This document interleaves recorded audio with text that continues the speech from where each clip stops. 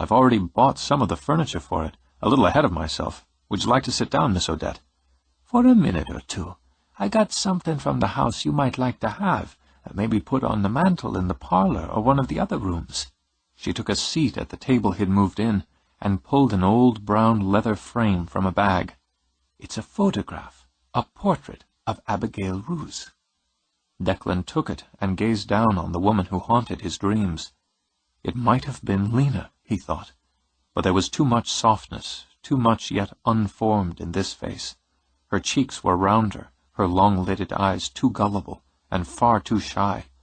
So young, he mused, and innocent, despite the grown-up walking dress with its high, fur-trimmed collar, despite the jaunty angle of the velvet toque with its saucy feathers. This was a girl, he reflected, where Lena was a woman. She was lovely, Declan said. Lovely and young. It breaks your heart. "My grandmamma thought she was round about 18 when this was taken. Couldn't have been more, as she never saw her 19th birthday." As she spoke, a door slammed upstairs as if in temper. Odette merely glanced toward the ceiling. "Sounds like your ghost's got a mat on, too." "That just started happening today. Plumber's kid shot out of here like a bullet a couple of hours ago." "You don't look like you're going anywhere." "No." He sat across from her as another door slammed, and looked back down at Abigail Roos Manet's shy, hopeful smile. "I'm not going anywhere." 11. There was a madness about Mardi Gras. The music, the masks, the mayhem, all crashing together into a desperate sort of celebration, managed to create a tone that was both gleefully innocent and rawly sexual.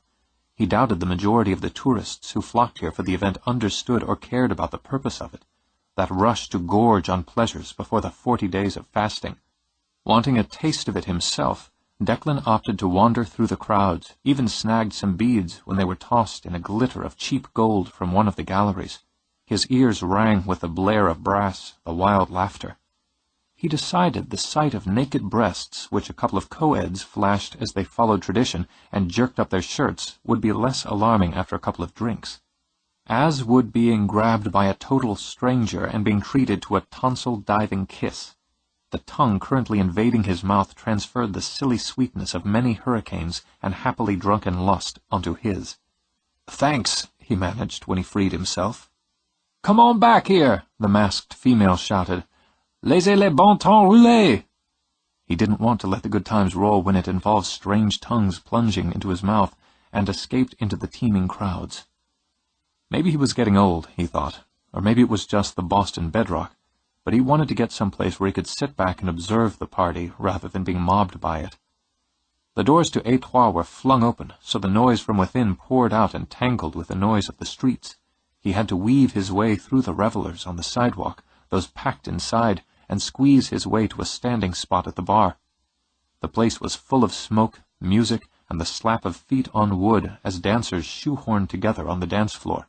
On stage, a fiddler streamed out such hot licks, Declan wouldn't have been surprised to see the bow burst into flame. Lena was pulling a draft with one hand, pouring a shot of bourbon with the other. The two other bartenders were equally busy, and from what he could see, she had 4 waitresses working the tables. He spotted his crawfish grinning from their spot on the shelf behind the bar and was ridiculously pleased. "Beer and a bump," she said, and slid the glasses into waiting hands. When she spotted Declan, she held up a finger, then served 3 more customers as she worked her way down to him. "What's your pleasure, handsome?" "You are. You're packed," he added. "In here and out on the sidewalk." "Banquette," she corrected. "We call them banquettes round here." She'd pulled her hair back, wound purple and gold beads through it. The little silver key dangled against skin dewed with perspiration. "I can give you a drink share, but I don't have the time to talk right now." "Can I give you a hand?" She pushed at her hair. "With what?" "Whatever." Someone elbowed in, shouted out a request for a tequila sunrise and a Dixie draft. Lena reached back for the bottle, shifted to pull the draft. "You know how to bus tables, college boy?" "I can figure it out." "Red-headed waitress?" "She's Marcella." She nodded in the general direction of mayhem. "Tell her you're hired. She'll show you what to do."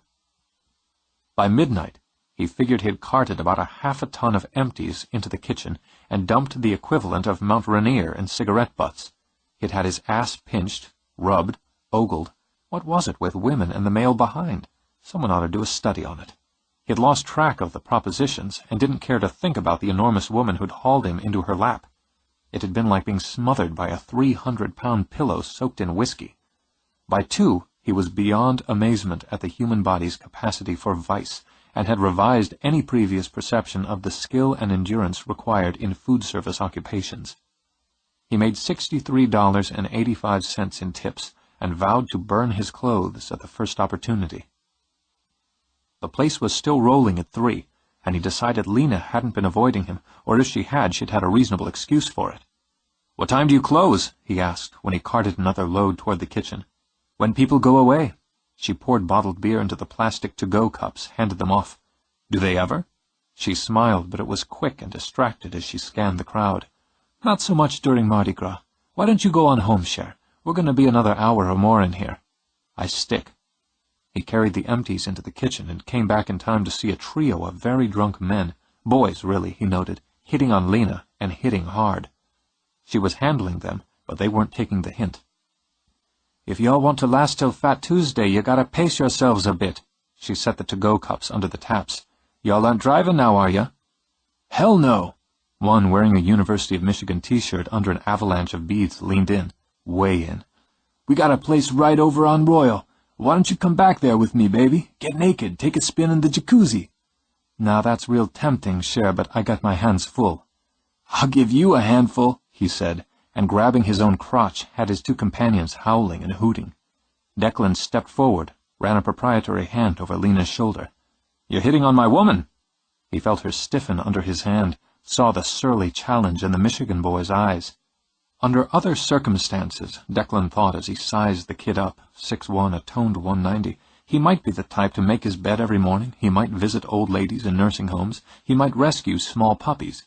But right now, the boy was drunk, horny, and stupid. To prove it, Michigan bared his teeth. "Why don't you just fuck off? Or maybe you want to take it outside where I can kick your ass." Declan's voice dripped with bonhomie. "Now why would I want to go outside and fight about it, when all you're doing here is admiring my taste? Spectacular, isn't she? You didn't try to hit on her, I'd have to figure you're too drunk to see." "I see just fine, fuckface." "Exactly. Why don't I buy you and your pals a drink? Honey, put those drafts on my tab." Declan leaned conversationally on the bar, nodded toward the t-shirt. "Spring break? What's your major?" Baffled and boozy, Michigan blinked at him. "What's it to you?" "Just curious." Declan slid a bowl of pretzels closer, took one. "I've got a cousin teaching there, English department, Eileen Brennan. Maybe you know her." "Professor Brennan's your cousin?" The surly tone had turned to surprised fellowship. "She damn near flunked me last semester." "Well, she's tough, always scares the hell out of me. If you run into her, tell her Dex said hi. Here's your beer." It was past 4 when Lena let them into her apartment over the bar. "Pretty smooth with those college jerks, Cher. Smooth enough I won't give you grief for the my woman comment." "You are my woman. You just haven't figured it out yet. Besides, they were easy. My cousin Eileen has a rep at the U of M. Odds were pretty good he'd heard of her." "Some men would have flexed their muscles." She set her keys aside. "Gone on outside and rolled around in the street to prove who had the biggest dick." Weary, she reached up to tug the beads loose as she studied him. "I guess it's the lawyer in you, so you just talk yourself out of a confrontation." "Oh, kid was maybe 22. 21 last January, I carted them." "I don't fight with kids. Plus, I really hate having bare knuckles rammed into my face. It seriously hurts." He tipped her chin up. She looked exhausted. "Had a long one, didn't you?" "Going to be a long time till Wednesday. I appreciate the help, sugar. You pulled your weight." More than, she thought. The man had slid right into the rhythm of her place and worked. Charmed her customers, tolerated the grab hands, and avoided a potentially ugly situation by using his wit instead of his ego. The longer she knew him, she reflected, the more there was to know. She tugged an envelope out of her back pocket. "What's this?" "Your pay." "Oh, Jesus, Lena, I don't want your money." "You work, I pay. I don't take free rides." She pushed the envelope into his hands. "Off the books, though. I don't want to do the paperwork." "Okay, fine." He stuffed it into his own pocket. He'd just buy her something with it. "Now, I guess I'd better give you a really good tip." She wound her arms around his neck, slithered her body up his. Eyes open, she nibbled on his lip, inching her way into a kiss. His hands ran down her sides, hooked under her hips, then hitched them up until her legs wrapped around his waist. "You need to get off your feet." God, yes." He nuzzled her neck, her ear, worked his way back to her mouth as he carried her into the bedroom. "Know what I'm going to do?" Lust was a low simmer under the bright glory of being off her aching feet. "I think I have a pretty good notion."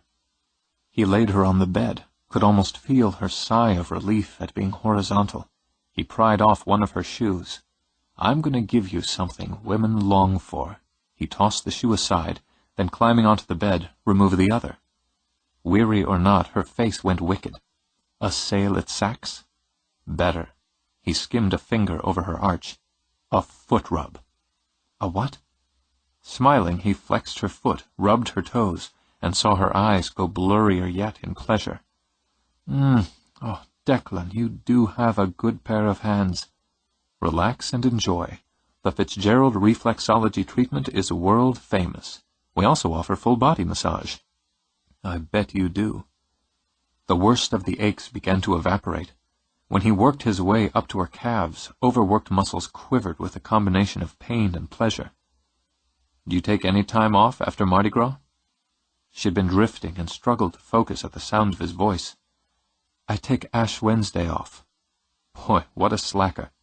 He tapped a careless kiss to her knee. "Here, let's get your clothes off." He unbuttoned her jeans. She lifted her hips, gave a lazy stretch. He doubted she realized her voice was husky, her words slurring. "What else you got in mind to rub, Cher?" He indulged himself by cupping her breasts, enjoyed her easy response, the way she combed her fingers through his hair, met his lips.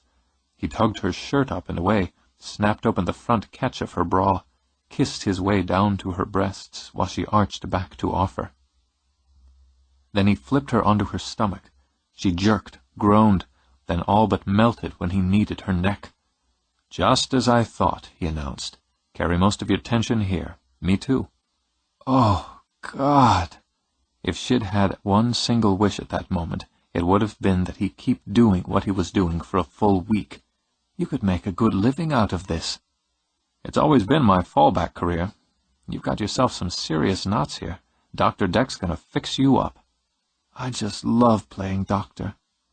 She waited for him to change the tone, for his hands to become demanding. He was a sweetheart, she thought sleepily, but he was a man. She'd just take herself a little catnap and let him wake her up.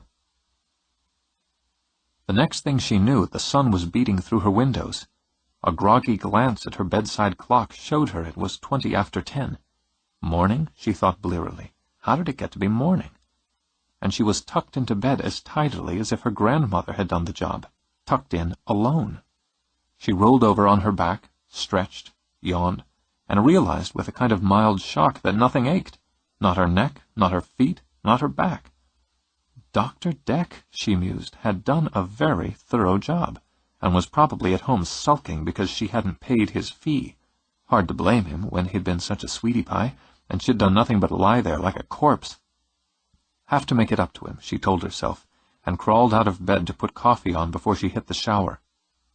She walked into the kitchen, stared at the full coffee pot on her counter, and the note propped in front of it. Frowning, she picked up the note, switched the pot back to warm as she read. "Had to go. Counter guy's coming this morning. Didn't know when you'd surface, so I was afraid to leave the pot on. But it's fresh as of 7:10 a.m., that is, if you end up sleeping round the clock. By the way, you look pretty when you sleep. I'll give you a call later. Declan."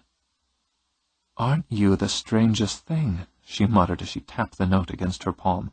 "Aren't you just a puzzlement?"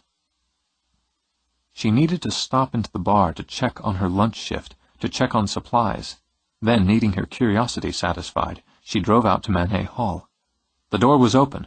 She imagined he was one of the few who'd lived here who would leave that impressive front door open to whomever might wander in. Country living or no, someone should put a bug in his ear about a security system. She could hear the racket of workmen from the back of the house, but took her time getting there. The parlor grabbed her attention. She crouched down, touched her fingers to the glossy floors, and found them hard and dry, and stepping in, just looked. He took care, was all she could think. He took care of what was his. paid attention to details and made them matter. Color and wood, the elegant fireplace, the gleam of the windows which she imagined he'd washed personally. Just as she imagined he would furnish this room personally, and with care and attention to detail. She had never known a man to take so much bother, she supposed, with anything, or anyone, and maybe, she was forced to admit, she'd spent too much time with the wrong kind of man. "What do you think?" She turned and, framed by the windows, by the light, looked at him as he stood in the doorway. "I think this house is lucky to have you. I think you see it as it should be, and you'll work to make it come to life again." "That's nice," he crossed to her. "That's very nice. You look rested." "A man's not supposed to tell a woman she looks rested. He's supposed to tell her she looks gorgeous." "Well, I've never seen you look otherwise. Today you look rested on top of it." "You are the smoothie." She wandered away toward the fireplace. She trailed a palm over the mantel, stopped when she came to the brown leather frame holding the photograph of a young woman. "Abigail," she whispered, and the ache went into her, went deep. "Miss Odette gave it to me. You look like her a little." "No, I never looked as innocent as this." Compelled, Lena traced a fingertip over the young, hopeful face.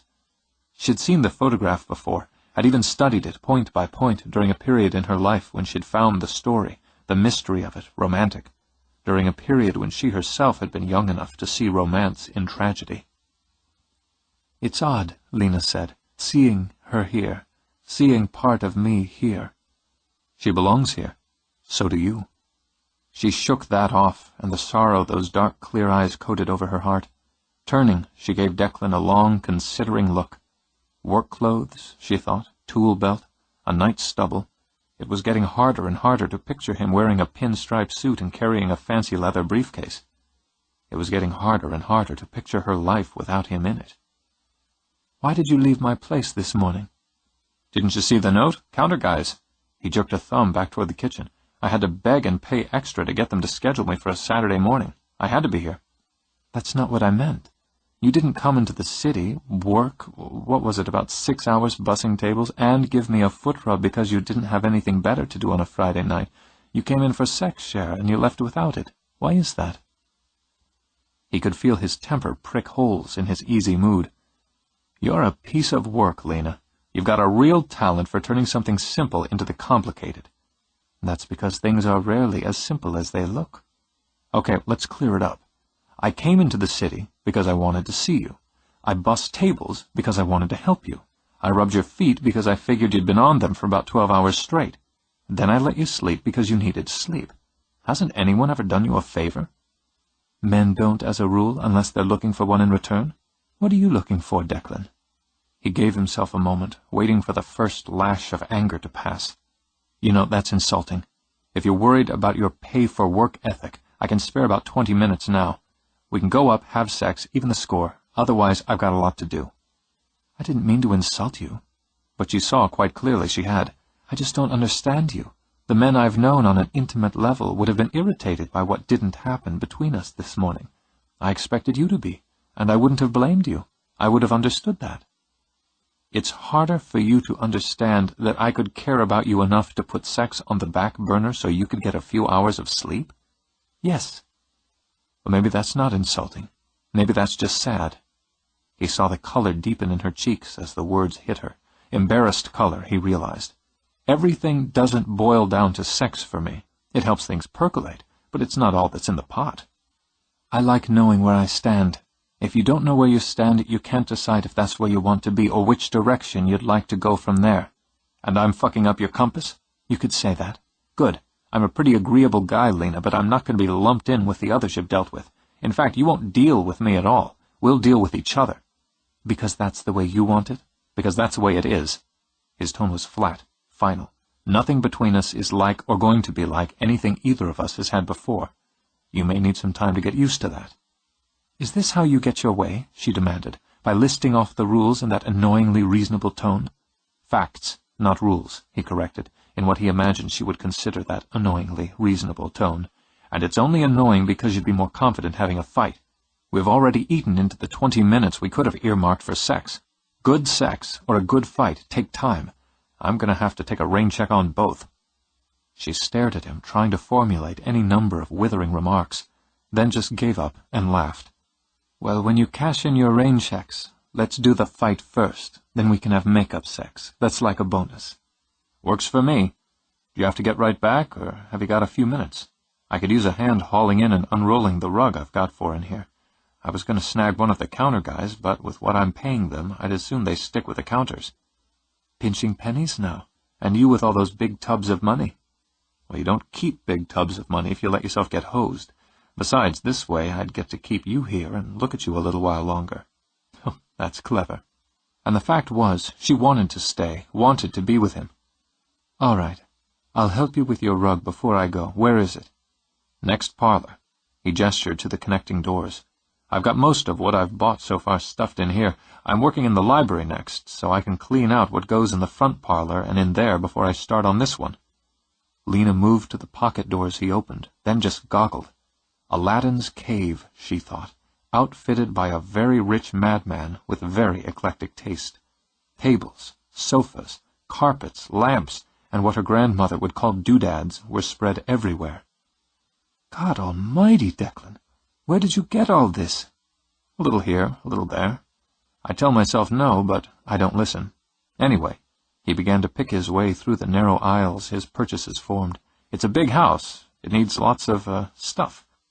I thought about sticking with the era when the house was originally built. Then I decided I'd get bored. I like to mix things up. She spotted a brass hippo on what she tagged as a Hepplewhite side table. Mission accomplished.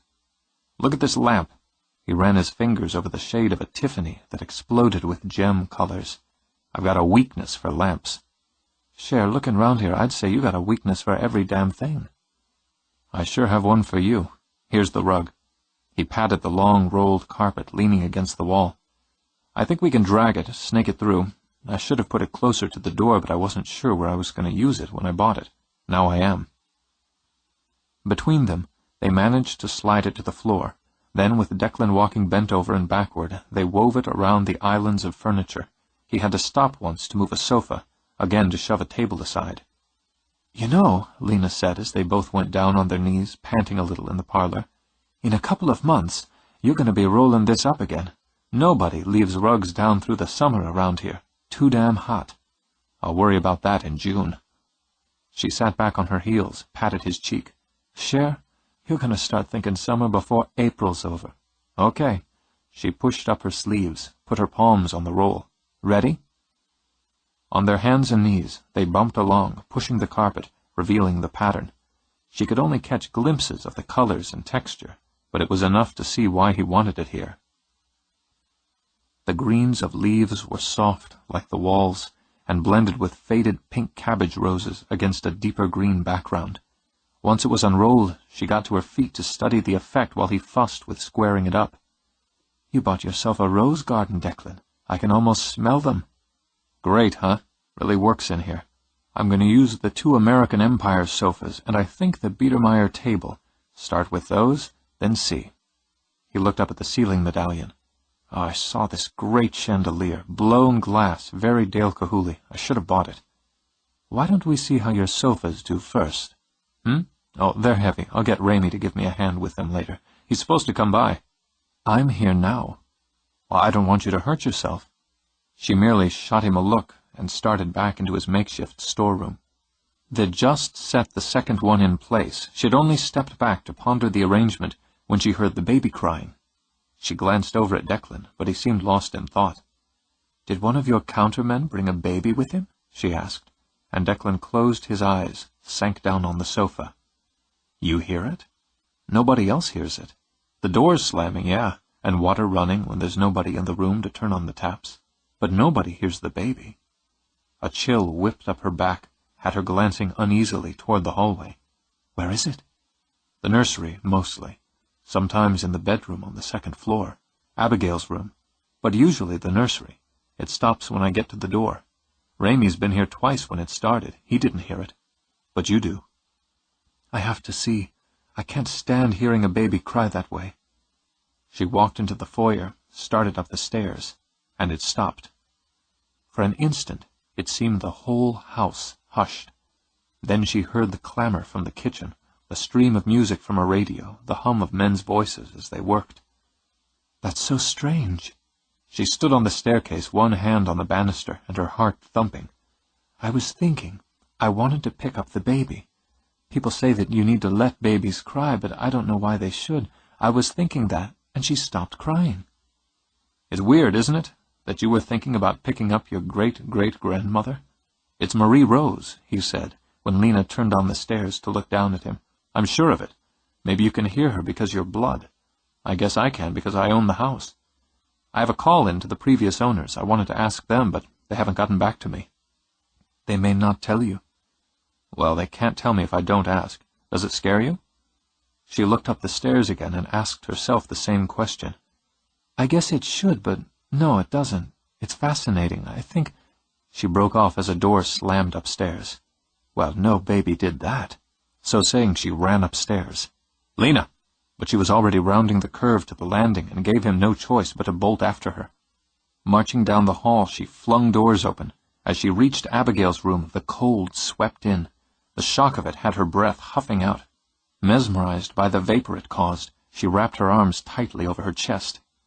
"This isn't like the baby," she whispered. "No, it's angry." When he laid his hands on her shoulders to warm her, to draw her away, the door slammed in their faces. She jumped, she couldn't help it, and heard the nerves in her own strangled laugh.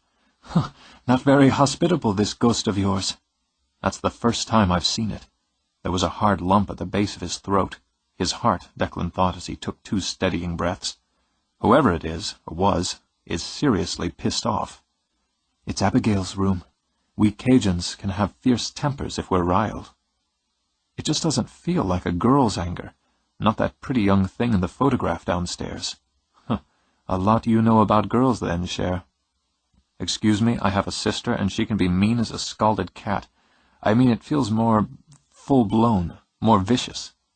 "Somebody killed me and buried my body in some unmarked grave, I'd be feeling pretty vicious." Lena made herself reach out, grip the icy knob. "It won't turn." Declan laid his hand over hers. The cold swept out again. The knob turned easily. And when they opened the door, there was only an empty room, full of sunlight and shadows. "It's a little scary, isn't it?" But she stepped over the threshold. "Yeah, a little bit." "You know what I think, Cher?" "What?" "I think that anybody who stays in the house alone, night after night, who goes out and buys rugs and tables and lamps for it," she turned around and slid her arms around his waist, "I think a man who does that has big steel balls." "Yeah?" Reading invitation, he lowered his head and kissed her. "I could probably carve out another 20 minutes for that sex now." She laughed and gave him a hard hug. "Sorry, sugar. I've got to get on back. Saturday night's coming on. But if you happen to be in the neighborhood, say at 3, 4 in the morning, I think I could stay awake long enough to, She cupped her hand between his legs and stroked over denim. "Stay awake long enough to give those big steel balls a workout." He managed not to whimper, but it was a close call. "Wednesday," he told her, "when you're clear." She still had her hand between his legs, could feel the hard line of him. "Wednesday? When you're clear." But he did crush his mouth to hers to give her some taste of what he was feeling. "Come out here. We'll have dinner. And stay." He backed her against the wall, used his teeth on her. "Stay the night. I want you in my bed. Wednesday. Tell me you'll come out and be with me." "All right." She wiggled free. Another few minutes of that, she thought. They wouldn't have to wait till Wednesday, and she'd have him right there on the floor. "I have to get back. I shouldn't have stayed so long." She looked up and down the hall as she stepped out of the room. "I don't believe I've ever spent the night in a haunted house. What time should I come by?" "Early." "I might do that, too. You don't need to see me to the door, Cher." She sent him a wicked grin. "Walking's got to be a little bit of a problem for you, shape you're in just now. You come on into the bar if you change your mind." She laid a fingertip on her lips, kissed it, then pointed it at him like a gun before she walked away. It was an apt gesture, Declan thought. There were times a look from her was as lethal as a bullet. All he had to do was hold out until Wednesday, then he could get shot again.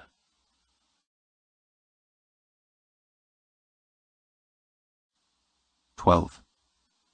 Rain moved in Saturday night and camped out like a squatter through the rest of the weekend. It kept Declan inside and kept him alone. With Blind Lemon Jackson playing on his stereo, he started preliminary work on the library. He built a fire as much for cheer as warmth, then found himself sitting on the hearth, running a finger over the chipped tile. Maybe he'd leave it as it was. Not everything should be perfect. Accidents should be accepted, and the character of them absorbed. He wanted to bring the house to life again, but did he want to put it back exactly the way it had been? He'd already changed things, and the changes made it his. If he had the tile replaced, was he honoring the history of the hall, or recreating it? It hadn't been a happy home. The thought ran through him like a chill, though his back was to the snapping fire. A cold, cold house, full of secrets and anger and envy. Death. She wanted a book. Reading was a delight to her, a slow and brilliant delight. The sight of the library, with row after row after row of books, made her think of the room as reverently as she did church. Now, with Lucian closeted with his father in the study, going over the business of land and crops, and the rain drumming against the windows, she could indulge herself in a quiet afternoon of reading.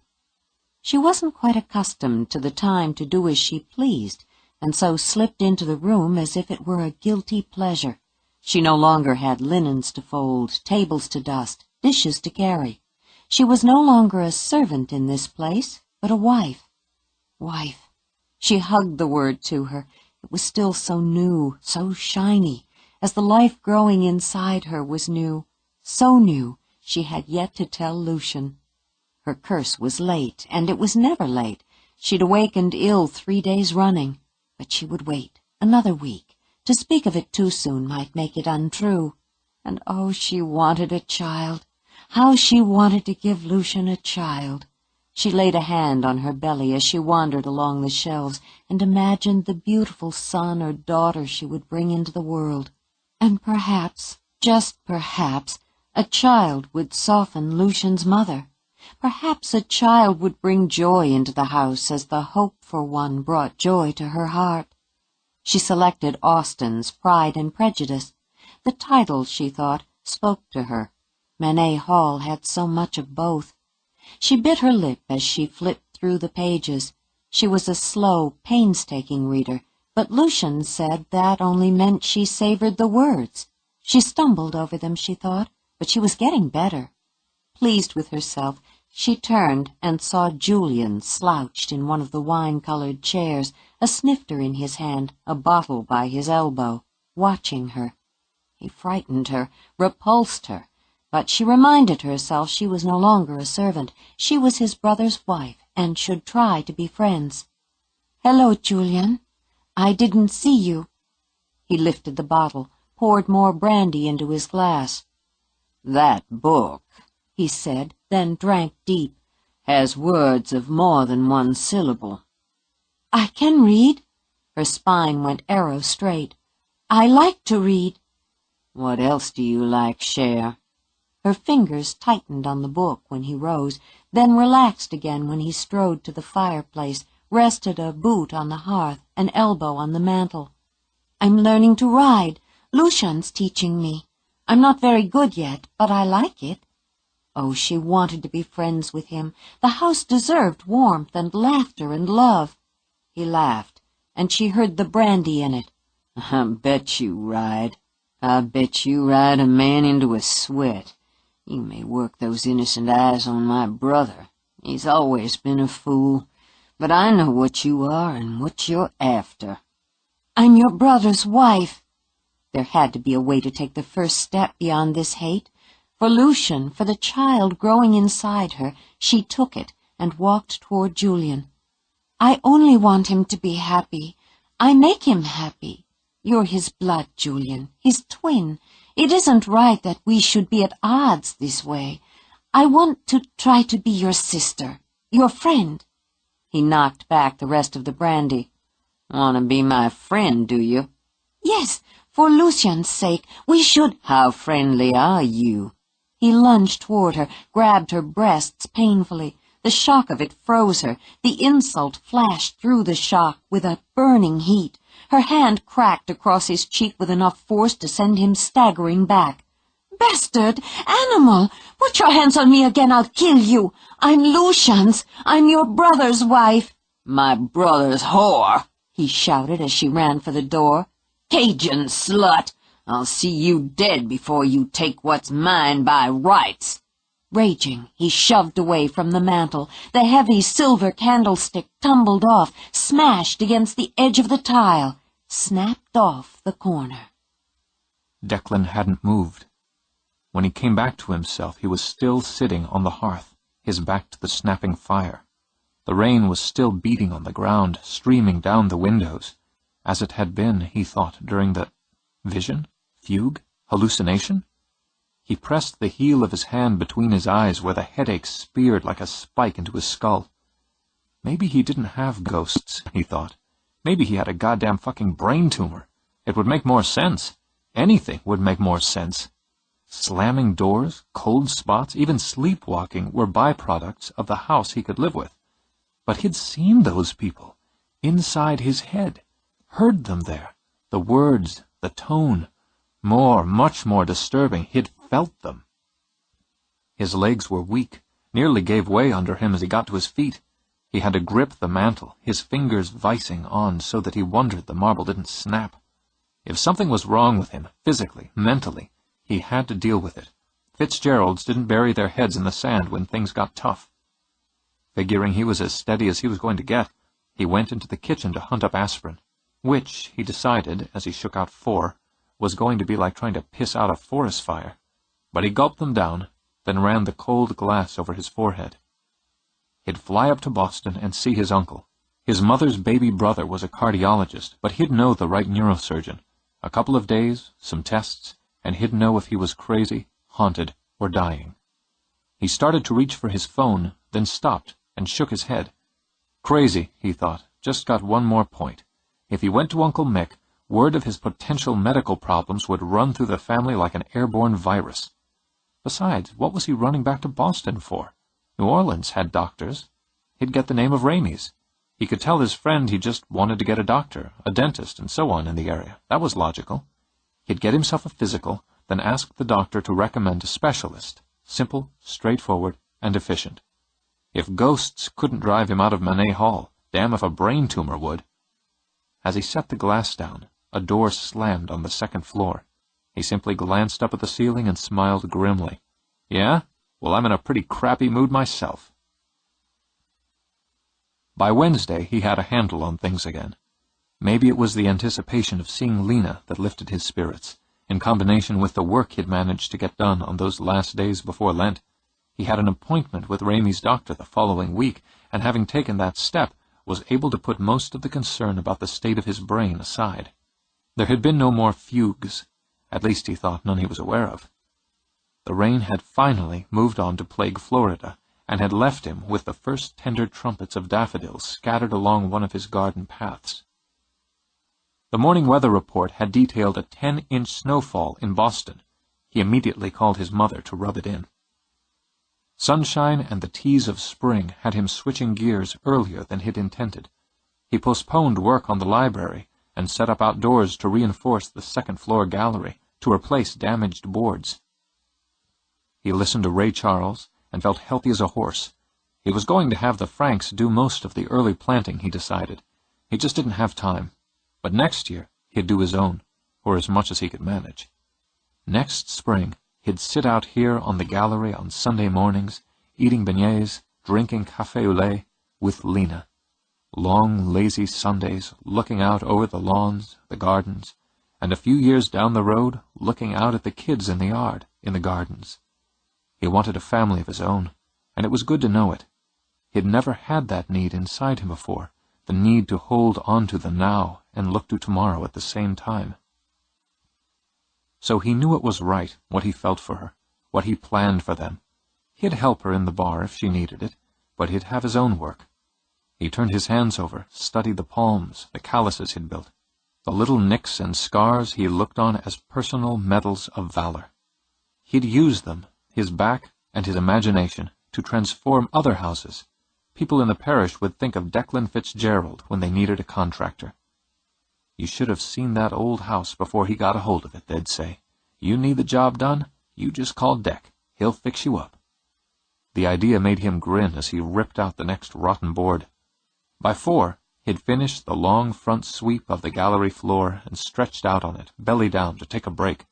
He fell asleep with B.B. King pleading with Lucille, and was sleeping still when he rose and walked down the shaky, sagging curve of stairs to the front lawn. The grass was thick under his feet, and the steaming heat of the midsummer sun poured over his face, beat down on his head despite the hat he wore as protection. The others were inside where it was cool, but he'd wanted to look at the pond, at the lilies. He'd wanted to sit in the shade of the willow that danced over the water and read. He liked the music of the birds, and didn't mind the heat so much. The heat was honest. The air inside the hall was cold and false. It was heartbreaking to watch the house he loved rotting away from bitterness. He stopped at the edge of the pond, looking down at the green plates of the pads, the creamy white lilies that graced them. He watched a dragonfly whiz by, the sun glinting off the wings so it was an iridescent blur. He heard the plop of a frog and the call of a cardinal. When he heard his name, he turned and smiled as his beloved crossed the velvet lawn toward him. As long as they were together, he thought, as long as they loved, the hall would stand.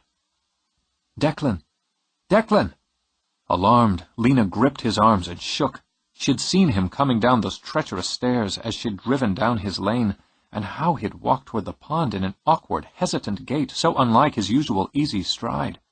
His eyes were open, but glazed in a way that made her think he was looking through her and seeing something, someone else. "Declan!"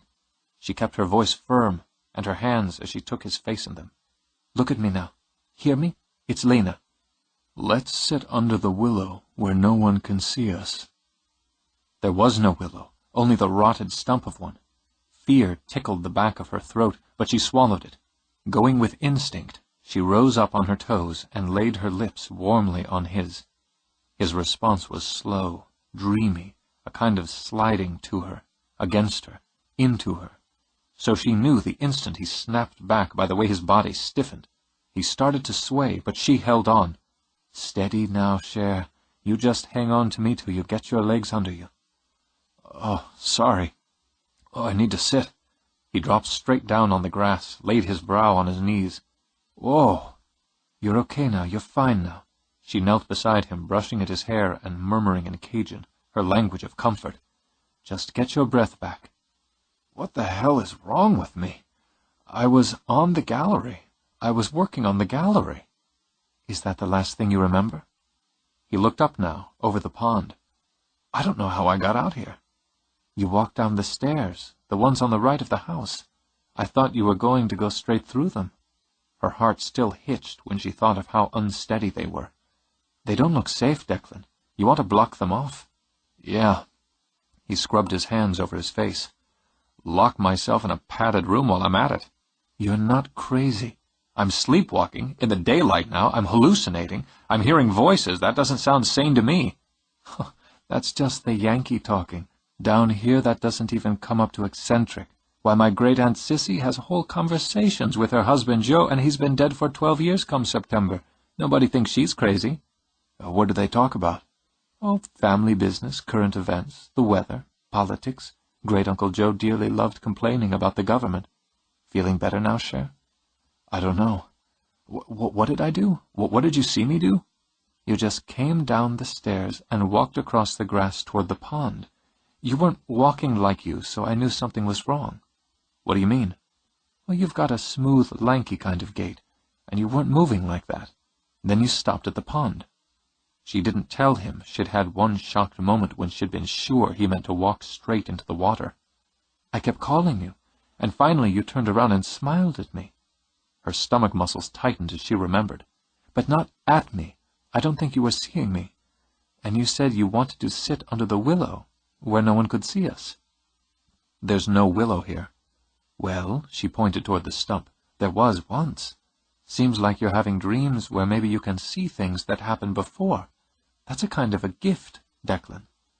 "Where do I return it?" He shook his head. "I don't know, because I can't remember once I wake up, but I'm starting to think I should tie myself to the bedpost at night." "I can take care of that for you tonight." You trying to cheer me up with bondage fantasies? How'd I do? Pretty good. He let out a breath, then frowned at the smudge on her forehead. You've got some, soot or something, he began, and she tipped her head back before he could rub it. Those are my holy ashes? Oh, right. His brain had definitely gone on holiday. Ash Wednesday. I not only don't know where I am, but when I am. She couldn't bear to watch him sink into the dark again, and kept her voice brisk, just a little lofty. I take it you didn't go to church today on this holy day of obligation? He winced. You sound like my mother. I forgot. Sort of. She arched an eyebrow. Seems to me you could use all the blessings you can get. So saying, she rubbed her thumb on the print of ash on her forehead, then rubbed it on his. It made him smile. Well, that's probably sacrilegious, but thanks. What time is it? He looked at his watch and swore. I have to get this sucker into the shop. It keeps stopping on me. I know it's past noon, and it sure isn't midnight. It's about 5. You did say to come early. Yeah, I did. Why don't we go sit out back and have some wine? She watched him closely for the first few minutes, but he appeared to be steady again as he selected a wine, got some lovely old stemware out of his new cupboards. He'd frightened her, Lena could admit, and badly. She'd been certain he'd intended to walk into the water, to drown himself among the lily pads just as Lucien Manet had done. And with the realization, a whole new realm of possibilities opened in her mind. Declan? I got steaks and I got a grill, he said as he poured the wine. He needed to focus on ordinary things, to steep himself in the here and now. All real men can grill steaks. If you tell me you don't eat red meat, we're going to have to go for the frozen pizza. If I eat meat, why should I care what color it is? Let's go out and sit. I've got an idea I want to run by you. They walked to the 2 wooden crates he was using for chairs and sat. What if it's not ghosts, or not only ghosts? She asked him. Oh, that's a cheering thought. What else have I got? Vampires, werewolves, maybe some flesh-eating zombies. Oh, I'm going to sleep much better now, thanks. What do you think about reincarnation? Past lives? Recycling souls? He shrugged his shoulders. I don't know. It always seemed efficient to me, and fair, too. Everybody deserves more than one chance, don't you agree? Maybe you're remembering things that happened here because you lived here before. Maybe you're Lucien, come back after all these years for his Abigail. Well, that's a romantic notion. I'll be Lucien if you'll be Abby. Well, you don't get to choose, and if you're going to make fun of the idea, I won't say another word about it. Okay, don't get testy. He sipped his wine, brooded into space. So your theory is, I'm here, and these things are happening because I lived a past life as Lucien Manet. Well, it's no more far-fetched than the place being haunted, which you swallowed easily enough. It would explain why you bought this place, needed it, why you're working so hard to restore its beauty, how you saw the furniture in his bedroom upstairs. Reincarnation, he repeated. Sounds better than a brain tumor. What? He shook his head, drank again. Nothing. You're thinking you got a tumor in your brain? Oh, that's nonsense, Declan. Her voice was sharper than she'd intended, so she continued more gently. That's just nonsense, Cher. There's not a thing wrong with your head or any other part of you. Of course not. I was just thinking out loud. But she saw it on his face, and rising, slid onto his lap, straddling him. You're really worried you got something inside your head making you see things, do things? I'm not worried. I'm just... Look, I'm going to have some tests. Eliminate the possibility. You're not sick, Cher. She touched her lips to his cheek, then the other. There'd never been another man who'd so consistently, so effortlessly, nudged out her tender side. I guarantee it. But if having some fancy doctor tell you the same thing settles your mind, that's fine. Don't mention this to Raimi. He took her hand until she eased back to meet his eyes. He's got the wedding coming up. That's enough for him to think about right now. So you're planning on going to have brain tests all by yourself? That's not the way we do things around here, Cher. You don't want Raimi to know, all right. But you tell me when this is set up for, and I'll go with you. Lena, I'm a big boy. You're not going by yourself, so I go with you. Or I tell Raimi and we gang up on you. Okay, I'll let you know when it's scheduled and you can hold my hand. In the meantime, I'm going to put my money on your reincarnation theory. It's weird, but it's a lot less messy than brain surgery.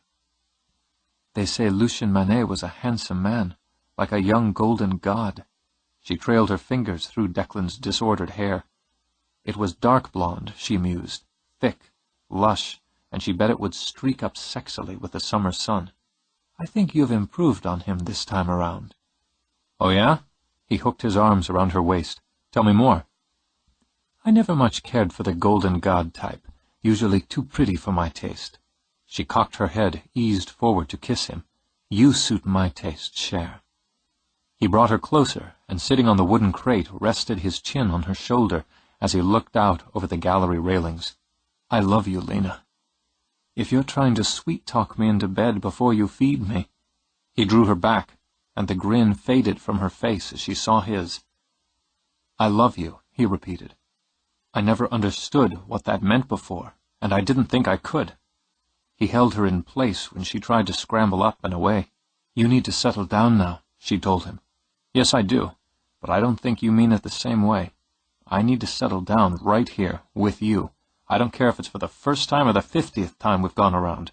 You're what I've been waiting for. Declan, you're making more out of this than you should. Her voice wanted to shake. God knew her stomach already was. We went out to dinner. We went to bed. We have seen each other a handful of times. It only took one look at you. His eyes were so deep, she thought, so clear, like the surface of a lake at twilight. You don't even know me. He pulled her back a second time, reminding her that there was steel in him and an edge to it. You're wrong. I know you're smart, and you're strong, enough to carve out your own place from almost nothing. I know you pay your debts. I know you're loyal and you're loving.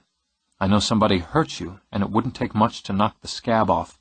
And I know I'm scaring you right now because you don't think you're ready to hear what I'm saying to you. The beat of her heart was painful, like the strike of a fist on a raw wound.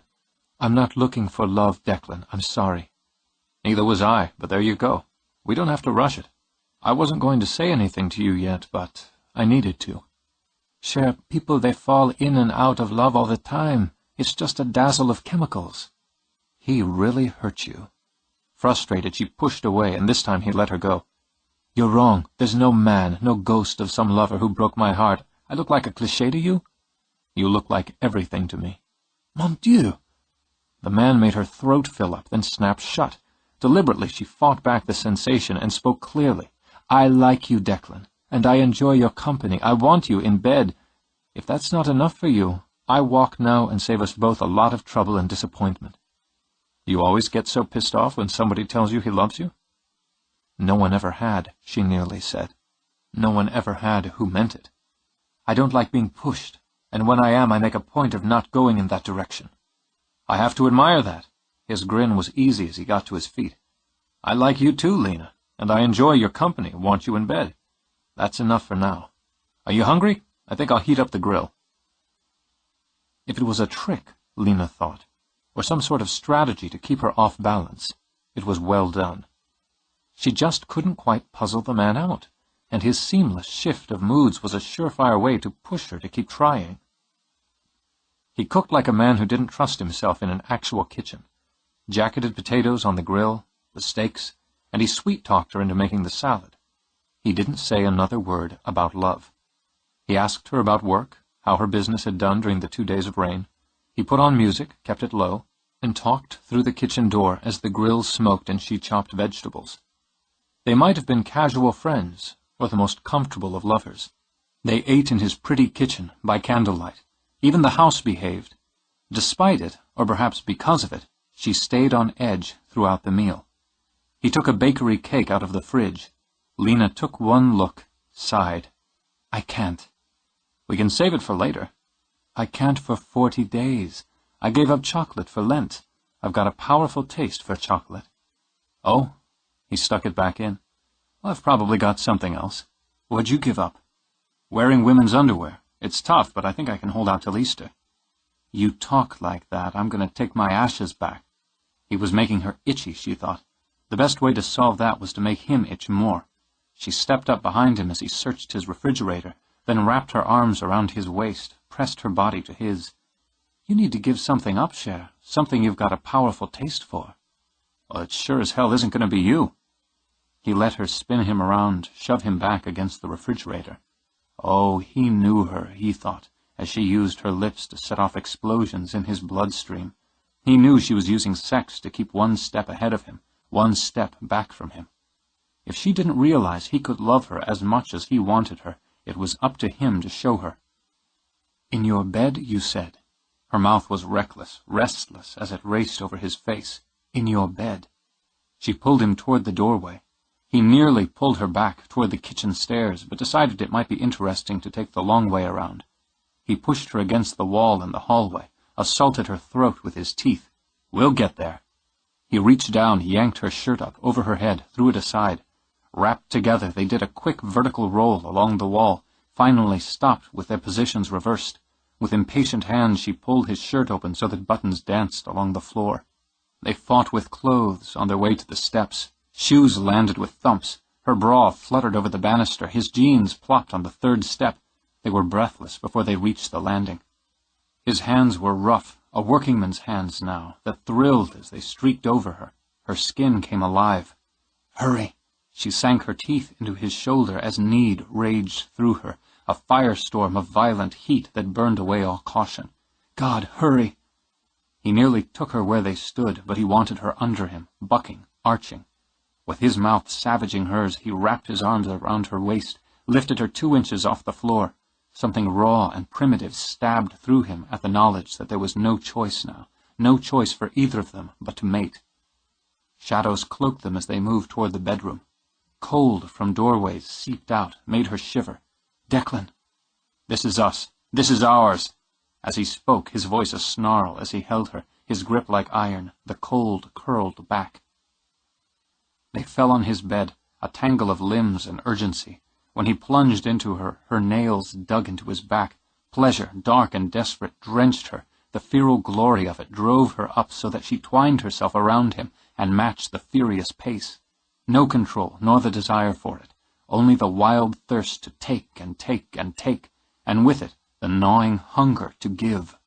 She clung to him, riding through the storm of sensation, sprinting up and up toward that jagged brink again. Dimly, she heard a clock begin to strike in deep, heavy bongs. On the 12th, she shattered with him. When he started to shift away, she tightened her grip. Don't move yet." "I'm too heavy for you."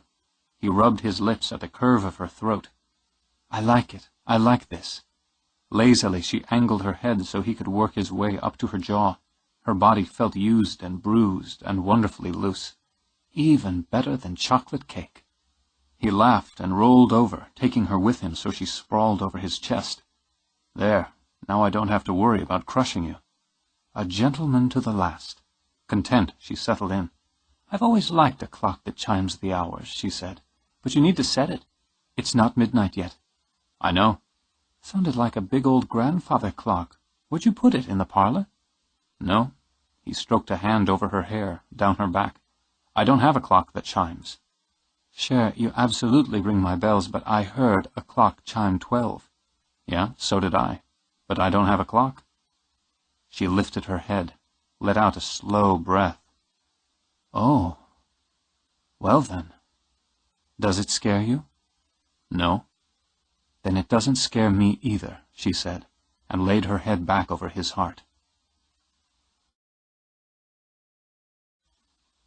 13. The best way, in Declan's opinion, to break through the obstacles and opposition to any goal was not to ram head first against them and risk a skull fracture, but to chip away at them, gradually, reasonably, relentlessly. Whether it was a lawsuit, a sporting event, or a love affair, it was imperative to keep the end in sight in order to select the correct means. He found out which Mass Lena and her grandmother attended, and at which church. Research was essential in any strategy. When he slipped into the pew beside them on Sunday morning, he got a long, speculative look from Lena and a conspirator's wink from Odette. He figured God would understand and appreciate the ploy and not hold it against him for using Sunday Mass as a means to his end. But he wouldn't mention the brainstorm to his mother. She was, in Declan's experience, a lot less flexible than the Almighty. Aiming the leading edge of his charm toward Odette, he talked them into brunch afterwards, and got another cool stare from Lena when he gave his name to the hostess. He had already made reservations for 3. "Sure of yourself, aren't you, Cher?" His eyes were the innocent gray of a former altar boy. "Just prepared." "You ain't no Boy Scout, sugar," she told him. "Your granddaughter's very cynical," Declan responded as he offered his arm to Odette. "What she is smart." Odette patted a hand on his and had her bracelets jangling. "A woman's got to be about smooth-talking, handsome men. Man who comes into church so he can spend a Sunday morning with a woman, he's pretty smart, too." "I thought I'd come in and pray for a while." "What'd you pray for?" "That you'd run away with me to Borneo." With a laugh, Odette slipped into the chair Declan held out for her. "Aren't you the one?" "Yeah." He looked directly at Lena. "I'm going to be the one." They settled in with mimosas and the first round from the expansive buffet. While a jazz quartet played Dixieland, Declan told them about the progress on the house. "I'm going to stick with the outside work as long as the weather holds. Tybald's still dealing with the plastering, and I'm trying to line up a painter for the exterior. I don't want to do that myself. The guy I had paint the parlor came in to take a look at the library, but he left sort of abruptly." Declan's expression was rueful as he sipped his mimosa. "I don't think he's coming back. Tile man either. He got one bath half done when he packed it in." "I can do some asking around for you," Odette offered. "I'd appreciate it, but I think I'm going to have to start looking outside the parish or try my hand at some of this stuff myself. Things are getting a little lively at the hall." "Grown men running off because a couple of doors slam." Lena curled her lips into a sneer. "Ought to have more spine." "Well, it's a little more than that now. Clocks bonging where there aren't any clocks to bong, music playing in empty rooms. When the painter was there, the pocket doors in the library kept opening and closing. Then there was the screaming." "What screaming?" "Tile guy," Declan smiled wanly.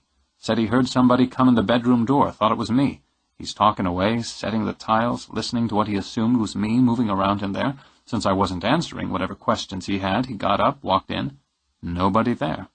From what I could get out of him when he was semi-coherent, the bathroom door slammed behind him, the logs caught on fire in the fireplace. Then he claims he felt somebody put a hand on his shoulder.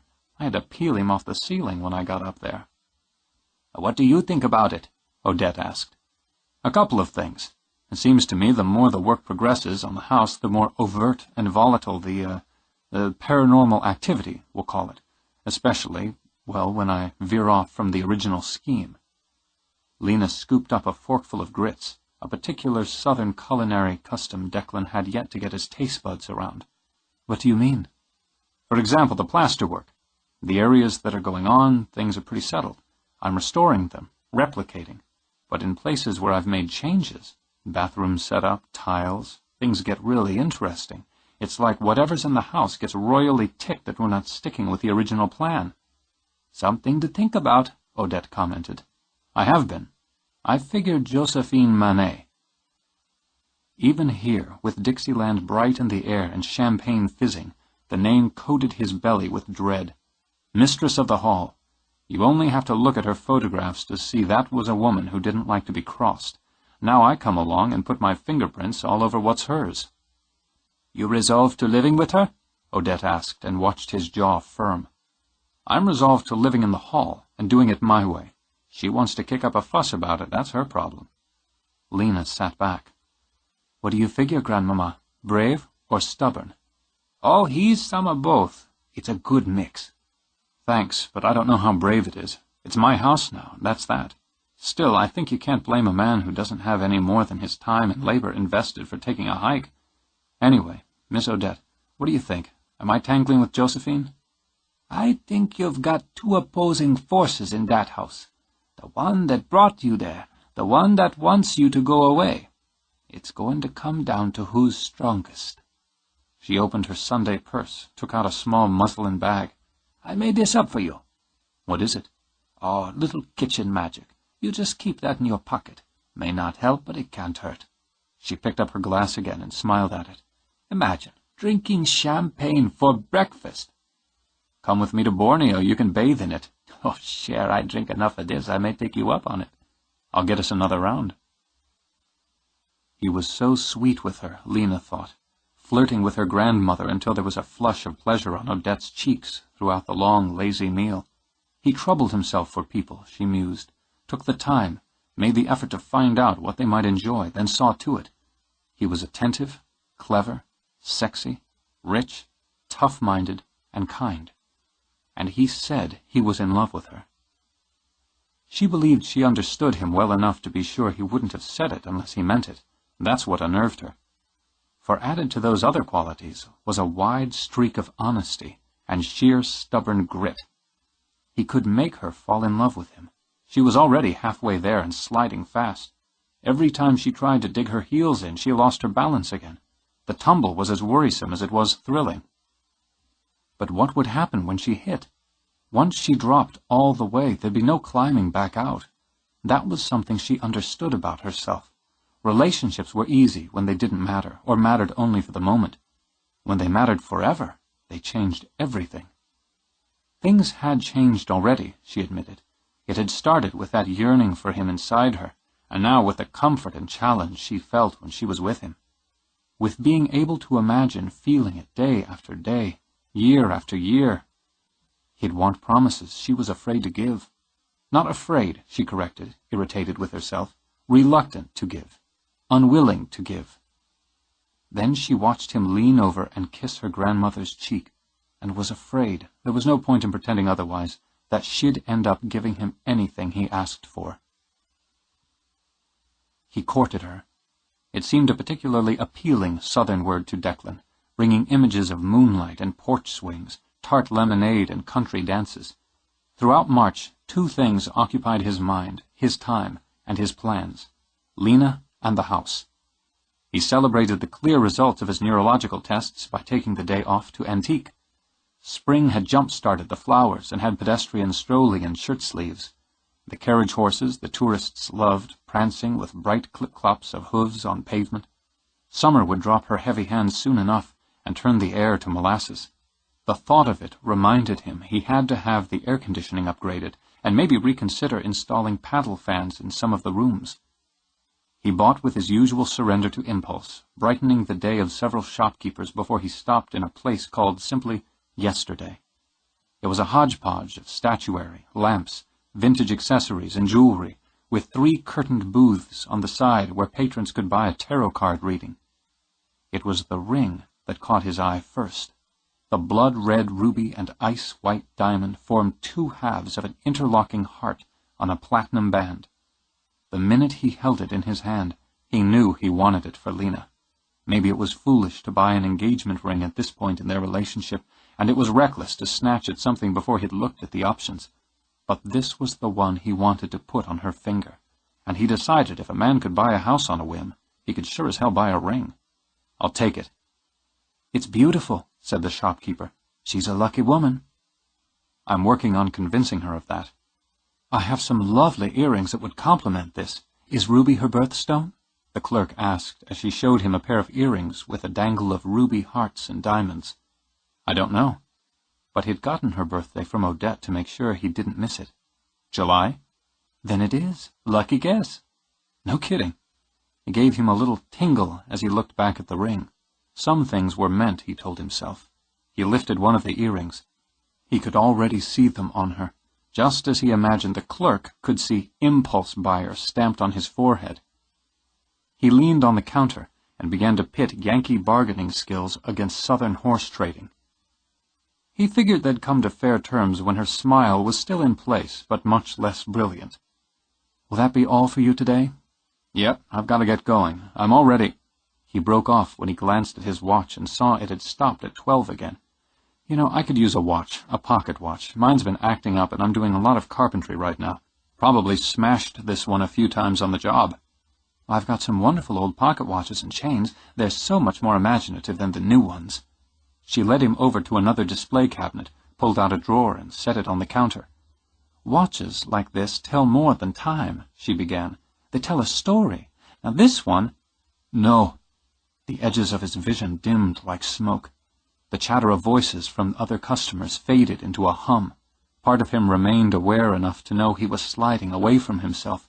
Even as he tried to stop it, to pull back, he watched his own hand reach out, pick up a gold watch and its loop of chain. The voice of the shopkeeper hovered around the rim of his consciousness. It was another voice that stabbed through, clear as a bell, female, young, excited.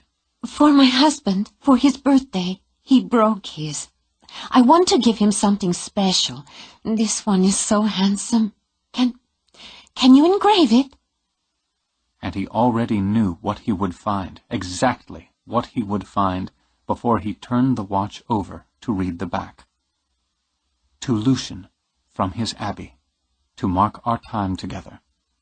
April 4, 1899. Mr. Fitzgerald? Mr. Fitzgerald, are you all right? Would you like some water? You're awfully pale. What? Can I get you some water? Would you like to sit down? No. He closed his hand tightly over the watch, but the sensation was already fading. No, thanks. I'm okay. And, I'll take this, too. More than a little shaken, he headed to Ramey's office. He thought some time in the sensible business district and the rational atmosphere of law might help settle him down. More, he wanted a few minutes with a friend who might think he was crazy but would love him anyway. "If you'd told me you were coming by," Ramey began as he closed his office door, "I'd have scooted some stuff around so we could maybe have lunch." "I didn't expect to head over this way today." "Well, been shopping again." Ramey nodded at the bag Declan carried. "Boy, aren't you having anything sent down from Boston?" "As a matter of fact, I've got some stuff coming down next week. Books mostly," Declan said as he wandered the office. His gaze skimmed over the law books, the fat files, the memos. All of it, the debris of the lawyer, seemed very distant to him now. "A few pieces I had in my study up there that should work in the library." He picked up a brass paperweight, set it down, slipped a hand into his pocket, jiggled change. "You gonna tell me what's on your mind, or just pace until you dig a trench in my carpet?" With his suit jacket draped over the back of his chair, his tie loosened, his sleeves rolled up, Ramey kicked back in his chair and began to squish a bright green slinky from palm to palm. "You're wearing me out." "I've told you some of the things that have been happening. Got a first-hand account of them myself when I dropped in on Saturday. I'd still feel better if you told me that piano music we heard was from some radio you forgot to turn off." "I guess I'll have to get a piano for the ladies' parlor, since that seems to be the spot. I like to play anyway, when I remember to sit down at one." Ramey shifted the slinky to vertical, let the colorful spiral drip into itself. "So you came by to tell me you're in the market for a piano?" "I bought a watch today." "And you want to show it off? Want me to call in my assistant, some of the law clerks?" It was Lucian Manet's watch. "No shit." The slinky sloshed into a hole, was tossed aside. "How do you know? Where'd you get a hold of it?" "Little shop in the quarter." He drew out the box, set it on Ramey's desk. "Take a look at it." Obliging, Ramey took off the lid. "Elegant if you want something you're going to have to dig out whenever you want to know what time it is. Heavy," he added when he picked it up. "You don't feel anything from it?" "Feel anything?" "Look on the back, Ramey." "Oh, names and dates are right," Ramey concluded. "Hell of a stroke of luck you stumbling on this." "Luck? I don't think so. I go into a shop, buy Lena a ring, and then—" "Whoa, whoa, whoa! Just back up there a minute. A ring?" "I told you I was going to marry her." Declan shrugged. "I found the ring. It doesn't hurt to have it ahead of schedule, but that's not the point." "Well, pretty damn big point if you ask me. She know you're up to this?" "I told her how I felt, what I wanted. I'm letting her stew on it a while. Can we get back to the watch?" "Hey, la! You always were mule-headed. Go ahead." "I walk into that shop, decide I need a watch because mine's acting up. I decide I need a pocket watch, even though I've never used one, never thought about using one. Then I see that one, and I know. I know it was his. I know she bought it for him for his birthday. I know what it says on the back before I read it, exactly what it says, because I heard it in my head." "Oh, I don't know what to think about that." Ramey raked his fingers through his hair. "Isn't there something about how some people touch an object and get images from it? It's history, or whatever?" "It's called psychometry. I've been doing a lot of reading up on paranormal science in my spare time," Declan explained when Ramey frowned at him. "But I've never had anything like that happen before. Lena's got a theory that this is a reincarnation deal." Ramey pursed his lips, set the watch back in its box. "I guess I'd be more inclined to put some stock in that rather than the psycho whatever." "If it is, then the house, now this watch, are triggering past life memories. It's pretty weird." "Yeah, the whole thing's been weird since the get-go, Cher." "Well, here's the kicker. If I accept that I was Lucian, then I know Lena was Abigail. What I don't know is if I'm supposed to bring her into the house to make things right from before, or if I'm supposed to keep her away from it and resolve the cycle that way. In the Vieux Carré, where Lena prepared to leave her apartment for the bar and the afternoon shift, she opened the door and stepped into another cycle, an old one. "Baby!" Lilibeth Simone threw open her arms. Sluggish with shock, Lena was unable to move back before they wrapped around her like chains. Trapped, she was assaulted with impressions. Too much perfume that didn't quite cover the smell of stale smoke, the bony form honed down by years of hard living, sticky layers of hairspray over curls dyed black as pitch. And through it all seeped her own dark dread. "I went downstairs first, and that handsome young man behind the bar said you were still up here. Why, I'm so glad to catch you." The voice was a bright bubble that bounced and jerked in the air. "Let me just look at you. I swear, you just get prettier every time I see you, sweetie pie. I just have to sit down a minute and catch my breath. I am so excited to see you, I can hardly stand it." She talked too fast, Lena noted, walked too fast on the spiked, backless heels she'd paired with hot pink and skin-tight capris. Those were warnings that she'd taken a hit of her current drug of choice very recently. "Look what you've done with this place." Lilibeth dropped into a chair and dumped a floral suitcase beside her. She clapped her hands together like a child so the plastic bracelets on her bony wrists banged together. "Why, I just love it. Suits you, baby. It sure does suit you." She'd been pretty once, Lena thought as she studied her mother. She'd seen pictures, but all that prettiness had been carved down, diamond-hard, to canny. At 44, Lilibeth's face showed all the wear from too much liquor, too many pills, and far too many men. Deliberately, Lena left the door open and remained standing just inside it. The sound of traffic, the scent of the bakery across the street, kept her grounded. "What do you want?"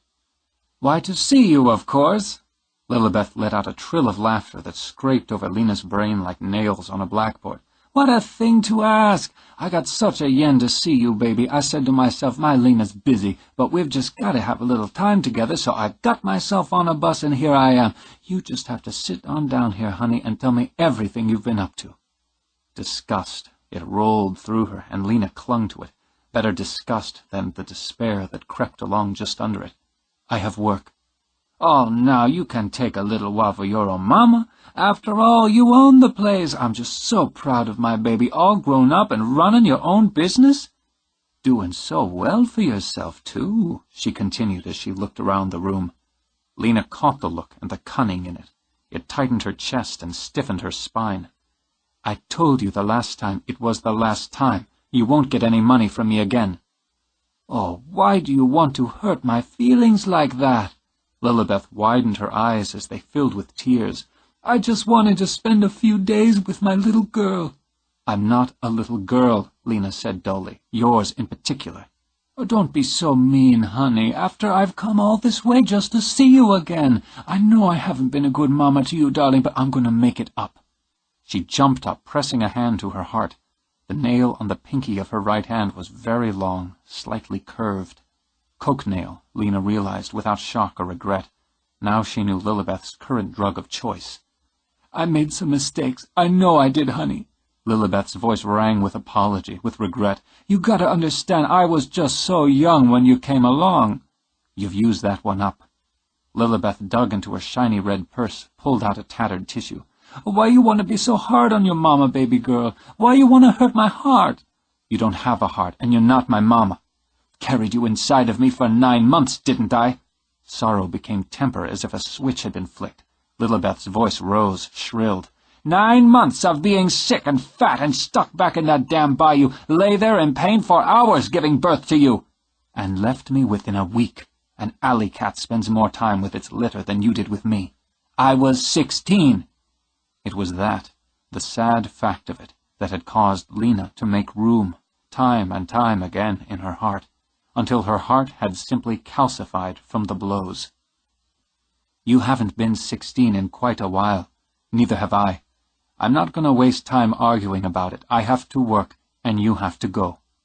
"But, baby—" Panicked, Lilibeth shifted back to the teary, choked voice. "You've got to give me a chance to make things right. I'm going to get me a job. I can work for you a while. Won't that be fun? I'll just stay here with you for a couple of weeks till I find a place of my own. We'll have such a fine time, just like girlfriends." "No, you won't work for me, and no, you can't stay here. I made that mistake 4 years ago, and when I caught you turning tricks up here, you stole from me and took off again. I don't repeat myself." "I was sick back then. I'm clean now, honey. I swear I am. You can't just turn me out." She held out her hands, palms up, in a gesture of pleading. "I'm flat broke. Billy, he took almost everything I had and ran off." Lena could only assume Billy was the latest in the string of users, losers, and abusers Lilibeth gravitated to. "You're high right now. Do you think I'm blind or just stupid?" "I'm not. I just took a little something because I was so nervous about seeing you. I knew you'd be mad at me." Tears spilled out, tracking bits of mascara down her cheeks.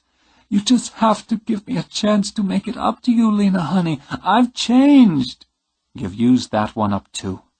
Resigned, Lena walked to her purse, counted out $50. "Here." She stuffed it into Lilibeth's hand. "Take this, get on a bus, and ride it as far away as this takes you. Don't come back here again. There's no place for you here." "Oh, you can't be so mean to me, baby. You can't be so cold." "Yes, I can." She picked up the suitcase, carried it over to the door, and set it outside. "It's in the blood. Take the 50. It's all you're going to get. And get out, or I swear to God I'll throw you out." Lilibeth marched to the door. The money had already disappeared into her purse. She stopped, gave Lena one last glittering look. "I never wanted you." "Then we're even. I never wanted you either." She shut the door in her mother's face, then flipped the locks, sat down on the floor, and cried in absolute silence. She was certain she'd smoothed away the edges by the time she drove out to Manet Hall that evening. She'd nearly cancelled the dinner plans she had with Declan, but that would have given her mother too much importance. That would have acknowledged the grief that had slashed its way into her heart despite the locks. She needed to put her mind to other things, and would never manage it if she stayed at home brooding. She'd get through the night, hour by hour, and in the morning Lilibeth would be gone, from her life and from her mind. The house looked different, she thought, little changes that somehow made it seem more real. It was good to look at it, to focus on it, and to contemplate that some things could change for the better, with the right vision. Over the years, she'd come to think of Manet Hall as a kind of dream place, burrowed in the past. More than that, she'd decided, of the past. Now, with new, unpainted boards checkerboarded with the old, peeling white, with some windows gleaming and others coated with dust, it was a work in progress. Declan was bringing it back to life. Though the front gardens were a bit straggled, a bit lost, there were flowers blooming, and he'd plopped a huge clay pot full of begonias on the gallery. He'd have planted them himself, she thought, as she walked toward the door. He was a man who liked his hands in things, especially when he considered them his. She wondered if he thought of her as one of his works in progress. Probably. She couldn't quite decide if the idea amused or irritated her. She strolled in. She figured that when two people had slept with each other a time or two, formalities were superfluous. She smelled the lilies first, the good, strong scent bringing the garden indoors. He'd bought a lovely old table, a couple of straight-back chairs, and, she saw with a grin, an enormous ceramic cow for the foyer.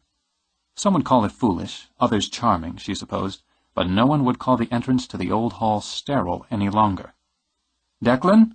She wandered in and out of the parlor, noting the few new additions. She circled into the library and found herself crossing to the mantel and the heavy candlestick standing on it. Why did her fingers tremble, she wondered as she reached out to touch. Why did those old tarnished candlesticks look so strangely familiar? There was nothing special about them, really. Expensive, perhaps, but too ornate for her taste. And yet, her fingers brushed down each of them lightly.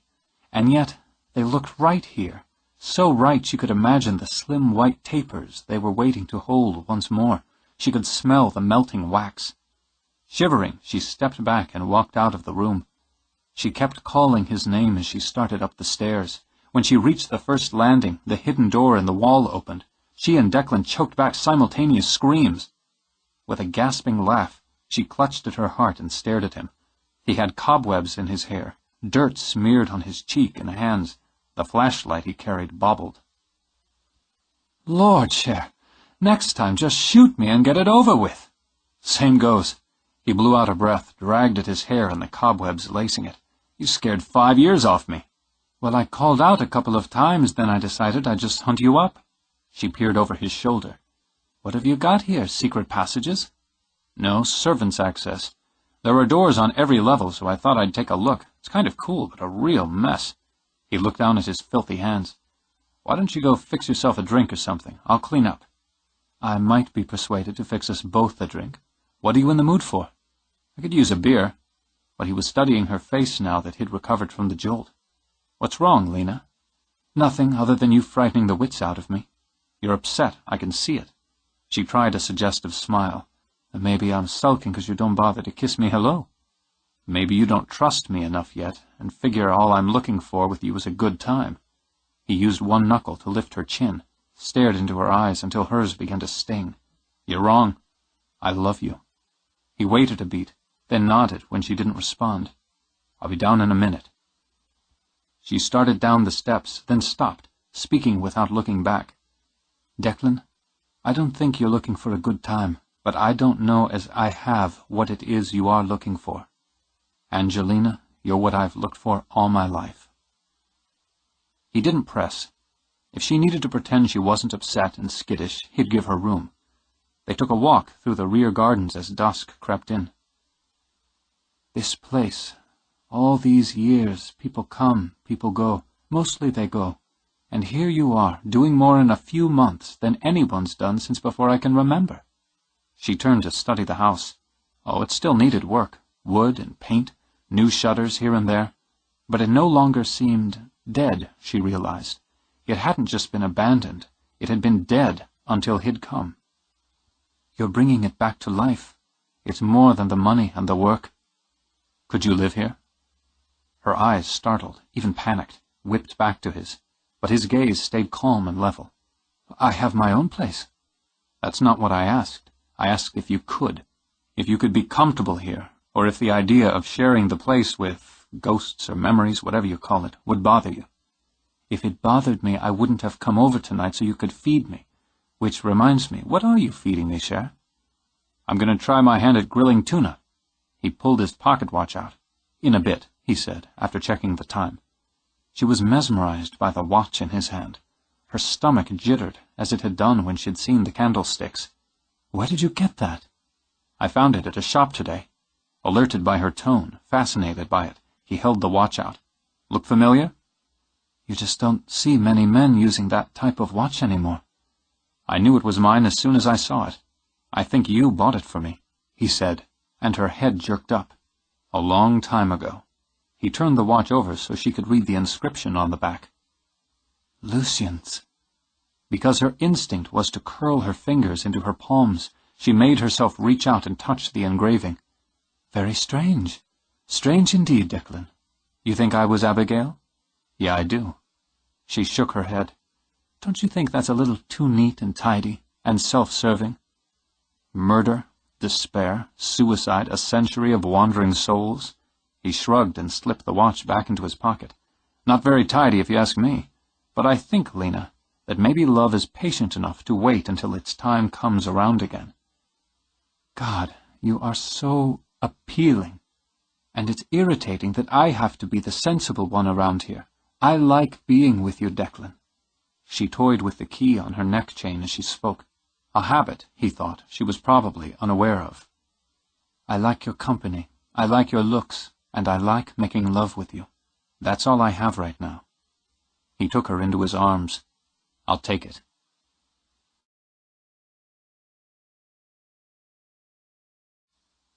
14. Lena rolled over, slid along one pillow to the other. She heard singing, a deep male voice in a dreamy refrain, and sighing, she ran her hand over the sheets. He wasn't beside her in bed, but his warmth was. Opening her eyes, she blinked against the misty sunlight. She hadn't meant to stay the night, but with Declan, her intentions often twisted around to meet his wishes. More, somehow, his wishes circled until they ended up being hers as well. Clever man, she mused, yawning as she burrowed into the pillow. He rarely seemed to push, never appeared to be unreasonable, and always got his way. Damn if she didn't admire him for it. Even now, though she'd have preferred waking in her own bed, she was glad she'd stayed. Her mood had been heavy and a bit prickly when she arrived. Seeing her mother usually had that effect on her. For a few hours she'd forgotten about it, and had just enjoyed being with him. That was enough, and would have to be enough for both of them for as long as it lasted. Seeing Lilibeth was a stark reminder of the promises Lena had made to herself. To succeed on her own terms, to live precisely how she chose to live, and never, never to place her hopes, her needs, her wants in the hands of another. Declan would move along sooner or later. Everyone did. But she cared more this time, and would make a genuine effort to be and to remain friends. So she would be very, very careful not to fall in love with him, very careful not to hurt him while he believed he loved her. Her brow creased. She did hear singing. In the shower, she realized, Declan's voice over the drum of water. She heard the words, "Long years have passed, child. I've never wed, true to my lost love, though she is dead." An odd tune for a man to belt out in the shower, she thought, and found herself singing the refrain with him in her mind. "After the ball is over, after the break of morn." Puzzled, where had those lyrics come from? She rose and went to the bathroom door. She knew the tune, but more, she knew the words. The sad story of lack of faith, of death, melded to the romantic melody. And her heart was pounding. She felt the pulse of it jump in her throat. Dancing in the moonlight, with the house a white beacon against the night, a girl in faded muslin, and the young man in elegant black tie, the smell of lilacs, heavy and sweet. The air's thick with flowers, so thick it's hard to breathe, so thick it makes you dizzy as you spin around and around through the garden, along the bricks with the music playing. Dizzy, dizzy from the dance, dizzy, dizzy from the fall into love. She swayed, reaching out to brace a hand against the door, but it opened, and steam poured out as she fell forward. "Ho!" Declan caught her, scooped her off her feet. Still wet from the shower, his hair dripping onto her face, he carried her back to bed. I'm okay, I just lost my balance." "Baby, you're white as a sheet." He brushed her hair back, rubbed her chilled hand between both of his. "What happened?" "Nothing." Torn between confusion and embarrassment, she nudged him back to sit up. "I got up too fast is all, then I lost my balance when I reached for the door and you opened it. I'm fine, cher, ça va. It's just a little early for me to be up and around." "I'll get you some water." "Oh, sweetheart, don't fuss. Simone's aren't swooning sorts." She ran a finger over his chin. It was all fading away now, the song, the scent of lilacs, the giddy sense of reeling. "Though that handsome face of yours does take my breath away. You leave any hot water for me?" "Probably not." He eased down to sit beside her. "I've got to replace that water heater. If you give it half an hour, it should come through for another shower." Now what could I do with a half hour? Laughing, she pulled him into bed. Now that, Lena decided, was a much better way to start the day. She lingered over her first cup of coffee at the little table Declan had set up on the gallery outside his bedroom. As his breakfast pickings were slim at best, she had settled on a bowl of frosted flakes and had watched him load his down with sugar. "Cher, why don't you just have yourself a big old candy bar for breakfast?" "Don't have one." He grinned over at her, and damn it, he did take her breath away. "You've got yourself a nice spot here," she told him. "Good morning contemplation sort of spot." "Well, it'd be better when I get some of the boards replaced and it's painted. Needs more stuff, too." He glanced around. "Pots, you know, flowers and things. A glider or a swing." She spooned up some cereal. "You're just a homebody, aren't you, cher?" "Looks like." And it delighted him. "Who'd have thought?" "And what does the homebody have planned for today?" "I want to finish the first section of the exterior stairs. If the weather holds through the weekend, I'll have a good start on the front of the house. I've got guys coming in to start on the other bathrooms. Got some more shopping to do. Want to come with me?" "I've never seen a man so crazy to shop." It was tempting to give in to the charming image of hunting with him for treasures, and to have some part in selecting pieces for the house. And wouldn't that go toward forging another link in making them a couple, instead of two people just enjoying the moment? So she shook her head and denied herself the pleasure. "Unless this shopping involves looking at shoes or earrings, you're on your own, sugar." "Well, I could probably fit that in between hunting up drawer pulls and hardware. In fact, hang on a minute." He rose and went inside while Lena stretched back and, cupping her mug in both hands, looked out over the gardens to the pond. She had distracted him, she thought, or at least he was pretending to be distracted from what had happened that morning. She had damn near fainted, and that would have been a first. Something in the house, she mused, was affecting her, just as it did Declan, one side pulling her in, another pushing her out, but she was determined to stand firm. Was it possible he was right after all? Could it be so perfectly neat? He had been Lucian in a past life, and she his doomed Abigail? Had they danced in the moonlight to that old sad song? If it were true, what did it mean to them now, in this life? Her face was clear of worry when he stepped out again, and put a small box on the table beside her bowl. "Cher, you keep picking up presents like this. What are you going to do when my birthday rolls around?" "Oh, I'll think of something." "Well, I don't think you're going to top my salt and pepper shakers, but—" She opened the box, expecting to see some cute and foolish pin or silly earrings, then just stared down at the pair of ruby and diamond hearts. They caught my eye. You can't give me something like this." For the first time since he'd known her, she stuttered. "You can't just give me earrings like these. These are real stones. Do you think I'm too stupid to recognize real diamonds?" "No." Interesting, he thought, that she'd jumped from fluster into temper at the gift of diamonds. "I thought they'd look good on you." "I don't care how rich you are." She snapped the lid back down on the sparkle of blood and ice. "I don't care how much money you've got stuffed away in your portfolios and your bank accounts. I don't want you buying me expensive jewelry. If I want diamonds and rubies, then alors, I'll buy them for myself. I'm not sleeping with you for baubles and profit." "Well, these were a big hit."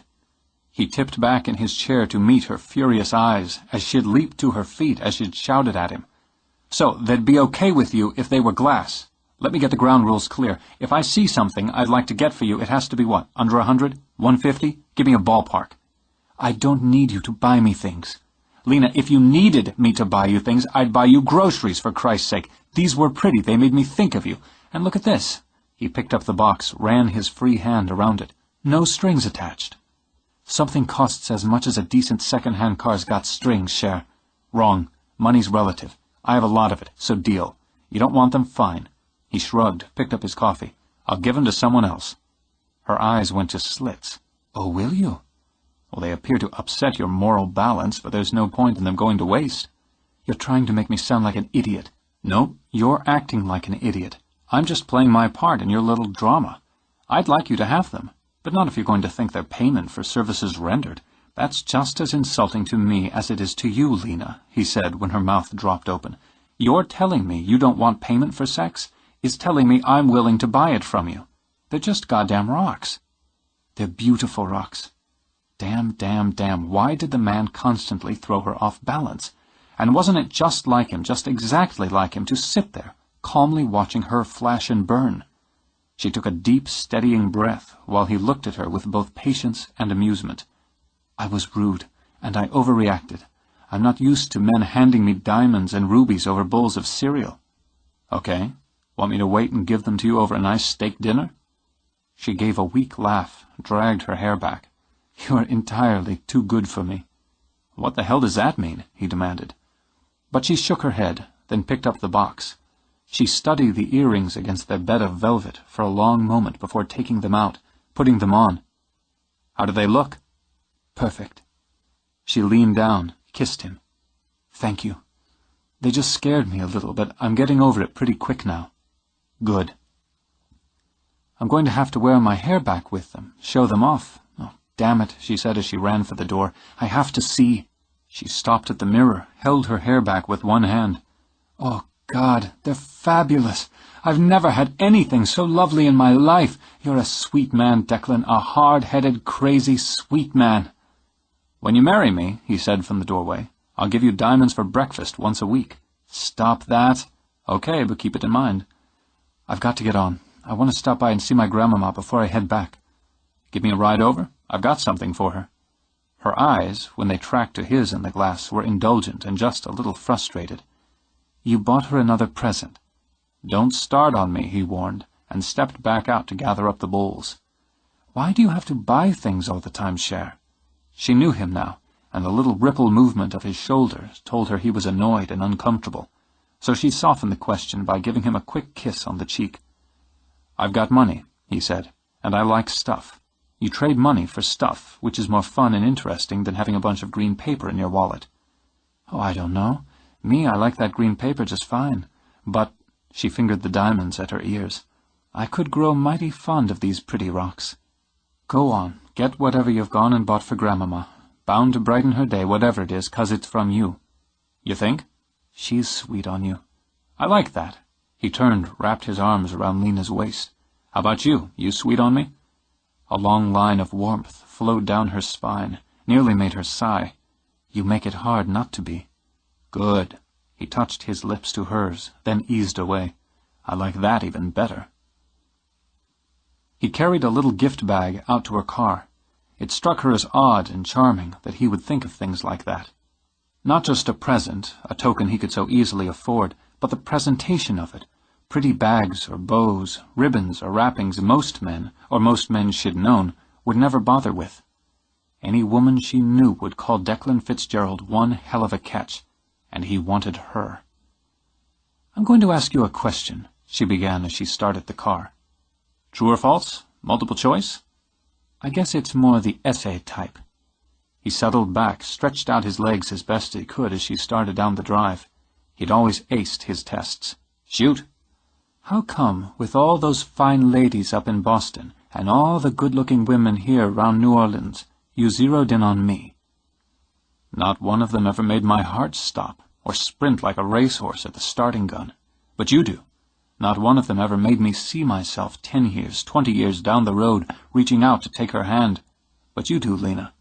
And what I want most in the world is to hold on to you. She didn't look at him, didn't dare, as everything inside her seemed to fill up so she knew one glance at his face would have it all spilling out, warm and sweet and conquered. That's a good answer, she managed. It's a true one. He took one of her tensed hands off the wheel, kissed it. God's truth. I think it is. I don't know what to do about it, Declan. You're the first man who's ever made me worry about what to do. I've got powerful feelings for you. I'd rather I didn't. Here's what I think. We should elope to Vegas, then you won't have anything to worry about. Oh, I'm sure the Boston Fitzgeralds will be just thrilled to hear you've eloped to Vegas with a Cajun bar owner from the Bayou. That'd set them up right and tight. It'd give them something to talk about for the next decade or two. My mother would like you, he said, almost to himself, and she's no easy mark. She'd like that you're your own woman and don't take any crap off anyone. Run your own business, look after your grandmother. She'd respect that, and she'd like that. Then she'd love you, because I do. And my father would take one look at you and be your slave. She laughed at that, and it loosened some of the tightness in her chest. Are all the Fitzgerald men so easy? We're not easy. We just have exceptional taste. She pulled up in front of Odette's house and finally turned to look at him. Any of them coming down for Amy's and Effie's wedding? My parents are. Well, we'll see what we see, won't we? She hopped out, headed to the door ahead of him. Grandmama! She bumped the door open and strolled in. I brought you a handsome gentleman caller. Odette came out of the kitchen, wiping her hands on a red-checked cloth. The smells of fresh coffee and baking followed her. She was, as always, decked out in layers of jewelry and sturdy boots. But there was a strain around her eyes and mouth even Declan spotted instantly. A gentleman caller's always welcome, baby, she replied and kissed Lena's cheek. What's wrong? Baked me some brown bread this morning, Odette said, evading Lena's question. Y'all come back to the kitchen. She wrapped an arm around Lena's waist to nudge her along. What you got in the pretty bag, Cher? Oh, just a little something I thought you'd like. In the kitchen, Declan set it on the table. Smells fabulous in here. Maybe I ought to learn how to bake bread. Odette smiled as he'd hoped she would, but the tension in the air didn't lessen. Could be I'll teach you a thing or two. Needing those good therapy. Takes your mind off your troubles, gives you thinking time. She took the small wrapped box out of the gift bag, turned it in her hand, then tugged the ribbon free. Lena, you don't nail this boy down, I may just snatch him for myself. When she opened the box, her face softened. The trinket box fit into the palm of her hand. It was heart-shaped and hand-painted with a couple in old-fashioned formal dress sitting on a garden bench. When she lifted the lid, it played a tune. "I've been hearing that song in my head for weeks," Declan told her. "So when I saw this, I figured I'd better buy it." "After the ball," Odette told him. "It's an old waltz, sad and sweet." She looked up at him. "Maybe you got a nice widowed uncle you could send my way?" "Well, there's Uncle Dennis, but he's homely as a billy goat." "He's got half your heart, I'd take him." "Isn't this a pretty picture?" At the voice, Lena went stiff as if someone had pressed a gun to her head and cocked the hammer.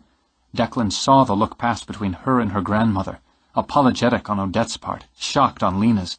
Then they turned. Lilibeth slumped against the door jamb. She wore a short red robe, loosely belted. Her hair was a tumble around her shoulders, and her face already made up for the day with her eyes darkly lined, her lips slick and red as her robe. "And who might this be?" She lifted one hand, languidly pushed back her hair as she sent Declan a slow, feline smile. "What's she doing here?" Lena demanded. "What the hell is she doing in this house?" "It's my house as much as yours," Lilibeth shot back. "Some of us have more respect for blood kin than others." "I told you to get on a bus and go." "I don't take orders from my own daughter." Lilibeth pushed off the jam, sauntered to the stove. "This here coffee fresh, Mama?" "How could you?" Lena demanded of Odette. "How could you take her in again?" "Lena," all Odette could do was take her hand. "She's my child." "I'm your child." The bitter fury poured out and left its horrid taste on her tongue. "You're just going to let her come back? Stay until she's sucked you dry again? Until she and whatever junkie she hooks up with this time steal you blind? It's cocaine now. Can't you see it on her? And that doesn't come free." "I told you I'm clean." Lilibeth slapped a mug on the counter. "You're a liar. You've always been a liar." Lilibeth surged forward. Even as Lena threw out her chin to take the blow, Declan stepped between them. "Think again." He said it quietly, but the heat in his voice pumped into the kitchen. "You lay a hand on her, Lilibeth, one hand on her, and I'll put you out." Odette stepped to the stove, poured the coffee herself with hands not quite steady. "I mean that." "She's got no call to speak to me that way." Lilibeth let her lips quiver. "And in front of a stranger." "Declan Fitzgerald. I'm a friend of Lena's and Miss Odette's. I'll get that coffee, Miss Odette. You sit down now." "This is family business, Declan." Lena kept her furious eyes on her mother's face. She would think of the embarrassment later. Right now it was only a dull pinch through the cushion of anger. "You should go." "In a minute." He poured coffee, brought a cup to Odette, crouched so their faces were level. "I'm Irish," he told her. "Both sides. Nobody puts on a family fight like the Irish. You only have to call me if you need me." He squeezed her hand, then straightened.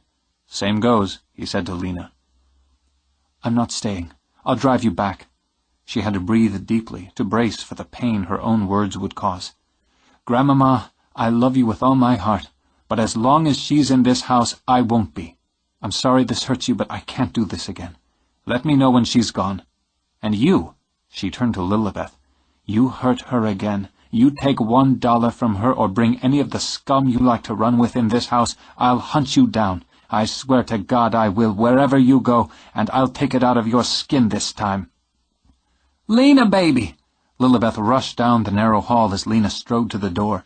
"I've changed, honey. I want to make it all up to you. Give me a chance to—" Outside, Lena whirled. "You've had your last chance with me. Don't you come near me. Don't you come near my place. You're dead to me, you hear?" She slammed the car door, ground the engine to life, then sped off, spewing up a thin cloud of smoke that obscured her mother and the house where she'd grown up. "Well, that was fun, wasn't it?" Lena punched the gas. "I bet your family would just love a load of Lilibeth Simone. Whore, junkie, thief, and liar." "Well, you can't blame your grandmother for this, Lena." "I don't blame her. I don't." The tears were rushing up from her throat. She felt the burn. "But I won't be a part of it. I won't." She slammed the brakes in front of the hall. I need to go now. But she lowered her brow to the wheel. Go on, get out. Va-t'en. No, I'm not going away. Others had, he realized now, and that's where the hurt came from. Do you want to talk about this out here or inside? I'm not going to talk about it anywhere. Yes, you are. Pick your spot. I told you all you need to know. My mother's a whore and a junkie. If she can't earn enough to feed her various habits on her back, she steals. She'd as soon lie as look at you. She doesn't live around here? I don't know where she lives. No place for long. She came to my place yesterday, stoned and full of lies and her usual talk about new starts and being friends. Thought I'd let her move in with me again. Never again, she said, and leaned her head back on the car seat. I gave her $50 for bus fare. I should have known better. Likely it's already gone up her nose. Let's take a walk. This isn't something you walk off or kiss better, Declan. I need to get back. You're not driving into town when you're still churned up. Let's walk. To ensure she didn't just drive away when he got out, he took the keys out of the ignition, pocketed them. Then he climbed out, walked around the car. Opening her door, he held out a hand. She couldn't drum up the energy to argue, but instead of taking his hand, she slid out of the car and dipped hers into her pockets. They'd walk, she figured. They'd talk, and then it would be over. She imagined he thought his gardens, that new blossoming, the tender fragrances, would soothe her. He would want to comfort. He was built that way. More, he'd want to know so he could find solutions. But when it came to Lilibeth, there were no solutions. Family can suck, can't it? Her gaze whipped to his, dark and fierce and sheened with damp. She's not my family. I get that, but it's a family situation. We're always having situations in my family, probably because there's so many of us. Not having enough canapes at a cocktail party or having two aunts show up in the same fancy dress isn't a situation. He debated whether to let the insult pass. She was, after all, raw and prickly, but he couldn't quite swallow it. You figure having money negates personal problems? Takes the sting out of hurts? Buries tragedies? That's pretty shallow, Lena. Well, I'm a shallow gal. Comes through the blood. That's bullshit, but you're entitled to feel sorry for yourself after almost taking a slap in the face. Money didn't make my cousin Angie feel much better when her husband got her and his mistress pregnant the same month. It didn't help my aunt when her daughter died in a car wreck on her 18th birthday. Life can fuck you over, whatever your income bracket. She stopped, ordered herself to calm down. I apologize. She tends to put me in a mood that's not fit for company. I'm not company. Before she could evade, he cupped her face in his hands. I love you. Stop it, Declan. I can't. I'm no good for you, no good for anybody, and I don't want to be. That's the key, isn't it? Yeah. He reached down, lifted the key she wore around her neck. It wasn't a man, but a woman who broke your heart. Now you want to lock it up, close it off so you won't accept love when it's offered. Won't let yourself give it back. Safer that way. If you don't love, it doesn't matter if someone walks away. That makes you a coward. So what if it does? She shoved his hand aside. It's my life. I live it the way I want, and I get along fine. You're a romantic, Cher. Under all that Yankee sense, that expensive education, you're a dreamer. I don't put stock in dreams. What is, that's what counts. One of these days you're going to wake up and find yourself in this big old house in the middle of nowhere, wondering what the hell you were thinking, and you'll hightail it back to Boston, go back to lawyering, marry some classy woman named Alexandra, and have a couple of pretty children. You forgot a pair of golden retrievers, he said mildly. Oh! She threw up her hands. Merde! Couldn't agree more. First, the only woman I know named Alexandra has teeth like a horse. She sort of scares me. Second, and more important, what I'm going to do, Angelina, is live out my life in this big old house with you. I'm going to raise a family with you, right here. Golden retrievers are optional. Your saying it over and over isn't going to make it so. Now he grinned, wide and white. Bet? There was something about him when he was like this, she realized.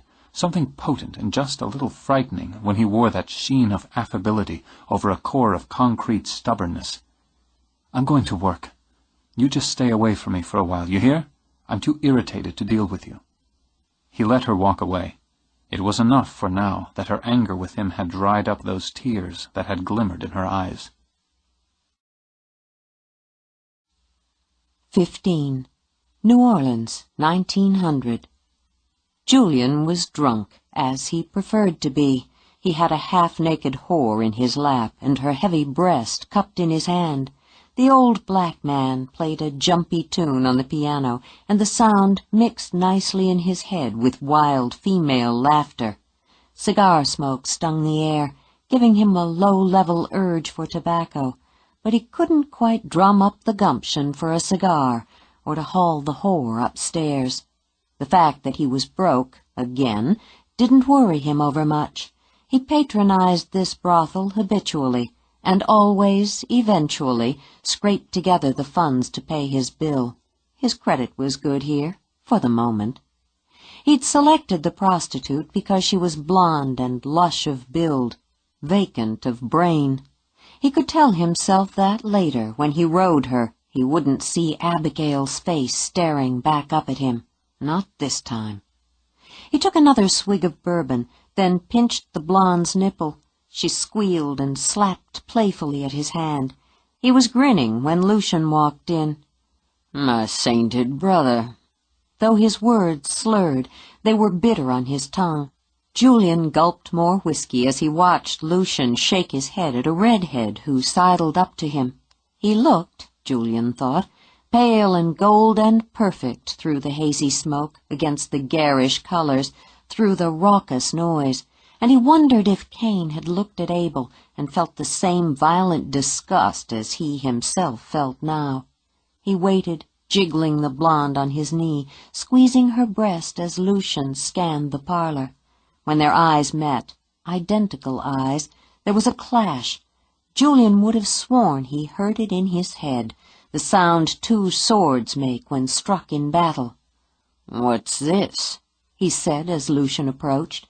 "Finally lowering yourself to the rest of us humans? My brother needs a drink and a woman for mon frère," he called out, though I doubt he knows what to do with either. "You embarrass yourself and your family, Julian. I'm sent to bring you home." "I'm not embarrassed to pay for a whore." Julian set down his glass and ran his hand up the blonde's thigh. "Now, if I married one, it would be a different matter. But you beat me to that, brother, as you have so many other things." Lucian's face whitened. "You will not speak of her in this place." "My brother married a slut from the swamps," he said conversationally, jerking the blonde back when she tried to crawl off his lap. He could feel her heart pounding under his hand now as the heat between him and Lucian stirred fear, and her fear excited him, as none of the promises she'd whispered in his ear had done. Lucian, pride of the Menays, brought his tramp into our home, and now he pines and weeps because she left him for another, and saddled him with her bastard whelp. He had to believe it. Over the winter he'd drowned in an ocean of bourbon the look of her staring eyes, the sound of her body sliding wetly into the bayou. He had to believe it, or go mad. "Allez," Lucian ordered the blonde. "Go." "I like her where she is." Julian clamped his hands on her arms as she struggled. Neither of them noticed as the room fell silent, as the notes of the piano died away and the laughter trailed off. Lucian reached down, dragged the blonde off Julian's lap. She bolted away like a rabbit, even as Lucian yanked Julian from the chair. "Gentlemen," the madam of the house swept forward. Behind her was an enormous man in spotless evening dress. "We want no trouble here, Monsieur Julien." Her voice cooed, her hand glided intimately over his cheek, and her eyes were frigid. "Go with your brother now, mon cher ami. This isn't the place for family squabbles." "Of course. My apologies." He took her hand, kissed it, then turned and leaped on Lucian. The table and lamp they fell on shattered. While people rushed away, women screamed. They rolled, jabbing with fists, snapping like dogs as the violence of a lifetime sprang out of both of them. The bouncer waded in, dragged Julian up by the scruff. He quick-marched him to the door, heaved him through. Lucian had barely gained his hands and knees when he was lifted. Curses and screams followed him out the door, and anger was smothered by mortification. Lucian shook his head clear, gained his feet. He looked down at his brother, that reflection of self, and felt a different kind of shame. "Have we come to this?" he said wearily. "Brawling in brothels, sprawling in gutters. I want peace between us, Julian. God knows I have peace nowhere else." He held out a hand, an offering, to help Julian to his feet. But Julian's shame had a different color, and it was black. He wouldn't remember drawing the knife out of his boot. Liquor and temper and guilt blinded him, nor would he remember surging to his feet, striking out. He felt the blade slice through his brother's flesh with a kind of wild glee, and his lips were peeled back, his eyes mad as he scented first blood. They struggled, Lucian through the pain and shock, Julian through the black haze, with the hilt of the knife slippery in their hands, and the bright, bright horror paralyzed him as Julian's eyes widened when the killing point turned on him, into him. "Mehr to do," Julian murmured, and stared down at the blood on his breast. "You've killed me." Manet Hall, 2002. The heat had pumped in from the south. It seemed to Declan that even the air sweat. Mornings and evenings, when it was bearable, he worked outside. Afternoons he sought the cooler regions of the house. It wasn't as efficient, dragging his tools in and out, but he was making progress, and that was the name of the game. He didn't call Lena. He figured she needed to simmer and settle, but he thought of her constantly. He thought of her as he nailed boards, when he studied paint samples, when he installed paddle fans. And he thought of her when he woke, in the middle of the night, to find himself curled on the grass by the edge of the pond, Lucian's watch clutched in his fist, and his face damp with tears. He tried to put the sleepwalking out of his mind in the daylight, but he couldn't put her out. One more day, he ordered himself as he wiped sweat off his face. Then he was going into town, banging on her door. If he had to push her into a corner and force her to talk to him, that's what he would do. Ramey's wedding was coming up fast, which meant not only was he going to watch his best friend get married, but his parents were coming to town. He was ridiculously grateful they declined his offer for them to stay with him. Everyone would be a hell of a lot happier with them tucked into a nice hotel suite. Regardless, he was determined to finish the galleries and one of the spare bedrooms. In that way, the house would look impressive when they came down the drive, and he could prove he'd had the room he'd offered them. His mother would look, to be sure. That was a given. He backed down the ladder, grabbed the cooler and gulped cold water, then poured the rest over his head. Refreshed, he walked across the lawn, then turned back to look. Dripping, already starting to steam, he felt the smile spread across his face. "Not bad," he said aloud. "Not half bad for a Yankee amateur." He had finished the dual staircases. The sweep of them curved up opposite sides of the second-floor gallery. The elegance of them negated all the nicks, cuts, scrapes, and the hours of labor. They would be, he realized, his pride and joy. Now all he needed was to bribe the painters to work in this heat wave, or pray for a break in the weather. Either way, he wasn't going to wait until he'd finished the rear of the house. He wanted the front painted, wanted to stand as he was standing now and see it gleam in bridal white. To please himself, he strode back, walked slowly up the right-hand stairs, crossed the gallery, and walked slowly down the left.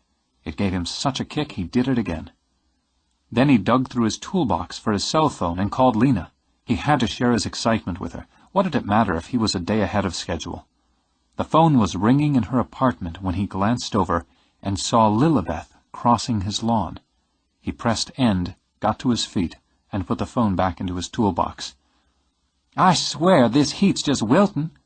She beamed at him, fluttering her lashes as she waved a hand in front of her face.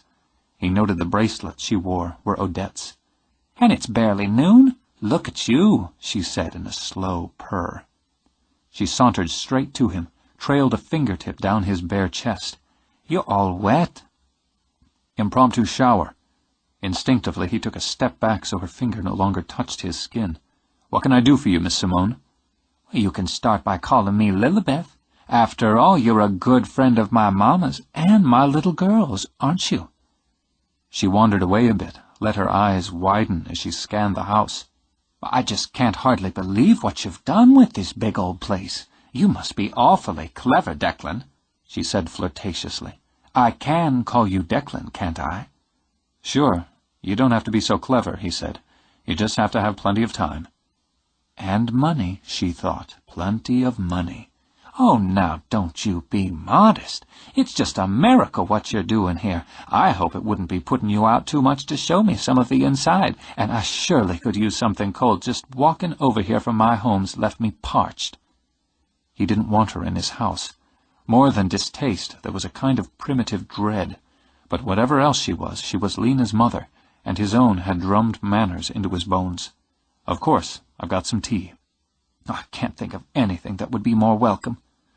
She followed him to the door, was pleased when he opened it for her, and stepped back for her to enter ahead of him. She let her body brush his, just the faintest suggestion, then walked into the foyer and let out a gasp. She didn't have to feign the shock or her wonder as she gazed around the grand entrance. She'd been inside before. Raymie and Declan weren't the first to get liquored up and break into Manet Hall. She'd never liked it much.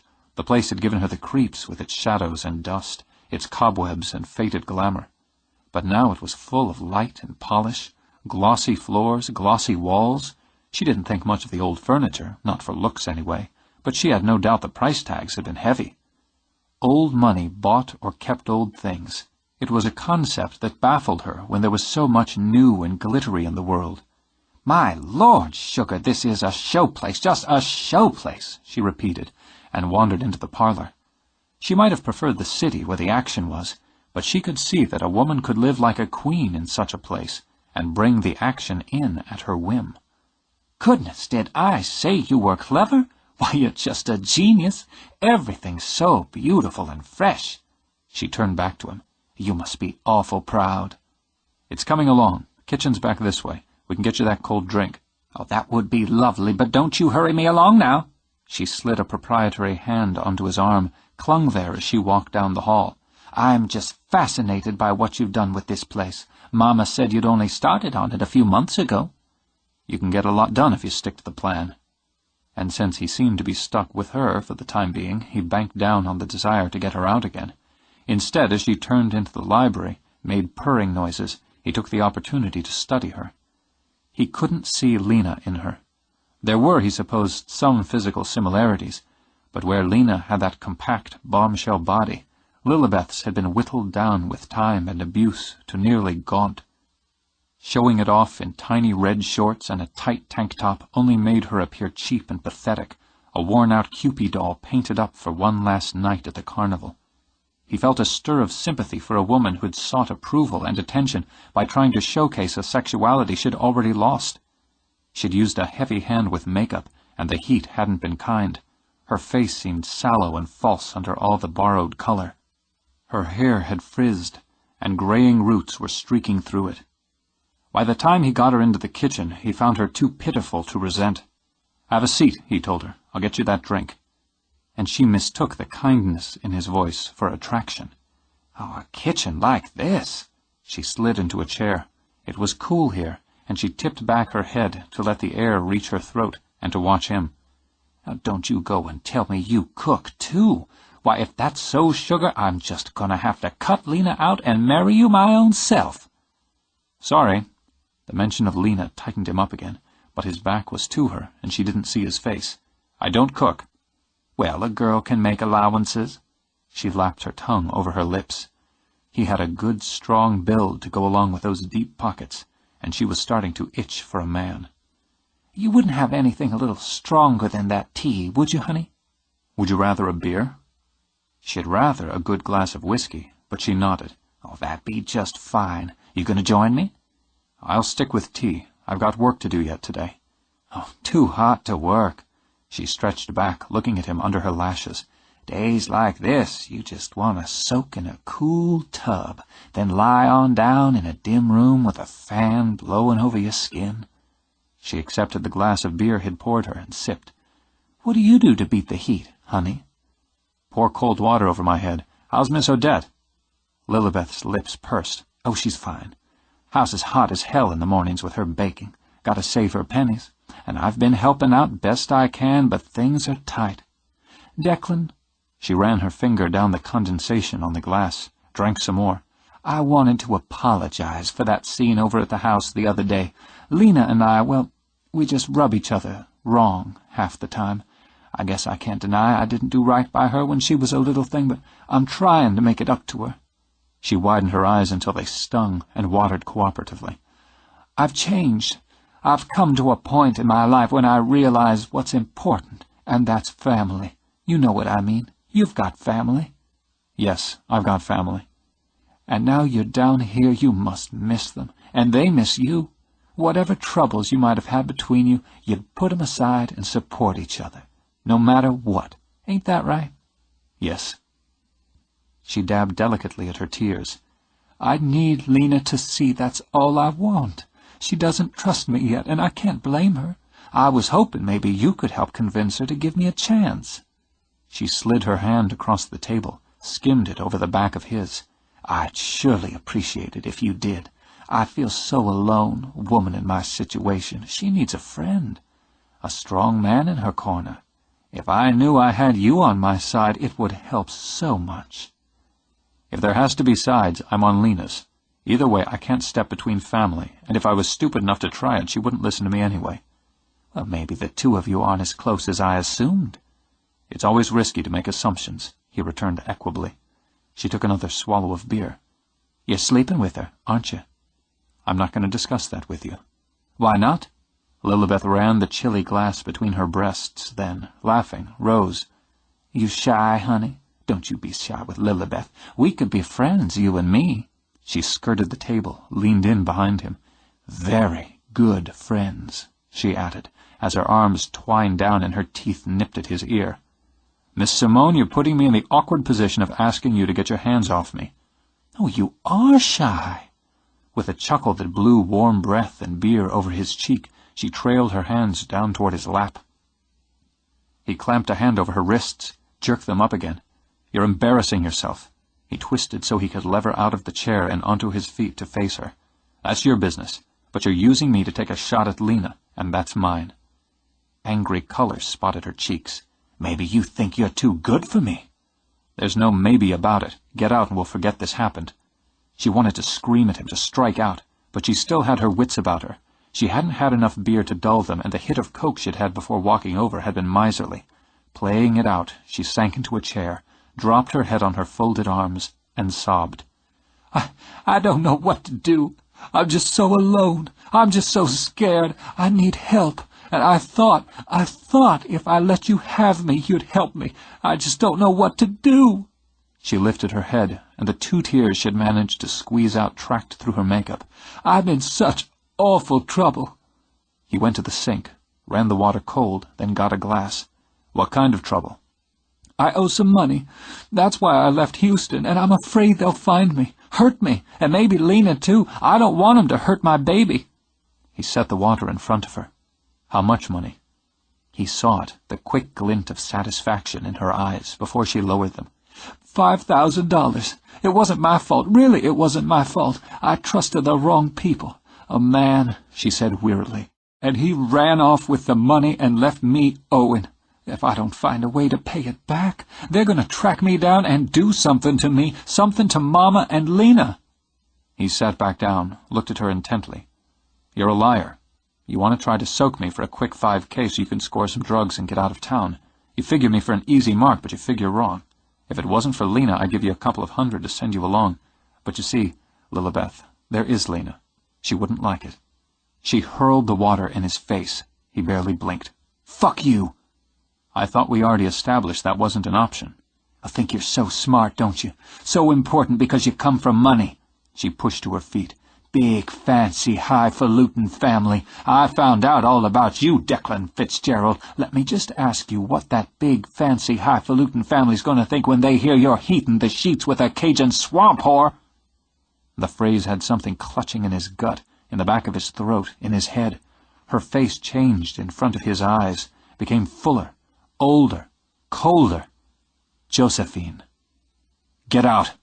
He wasn't sure, not entirely, if he spoke to the flesh and blood woman or to the ghost. His hand shook as he gripped the edge of the table. All those fine doctors and lawyers and Indian chiefs up there in Boston, how are they going to like the idea of their golden boy hooking up with some bastard child from the Bayou? No money, no pedigree, runs a second-rate bar, has a grandmama who sews for other people to earn extra pennies, gonna cut you right out of the will, sugar, leave you high and dry with this big white elephant of a house on your hands, especially when I tell them you slept with her mama, too." His legs were weak as water, but he stood on them. "Get out of my house before I hurt you." "Your type doesn't lay hands on a woman. Don't think I don't know the difference."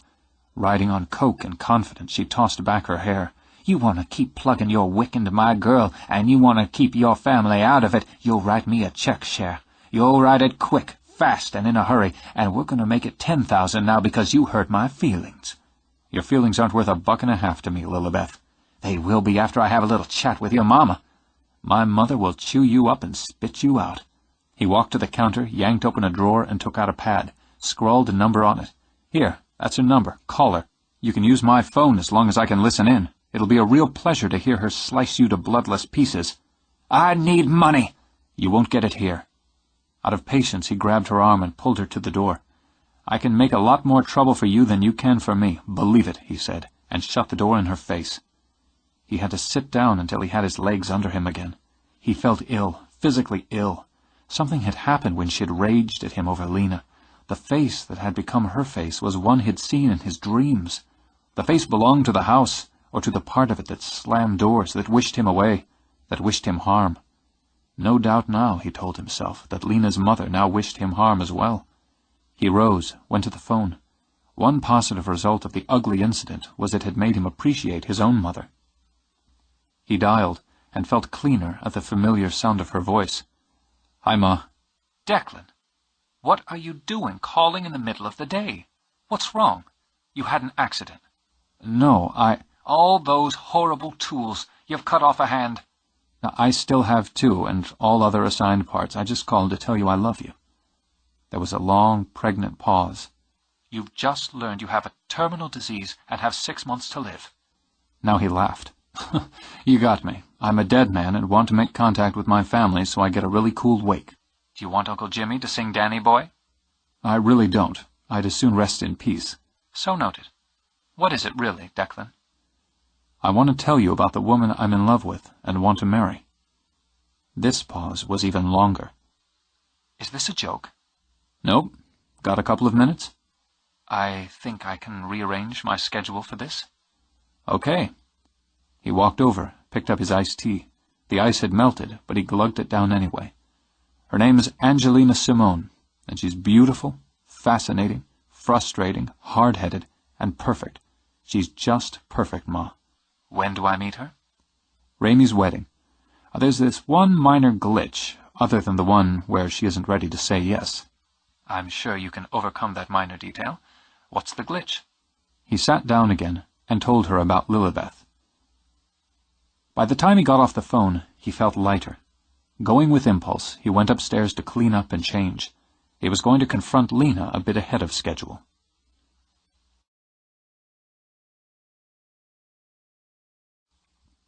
16. Declan detoured by Ramey's office on the way to Étoile. The wedding was approaching quickly, and his duties as best man included coordinating the bachelor party.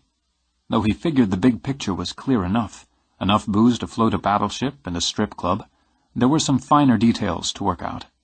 When the reception buzzed through to Ramey's office, he heard his friend's almost frantic, "Send him right in." The minute he opened the office door, he saw why. Effie, tears streaking down her cheeks, sat in one of the visitor chairs with Ramey crouched at her feet. Though Ramey kept mopping at the tears, kept trying to comfort, he shot Declan a look of sheer male panic. In a testament to friendship, Declan resisted the urge to back out and run. Instead, he closed the door, crossed over, and rubbed Effie's shoulder. "Sweetheart, I told you I'd tell him you were dumping him for me." Effie merely looked up, then covered her face with her hands and sobbed. "Okay, bad joke." Declan scrubbed now sweaty palms over his jeans. "What's wrong?" "Problem with the wedding venue," Ramey began, and Effie let out a wail.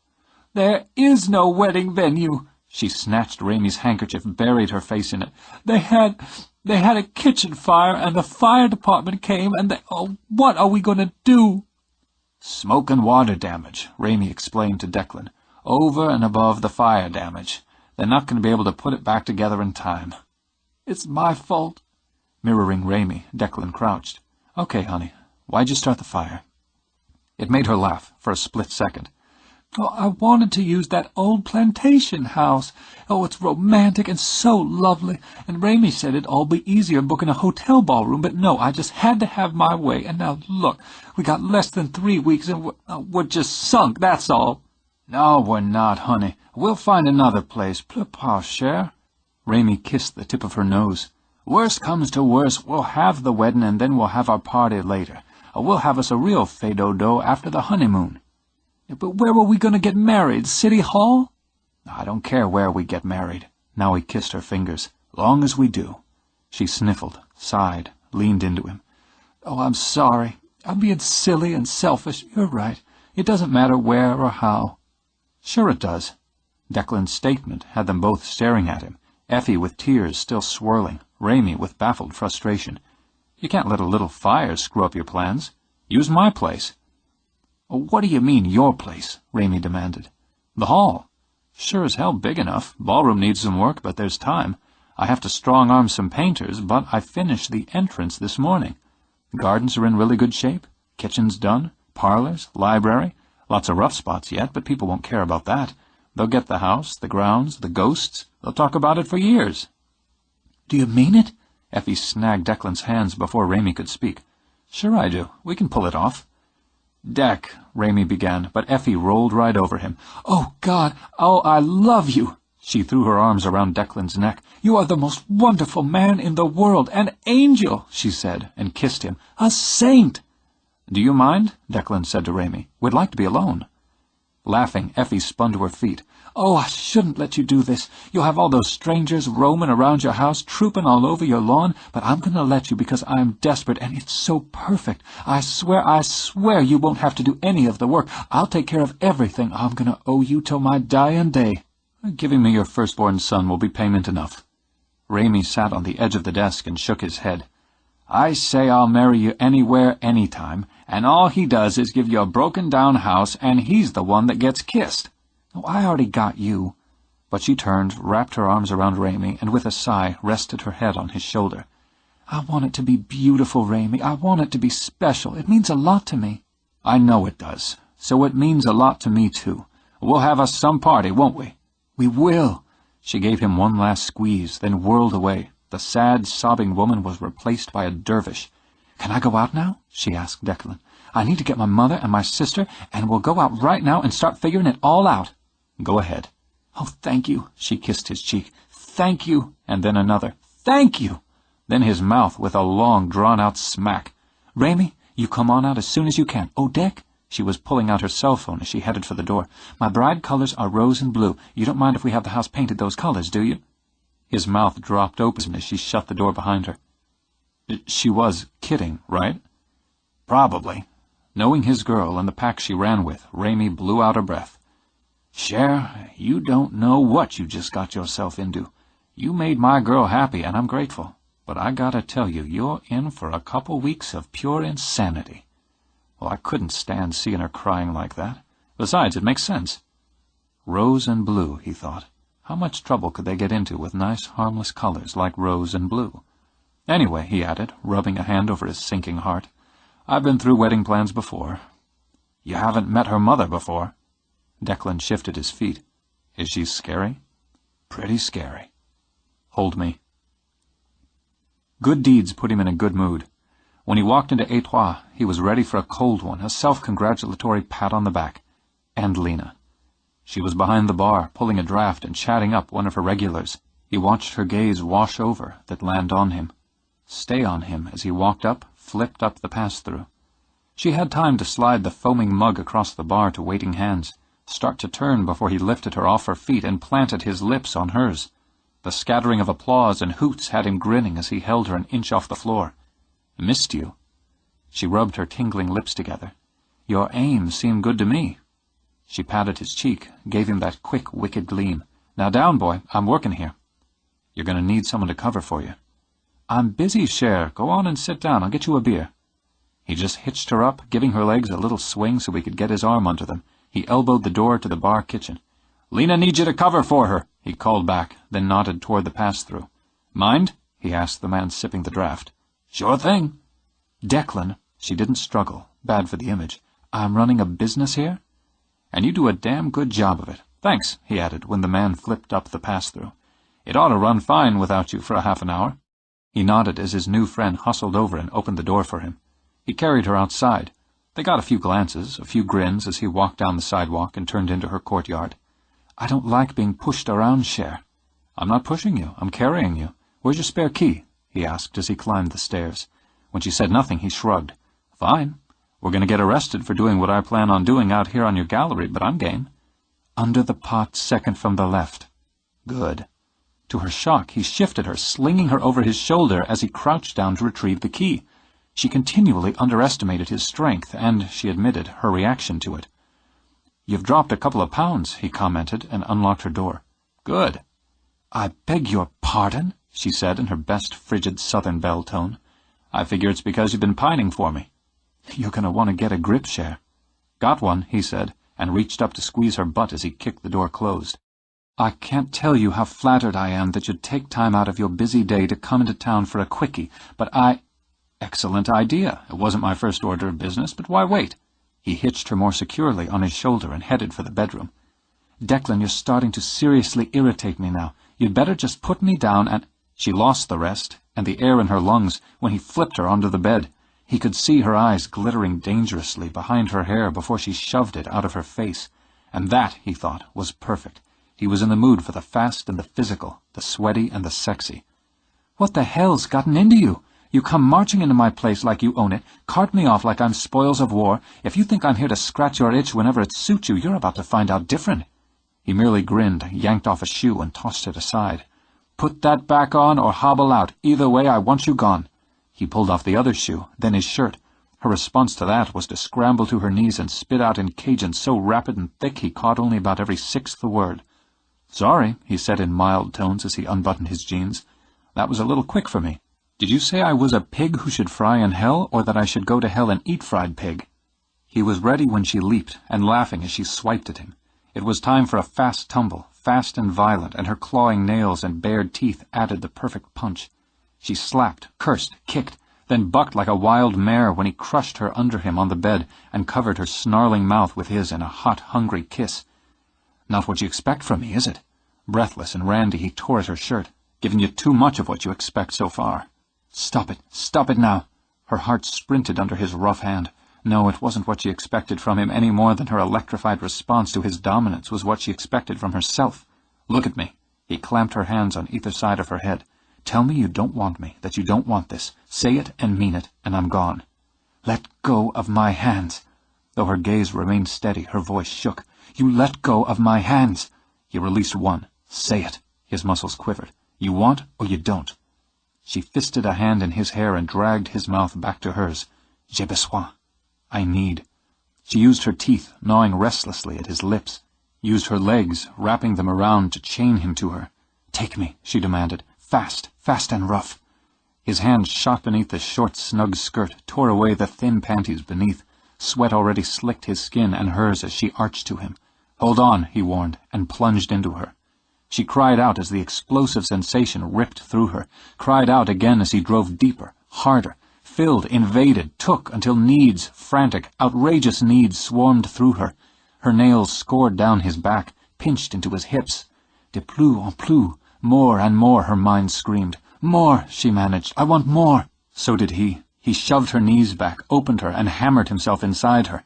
It burned. His lungs, his heart, his loins, the ferocious heat, the unspeakable pleasure of going wild with her, hazed his vision until the world was drenched with it. White sun beating through the windows, the brassy blast of a trumpet from the street, the mad squeak of springs as slick skin slapped rhythmically against slick skin, and her eyes, dark and glossy as onyx, locked on his. "I love you, endlessly." He didn't know if he spoke, or if the words simply ran a desperate loop in his brain, but he saw her eyes change, watched emotion swirl into them, blind them. He heard her sob for breath, felt her vice around him as she came. Helpless, half mad, he shattered. and poured into her. Out of breath, out of his mind, he collapsed onto her. Beneath him she continued to quake, to quiver, and shudder those aftershocks of eruption. Then she was still. "Can't move yet," he mumbled. He felt hollowed out, light as a husk that could be happily blown apart by the slightest breeze. "Don't need to." Her lips were against the side of his throat, and their movement there brought him an exquisite tenderness, a rainbow after the storm. "Would you believe I came in to talk to you?" "No." "I did. Figured we'd get to this after. Change of plans. I owe you a shirt and some underwear." "I've got more." He had recovered just enough to prop on his elbows and look down at her. Her cheeks were flushed and glowing. Curls of damp hair clung to her temples, spilled over the rumpled spread. He wanted to lap her up like a cat with cream. "Pissing you off got me hot," he told her. "Me too. Seems like. I wasn't going to do this with you again." "Weren't you?" "No." She laid a hand on his cheek, amazed by the wave of tenderness. "I'd made up my mind about it. Then you come into my place all sexy and good-looking, scoop me up that way. You mess with my mind, Cher. You just go and unmake it for me, time and again." "You're everything I want." "And nothing that's good for you. Go on." She gave his shoulder a little push. "Get off me. Two of us are a sweaty mess." "We'll take a shower, then we'll talk." "Talk," he repeated when she raised a brow. "Scout's honor."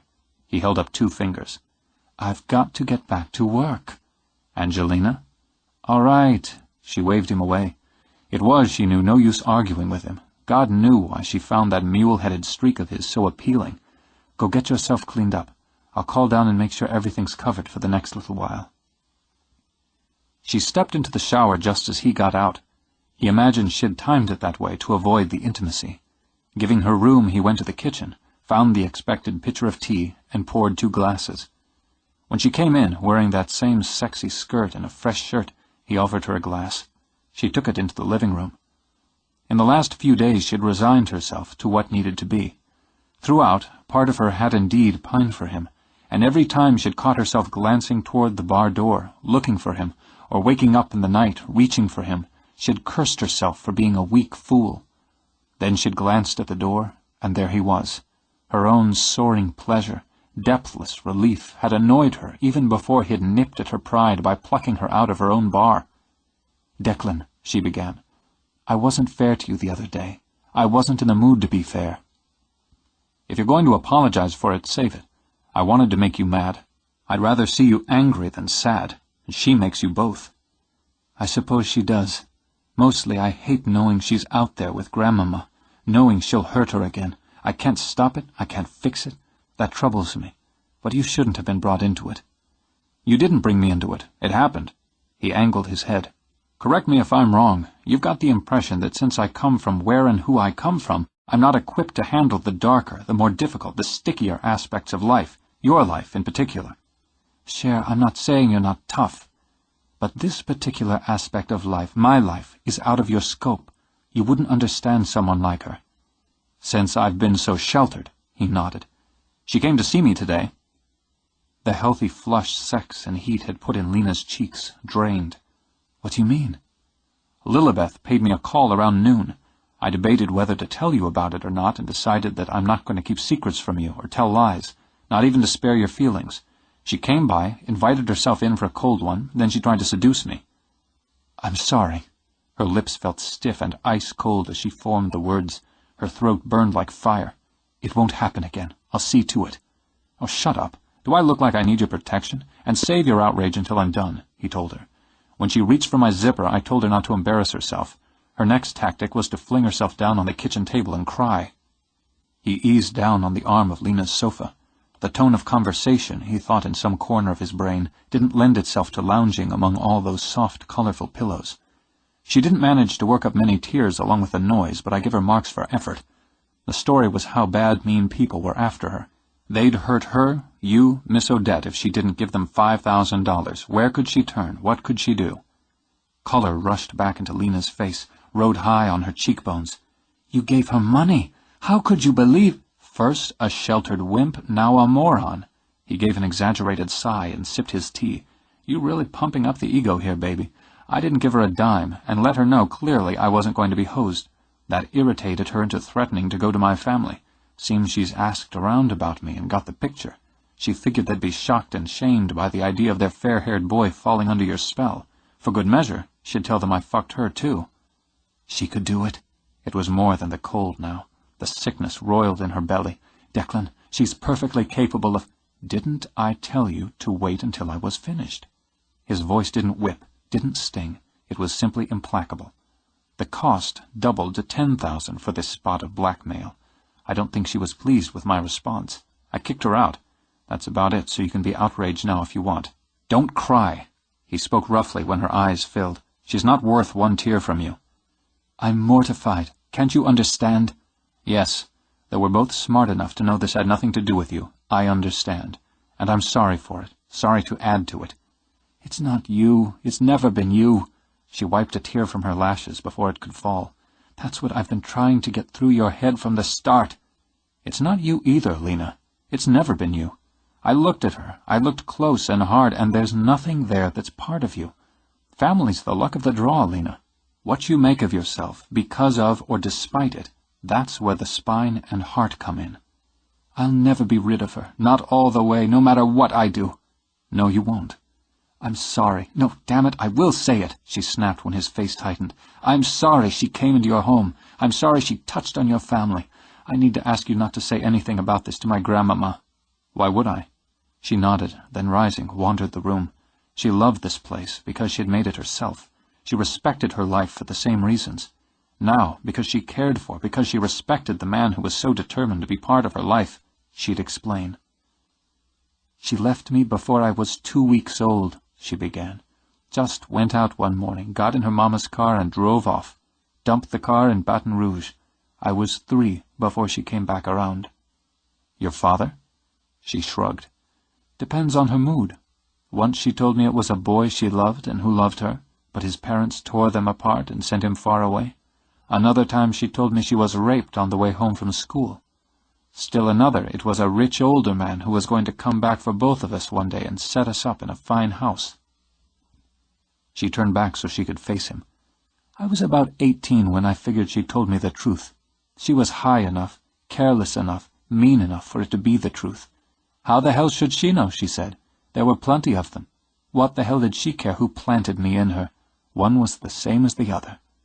She was whoring when she got pregnant with me. I heard talk when I was old enough to understand what the talk meant. When she got in trouble, she ran back to my grandparents. She was afraid of an abortion, afraid she'd die of it, then go to hell or some such thing. So she had me, and she left me. Those are the only 2 things in this world I owe her. She drew a breath, made herself sit again. Anyway, she came back when I was 3, made what would become her usual promises, that she'd learned her lesson, she was sorry, she'd changed. She stayed around a few days, then took off again. And that's a pattern that's repeated since. Sometimes she'd come back beat up from whatever bastard she'd taken up with most recently. Sometimes she'd come back sick or just high. But Lilibeth, she always comes back. She fell silent, brooding over that single, unavoidable fact. It hurts you when she does, Declan said quietly. Hurts you, hurts Miss Odette. She hurts everyone. It's her only talent. She was high when she showed up on my 13th birthday. We were having a fête dodo at the house, all the friends and family, and she stoned with some lowlife. It got ugly pretty quick, and 3 of my uncles turned them off. I need a smoke, she said, and left the room. She came back a moment later with a cigarette. I had a boy I was seeing, crazy about that boy. I was 16, and she came back. She got him liquor and drugs and had sex with him. He was hardly older than I was, so it's hard to blame him for being an idiot. She thought it was funny when I stumbled over them out in the bayou. She laughed and laughed. Still, when I got this apartment and she came back, I took her in. Better me than Grandmama, I thought, and maybe this time, just maybe. But she turned tricks in my bed and brought her drugs into my home. She stole from me, and she left me again. From then, I've been done with her. I'm done with her. And I'll never be done with her, Declan. Nothing I can do changes her being my mother. And nothing she does can change who you are. You're a testament to your own grit, Lena, and a credit to the people who raised you.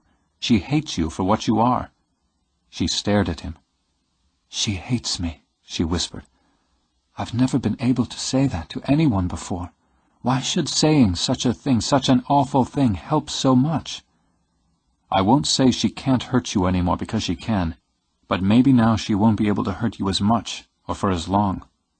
Thoughtfully, she tapped out her cigarette. "I keep underestimating you." "That's okay. That way I can keep surprising you. How's this one? She's connected to Manet Hall." "What do you mean?" "I don't know exactly, and I can't explain it. I just know she is, and I think maybe she was meant to come back now, to say what she said to me. One more link in the chain, and I think she's pretty well done around here, this time out. Call your grandmother, Lena. Don't let this woman put a wedge between you." "I've been thinking of it. I guess I will. Declan?" She picked up her glass, set it down again. The useless gesture made him raise his eyebrows. "I was going to end things between us." "You could have tried." "I mean it. We'd both be better off if we stepped back a ways, tried to be friends of some sort." "We can be friends. I want our children to have parents who like each other." She threw up her hands. "I have to get back to work." "Okay, but listen, speaking of weddings, slight change of plans in Ramey's and Effie's. We're having the whole deal at my place." She rubbed her temple, tried to switch gears and moods as smoothly as he did. With half-finished rooms and tools and lumber and—" "That's a very negative attitude and not at all helpful, especially since I was going to ask you for a hand. How are you with a paintbrush?" She let out a sigh. "Do you save everyone?" "Just the ones who matter." Somewhere between Declan's leaving the hall and Effie's arrival, Lilibeth paid another call. She was riding on coke and insult. The lousy son of a bitch couldn't spare a few bucks for the mother of the woman he was screwing. She'd just help herself. She'd cased the first floor when he led her back to the kitchen, and going in through the back, she arrowed straight to the library and the big roll-top desk she'd spotted. People with money kept cash handy in her experience. Moving quickly, she yanked open drawers, riffled through them, then let out a shout when she found a neat pile of 50s. Those she stuffed into her pocket.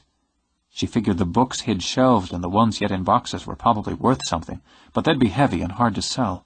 He'd likely have more cash, a few pieces of jewelry up in his bedroom. She raced up the main stairs. The fact that he could come back at any time only added to the thrill of stealing. A door slammed, had her falling straight to her knees. Just a draft, she told herself as she caught her breath, as the pulse in her throat began to pop. Big, drafty old house. In fact, she felt cold air whisk over her as she jumped to her feet again. She touched a doorknob, yanked her hand away again. The knob was so cold it all but burned.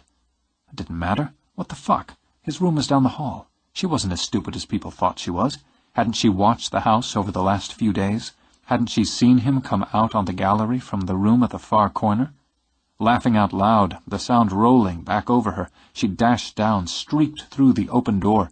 She yanked open the top drawer of a dresser and hit pay dirt with the old carved box inside. Gold cufflinks. At least she assumed they were real gold. Silver ones, too, with some sort of fancy blue stone. Diamond studs, a gold watch, and in a box, inside the box, a woman's ring of ruby, maybe, diamond and ruby, fashioned in interlocking hearts. She set the box on the dresser, hunted through a couple more drawers until she found another wad of cash. Paid anyway, didn't you, you bastard? Paid just fine. She tossed the bills into the jewelry box, tucked the box under her arm. Standing there, her breath whistling out in excitement, cocaine dancing in her blood, she debated the satisfaction of trashing the place. It would be satisfying, more payment, but it wasn't smart, and she was smart. She needed time to turn the jewelry into cash, time to turn some of the cash into drugs, time to get the hell out of Dodge. Best to leave things as they were. She'd go out the other side, just in case her long-nosed mama was looking this way. But when she stepped back into the hall, she found herself staring at the third-floor stairs.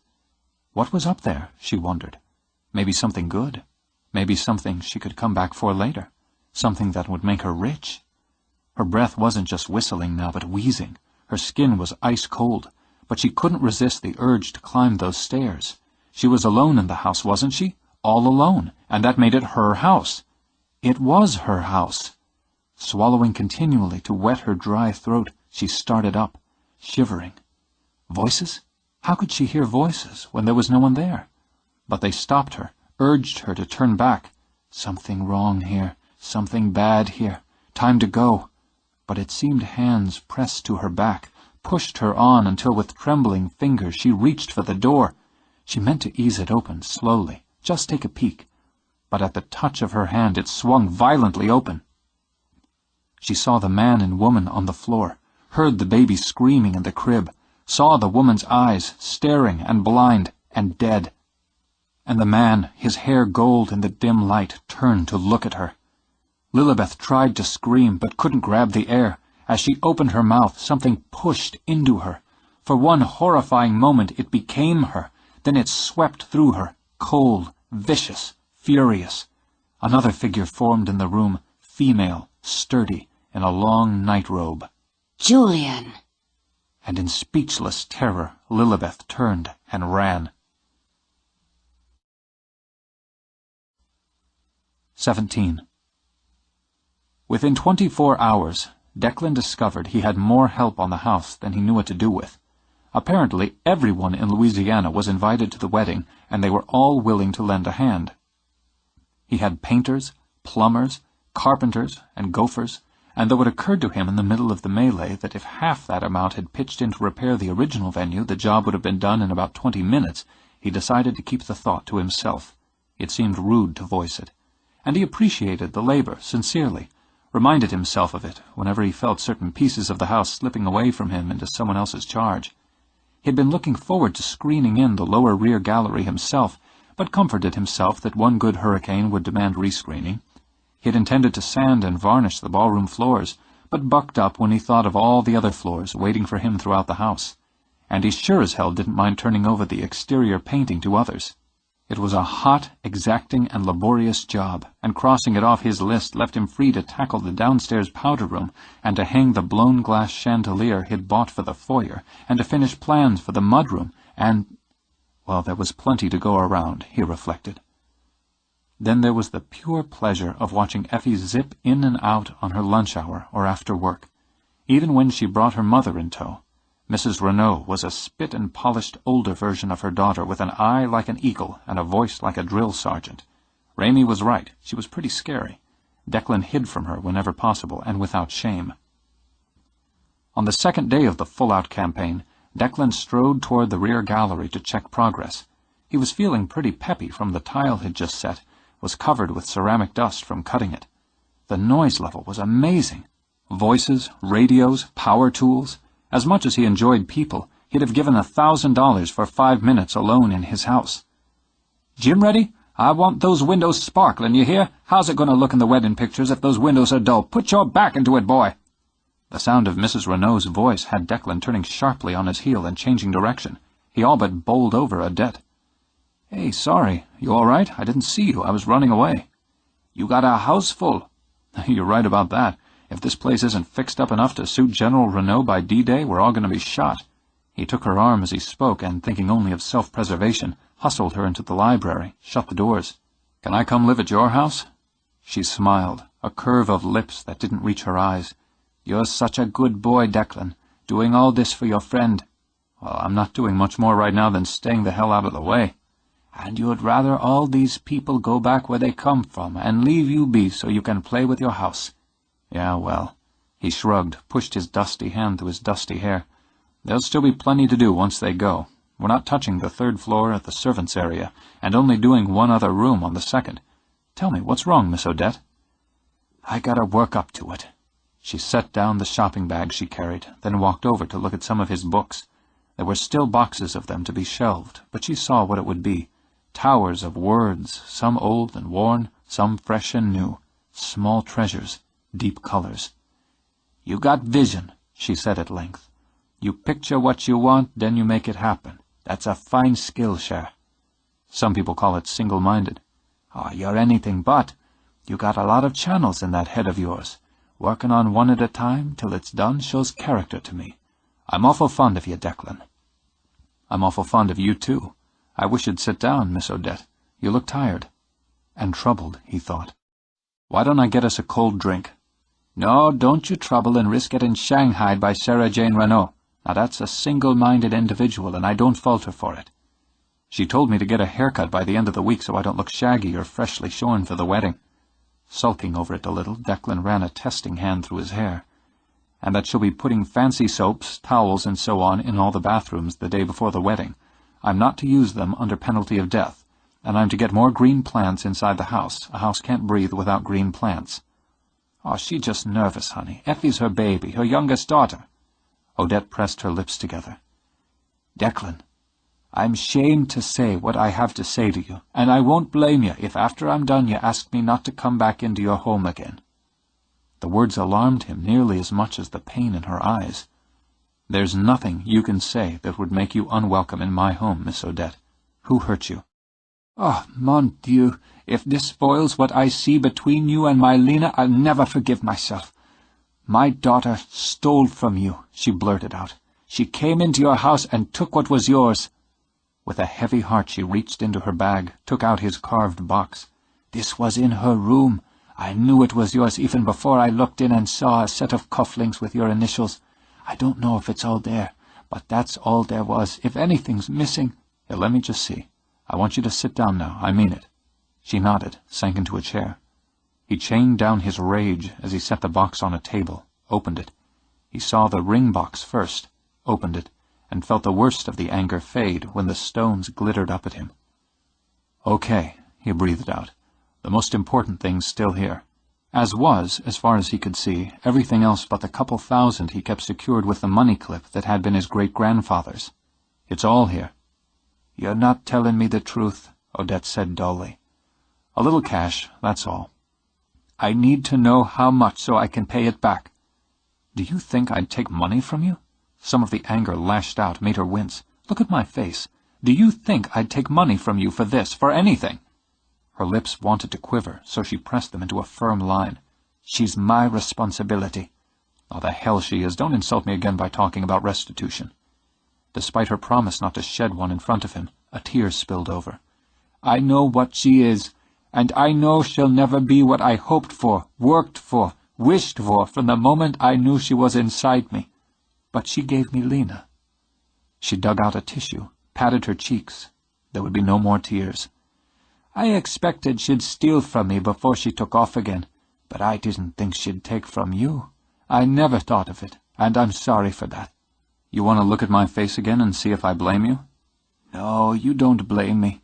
Oh, I want you for my Lena. I'm sitting here knowing my child stole from you, and all I can think of is I want you for my baby. Good thing, because I want me for her, too. He picked up the ring box, crossed over to her chair. I bought this for her. Maybe you could put in a good word for me, so when I give it to her, she takes it. Odette looked at the ring and sighed. Ah, suits her. Sure does suit her. She's got a good heart, Declan, but it's got scars on it. She's so strong. Sometimes I worry she's too strong, and she'll forget how to give. I have to tell her about this. Yes.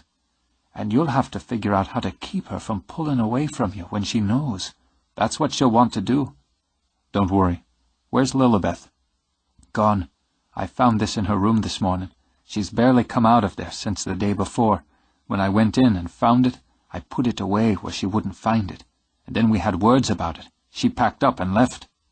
She'll come back, she said in the same hollow tone he'd heard from Lena. In a year or two, and we'll go through it all once more. We'll deal with it when it happens. He leaned down, kissed her cheek. I love you. When her eyes filled again, he took her hand. Whether Lena's ready for it or not, we're family now. Family sticks. When I meet your mama, Odette managed, I'm going to give her one big rib-cracking hug. That'll set her up. Why don't we take a look at what's happening around here, and you can protect me from General Renaud. He didn't expect it to take long, and wasn't disappointed. About the time most of his free labor was packing up for the day, and Effie and her mother had him out in the back garden, Lena strode around the side of the house. Since he was in the middle of the series of uh-huhs, you-bets, and no problems that had become his litany of responses to the Renaud women's wedding agenda, he decided the confrontation in Lena's eyes would be a relief. The railings and the baluster will be wrapped in tulle and lace. Uh-huh. And we'll have baskets, white baskets of flowers set out on the gallery there. You bet. The florist will need to start early on the day of the wedding, so you just scoot out of the way and make sure they have access to all the areas of the house I've got marked off on my chart here. No problem. Lena! He reached out and clutched her hand, a drowning man grabbing a rope. We're just talking about flower arrangements. Flowers are the landscape of a wedding, Mrs. Renaud declared, and made more notations on the clipboard she carried everywhere. How are you, Lena? I'm just fine, Miss Sarah Jane. Isn't this exciting, counting right down to the big day? Effie, you must be half mad with the details. Oh, I've passed half, working toward pure insanity. It'll all be beautiful. She kept her smile bright, her voice light, even as the dark heat coursed through her. Those rhododendrons are going to be spectacular on your day. The gardens are going to be a sight, Mrs. Renaud agreed, and ran down her checklist again. Pity, though, there wasn't time to put up an arbor, train some sweet peas up. She looked over the tops of her reading glasses at Declan with a faintly accusatory gleam. Maybe the Franks can rig something. Can you excuse me a minute? There's something I need to show Lena. He escaped, pulling her toward the steps to the second gallery. There were still some of General Renaud's militia on the lower level. They're like ants, he babbled, crawling out of the woodwork when you're not looking. What are you talking about? People, everywhere. Watch that bucket. I think the ballroom's safe. Feeling a little pressed, are you, Cher? I'm thinking of a nice vacation in Maui until this is over. I've got to say, I admire women. Really? She glanced down at the ladders, the tarps, the debris of construction, and the two women picking their way through it with visions of tulle and lace in their heads. Why is that? You can be spitting mad and still carry on a polite conversation about rhododendrons. He peeked through the ballroom doors, sighed. All clear. Anyway, when most guys work up a head of steam, it spews. Well, he stepped inside. What do you think? The walls were a pale rose, the floor gold and gleaming. It's big. It'll need to be for this little do. The general says we've got 250 coming. Otherwise you can use the pocket doors to turn it into a couple of parlors. He crossed the floor, drew one of the big doors out of its slot. Isn't this amazing? He trailed his fingers over the carved wood reverently. The craftsmanship in these, more than 100 years ago. I hate hiding them. See how the pattern matches the ceiling medallions? Tybalt did a hell of a job restoring those. She had worked up a head of steam since her conversation with her grandmother, but found it dispersing now as she watched his undiluted pleasure and pride. It's true love, isn't it, you and this house? Most men don't look at a woman the way you look at those doors. I look at you that way. She had to turn away. You make it damn hard to hold on to a mad. Tell me why you're not mad, Declan. Why aren't you mad she stole from you? I am, and if I have occasion to see her again, she'll know it. You should go to the police. I thought about it. I might get some of the money back, but it would embarrass Miss Odette. She's already embarrassed. I know, why add to it?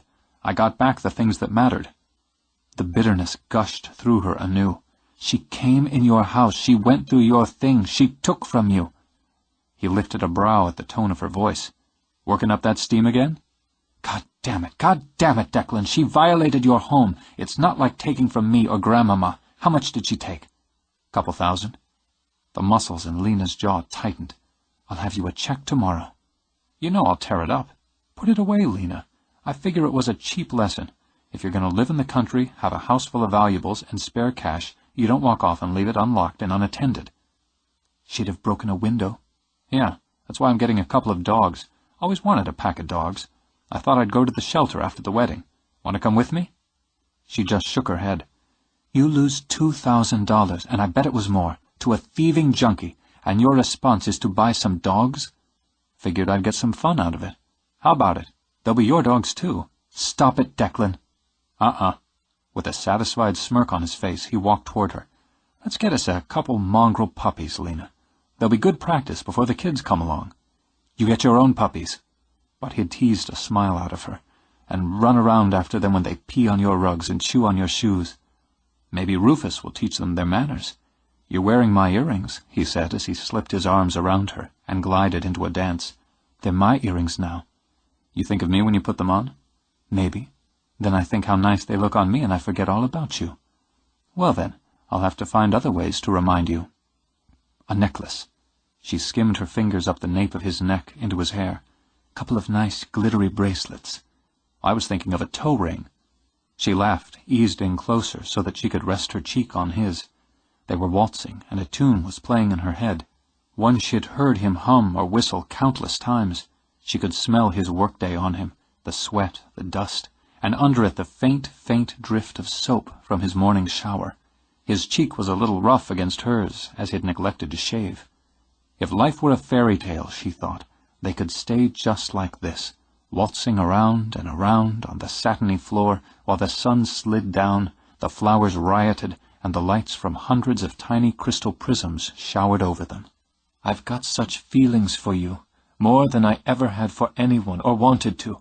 I don't know what to do with them. Give them to me, he pleaded, turning his lips into her hair. I'll take good care of them. She hadn't realized she'd spoken aloud, hadn't meant to.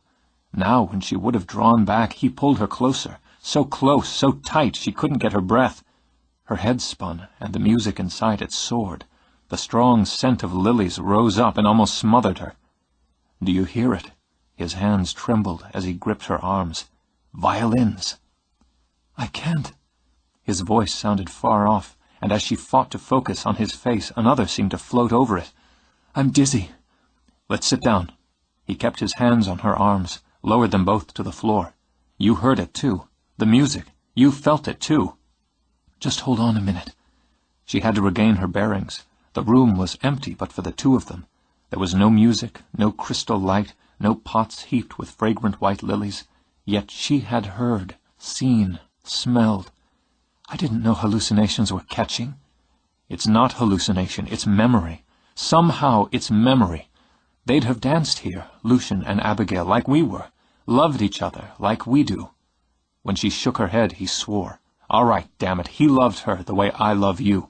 And there's something still alive between them. Maybe something that needs to be finished, or just acknowledged. We're here, Lena. Yes, we are here, and I'm not living someone else's life. It's not like that. It felt like that. And living someone else's life might just mean dying someone else's death. He drowned himself in that pond outside there, and she died in this house. Lena took a calming breath. Depending on whose story you believe. I know she did. Upstairs in the nursery. Something happened to her up there, and he never knew. He grieved himself to death not knowing.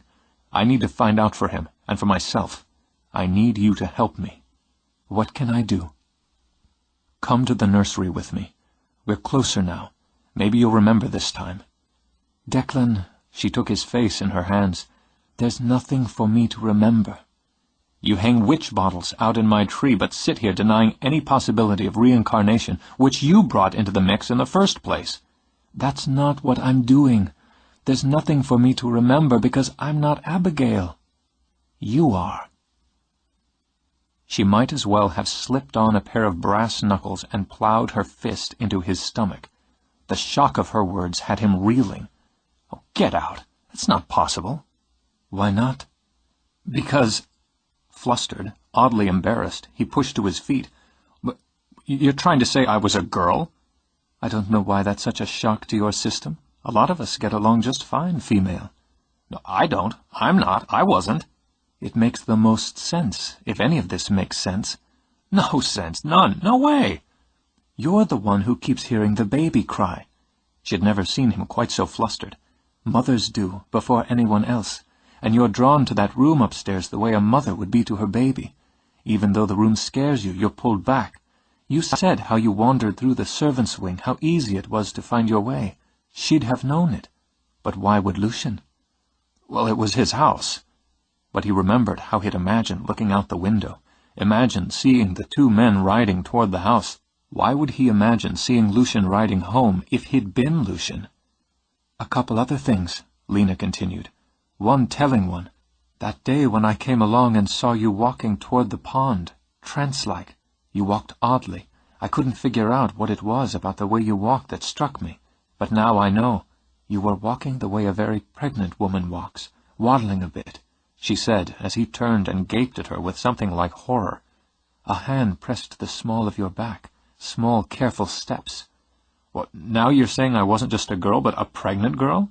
Oh, for heaven's sake, Cher, some people believe you can come back as a poodle. What's so bad about a pregnant woman? Because pregnant women go into labor at a certain point, then have to push several pounds of baby out of a very limited space. The horror on his face was comical, and enough to have her relaxing into the theory. I don't think you'll have to repeat that performance in this life. Have you considered that if you look at this puzzle from this new angle, you might find the answers you want? He found himself wanting to rub his crotch and make sure everything was where it should be, maybe work up a good manly belch. I like it better the other way. Keep an open mind, Cher. I've got to get to work. Wait a minute. He dashed after her. You're just going to drop this bombshell on me, then leave? I've got to work for a living. Come back after closing. Stay. I need to stay at Grandmama's for a night or two, till she's feeling steadier. Okay. He let out a breath when they reached the main floor. Let me try this. He spun her around, crushed his mouth to hers, then took the kiss deep and dreamy. You didn't get any lesbian-type vibe from that, did you? He asked when he drew back. She touched her tongue at her top lip, pretended to consider. No, I can attest that you're all man this time around. Now shoo, you've got plenty to do the next few days to keep your mind occupied. This whole thing's waited 100 years. It can wait till after Ramey's wedding. Come back and stay when Miss Odette's feeling better. All right. I love you, Lena. I'm afraid you do, she whispered, and walked away. Lena left the bar as early as she could manage, but it was still after 1 in the morning when she pulled up to the Bayou house. The porch light was burning, and the moths seduced to death by it. She sat for a moment, listening to the music of the frogs and night birds, and the teasing whisper of a faint breeze. This was the place of her girlhood, perhaps the place of her heart. Though she'd made her life in the city, it was here she came when she was most happy or most troubled. Here she came to think her deepest thoughts, or dream her most secret dreams. She had let herself dream once, those innate female dreams of romance and a handsome man to love her, of home and children and Sunday mornings. When had she stopped? That sticky summer afternoon, she admitted, that hot, hazy day when she'd seen the boy she'd loved with all her wild heart and foolish youth coupling like an animal with her mother on a ragged blanket in the marsh that was hers, the boy that was hers, the mother that was hers. It had sliced her life in two, she thought now. The time before, when there was still hope and innocent dreams and faith, and the time after, when there was only ambition, determination, and a steely vow never, never to believe again. The boy didn't matter now, she knew. She could barely see his face in her mind. Her mother didn't matter, not at the core of it, but the moment mattered. Without it, who knew what direction her life would have taken? Oh, she and the boy would have parted ways soon enough, but it might have been with some sweetness. It might have left her with some soft memory of first loves. But that stark vision of sex and betrayal had forged her. She had understood then what it might have taken her years to learn otherwise, that a woman was smarter, safer, to drive the train herself. Men came, men went, and enjoying them was fine. Loving them was suicide. Suicide? She shook her head as she climbed out of the car. That was overly dramatic, wasn't it? Heartbreak wasn't death. He'd died from it. She all but heard the voice in her head. It hadn't been the knife wound. It hadn't been the pond that had killed Lucien Manet. It had been a broken heart. She let herself into the house and immediately saw the spill of light from Odette's room. Even as she approached, Lena heard the quick thump-thump of Rufus's tail on the floor. She stepped to the doorway, cocked her head. Odette was sitting up in bed, a book open on her lap, the faithful dog curled on the floor. "What are you doing up so late?" "Waiting for my baby. I didn't think you'd be back for another hour or more." "Business was light enough to spare me." Odette patted the side of the bed in invitation. "You took off early because you were worried about me. You shouldn't." "You used to tell me worrying was your job." Lena lay down on top of the sheets, her head in the curve of her grandmother's arm. "Now it's mine, too. I'm sorry she hurt you." "Oh, baby. I think that must be her job. God knows she's good at it." Odette stroked Lena's hair. "I got you, though. I got my Lena." "I was thinking what it was like for you and Grandpapa to raise a baby after you'd already raised your own." Oh, you were nothing but pure pleasure to both of us. It made me think about how the Manets brought your grandmama back here when she was a baby. You remember her pretty well, don't you? I remember her very well. You've the look of her. You've seen the old pictures, so you know that. Did she ever say how the hall should have been hers? Never heard her say anything like. She was a happy woman, Lena.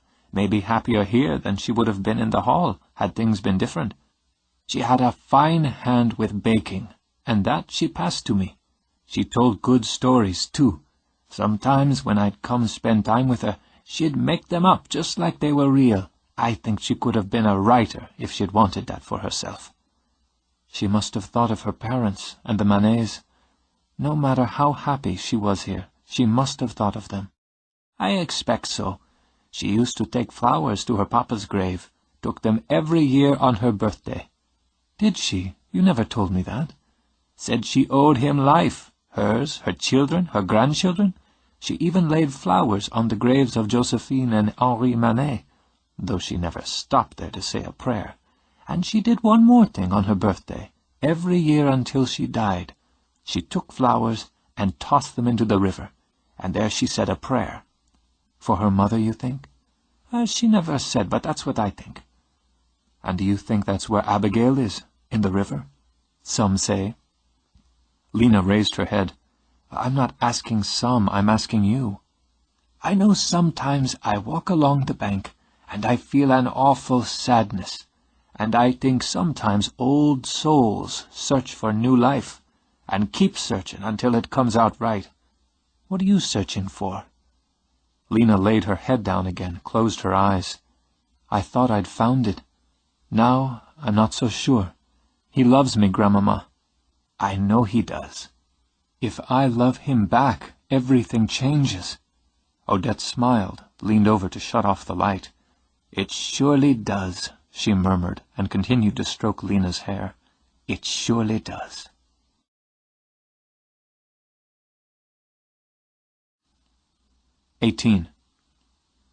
As host of Ramey's bachelor party, Declan felt socially obligated to stay till the bitter end. The bitter end was some dingy back-street dive in the quarter, where the liquor burned holes in what was left of a man's stomach lining and the strippers were woefully past their prime. Nobody seemed to care. In the spirit of good fellowship, Declan tucked a final dollar in the frayed garter on a flabby white thigh, then hauled a glassy-eyed Ramey to his feet. "Let's go, pal of mine." "Huh? What? Is it morning?" "Close enough." As they stumbled out arm in arm, as much for necessity as friendship, Ramey looked around. His head bobbed like a puppet's on a jerked string. "Where is everybody?" "Passed out, in jail, dead in an alley." "Oh, wimps." Ramey grinned his rubber grin. "You and me, Deck, we still got it." "I'm starting a course of antibiotics in the morning to get rid of it." He tripped and had to wrap both arms around Ramey to keep from falling on his face. "Oh, too much gravity. There is entirely too much gravity out here." "Let's go find us another naked woman." "I think we've found all of them already. Time to go home, old buddy, old pal." "I'm getting married in 3 days." Ramey held up 4 fingers to demonstrate. "No more carousing for Ramey." He looked around. The streets were nearly deserted and oily with the light drizzle. "Do we have to bail anybody out?" "Screw 'em." "Damn right. Where's my girl? Effie!" He shouted it, and the name echoed back, making Declan snort drunkenly. "Stella!" Cracked up by his own wit, he sat down hard in a puddle. "Oh, fuck it, Ramey. Let's just sleep here. I gotta go find my girl. I'm gonna make sweet, sweet love to my Effie." "You couldn't get it up right now with a hydraulic pump." "Bet." Ramey fumbled for his zipper, and Declan had just enough brain cells left to stagger up and stop him. "Put that thing away before you hurt yourself. Get us arrested for decent exposure." "It's okay. We're lawyers." "Speak for yourself. Find cabs. We must find cabs." "Cab to Effie. Where's my blushin' bride?" "Home in bed like every other good woman is at, He lifted Ramey's wrist, tried to focus on the watch. "At, whatever o'clock in the morning. Lena, she's in bed. she thinks I'm a woman. You must not be fucking her right then.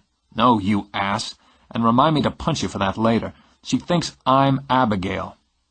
You haven't been trying on her underwear or anything weird like that, have you, son? Yeah, I like the little black lace panties with the roses best. They slim down my hips. Oh, I'm pretty sure you're joking. Oh, wait. He stopped, leaned over the curb, hands braced on his knees, then slowly straightened again. False alarm. Not gonna puke. Well, there's good news. Cab! Declan waved desperately when he saw one cruising. Oh, in the name of God. You first, he said, and all but shoved Raimi inside before diving in after. Where do I live? Raimi demanded. I used to know, but I forgot. Can I call Effie and ask her? Fortunately, Declan remembered, and as Raimi snoozed on his shoulder, he concentrated on remaining conscious until he fulfilled the last of his duties and got his friend home alive. At the curb, he elbowed Raimi and brought him up like an arrow from a bow. Where? Some bitch, I'm home. How about that? Can you make it from here? Declan asked him. I can't hold my liquor, all 6 gallons of it. Shifting, Raimi caught Declan's face in his hand and kissed him hard on the mouth. I love you, Cher, but if you'd been Abigail, I'd have slipped you some tongue. Ugh, was the best Declan could manage as Raimi climbed out. You're the goddamnedest best friend I ever had, and that was the goddamnedest best bachelor party in the history of bachelor parties. Now I'm gonna go up, puke, and pass out now. You do that. Wait till he gets in the door, Declan told the driver, and watched Raimi waver, split in two. Both of them stumbled inside the building. Okay, the rest is his business. You know where the old Manet Hall is? The driver eyed him in the rearview mirror. I guess I do. I live there. Take me home, okay? That's a long way out. The driver shifted, turned, eyed Declan up and down. You got enough for the fare? I got money. I got lots of money. Declan pawed through his pockets, came up with bills, littered the cab with them. I'm loaded. You're telling me. With a shake of his head, the driver pulled away from the curb. It must have been some party, buddy. Tell me, Declan muttered, then slid face first on the back seat. The next thing he knew, clearly, a Dixieland band was blasting in his head. He was still face down, but the beach of Waikiki had ended up in his mouth, and his tongue had grown a fine fur coat. Some sadist was hammering spikes into his shoulder. Holy Mary, Mother of God, pray for us sinners. No point falling back on that now. Just roll over nice and slow, Cher. Don't open your eyes yet. I'm dying here. Call a priest. Here now, Lena's got you. Gently and with great amusement, she eased him over, supported his head. Just swallow this. He glugged, choked, felt something vile wash over the fur, through the sand, and down his throat. In defense, he tried to push the glass away from his lips and opened his eyes. He'd go to his grave denying the sound that had come out of his mouth had in any way resembled a girlish scream. Lena clucked her tongue. I told you not to open your eyes. What eyes? What eyes? They've been burned to cinders. Drink the rest. Go away, go very far away, and take your poison with you. That's no way to talk to someone who's come to tend you on your deathbed. He slid back down, dragged a pillow over his face. How'd you know I was dying? Effie called. When's Raimi's funeral? Fortunately, he's marrying a woman with a great deal of tolerance, understanding, and humor. How many titty bars did y'all hit last night? All of them. All the titty bars in all the land. I suppose that explains why you have a pasty on your cheek? I do not. But when he groped under the pillow, he felt the tassel. Oh, God, have some mercy and just kill me. Well, all right, honey. She applied just enough pressure to the pillow to have him flapping his hands and shoving up. His face was flushed, his bloodshot eyes just a little wild. That wasn't funny. You had to see it from this side. And she laughed. He still wore his clothes, the wrinkled, liquor-spotted shirt half in, half out of his jeans. Another pasty peeked out of the shirt pocket. This one was pink and silver. His eyes were narrowed to a pained squint. You're going to feel better in a bit. Not good, but better. You get a shower and some food. On top of that potion I poured into you, you'll get the feeling back in your extremities in 2, maybe 3 hours. Someone had shaved the fur off his tongue, he discovered. He wasn't sure it was an improvement. What was in that stuff you gave me? You don't want to know, but I laced it with 4 aspirin, so don't take any more for a while. I'm going to fix you a nice, light omelet and some toast. Why? Because you look so pitiful. She started to kiss him, then jerked back, waving a hand between them. Jesus Christ, do something about that breath, Cher, before you kill someone with it. Who asked you? And make that a long shower. You smell like the barroom floor. She pushed to her feet. How come nobody's around here today?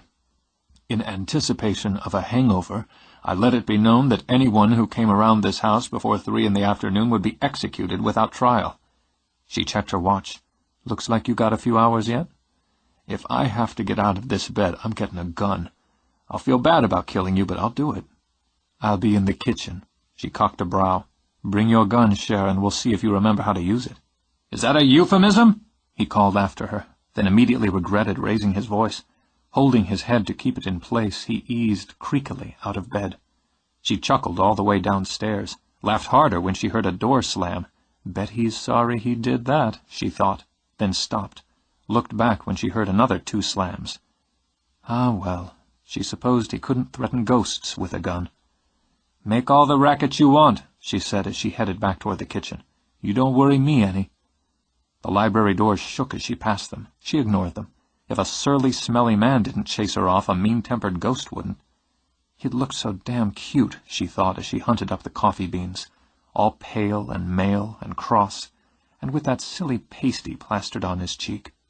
Men just lost half their IQ when they had to look at a naked woman. Put a pack of them together with women willing to strip to music, and they had the common sense of a clump of broccoli. She ground the beans, set coffee to brew.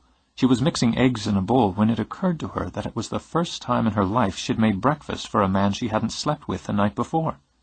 Wasn't that an odd thing? Odder still that she was humming in the kitchen of an annoyed, smelly, hungover man who'd snapped at her. Out of character, Lena. Just what's going on here? She had been so intrigued by Effie's cheerful amusement over Ramey's condition, and here she was, feeling the same thing over Declan's. She peered out the window at the garden that had been wild and abandoned only months before.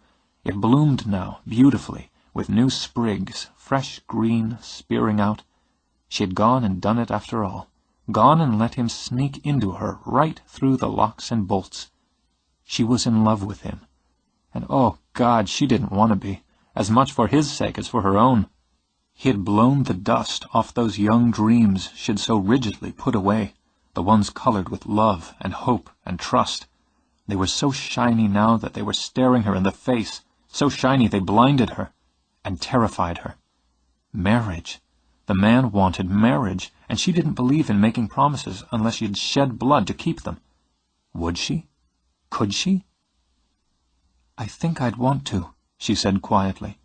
I think I'd want to, for him. As she spoke, a cupboard door flew open. A thick blue mug shot out and smashed at her feet.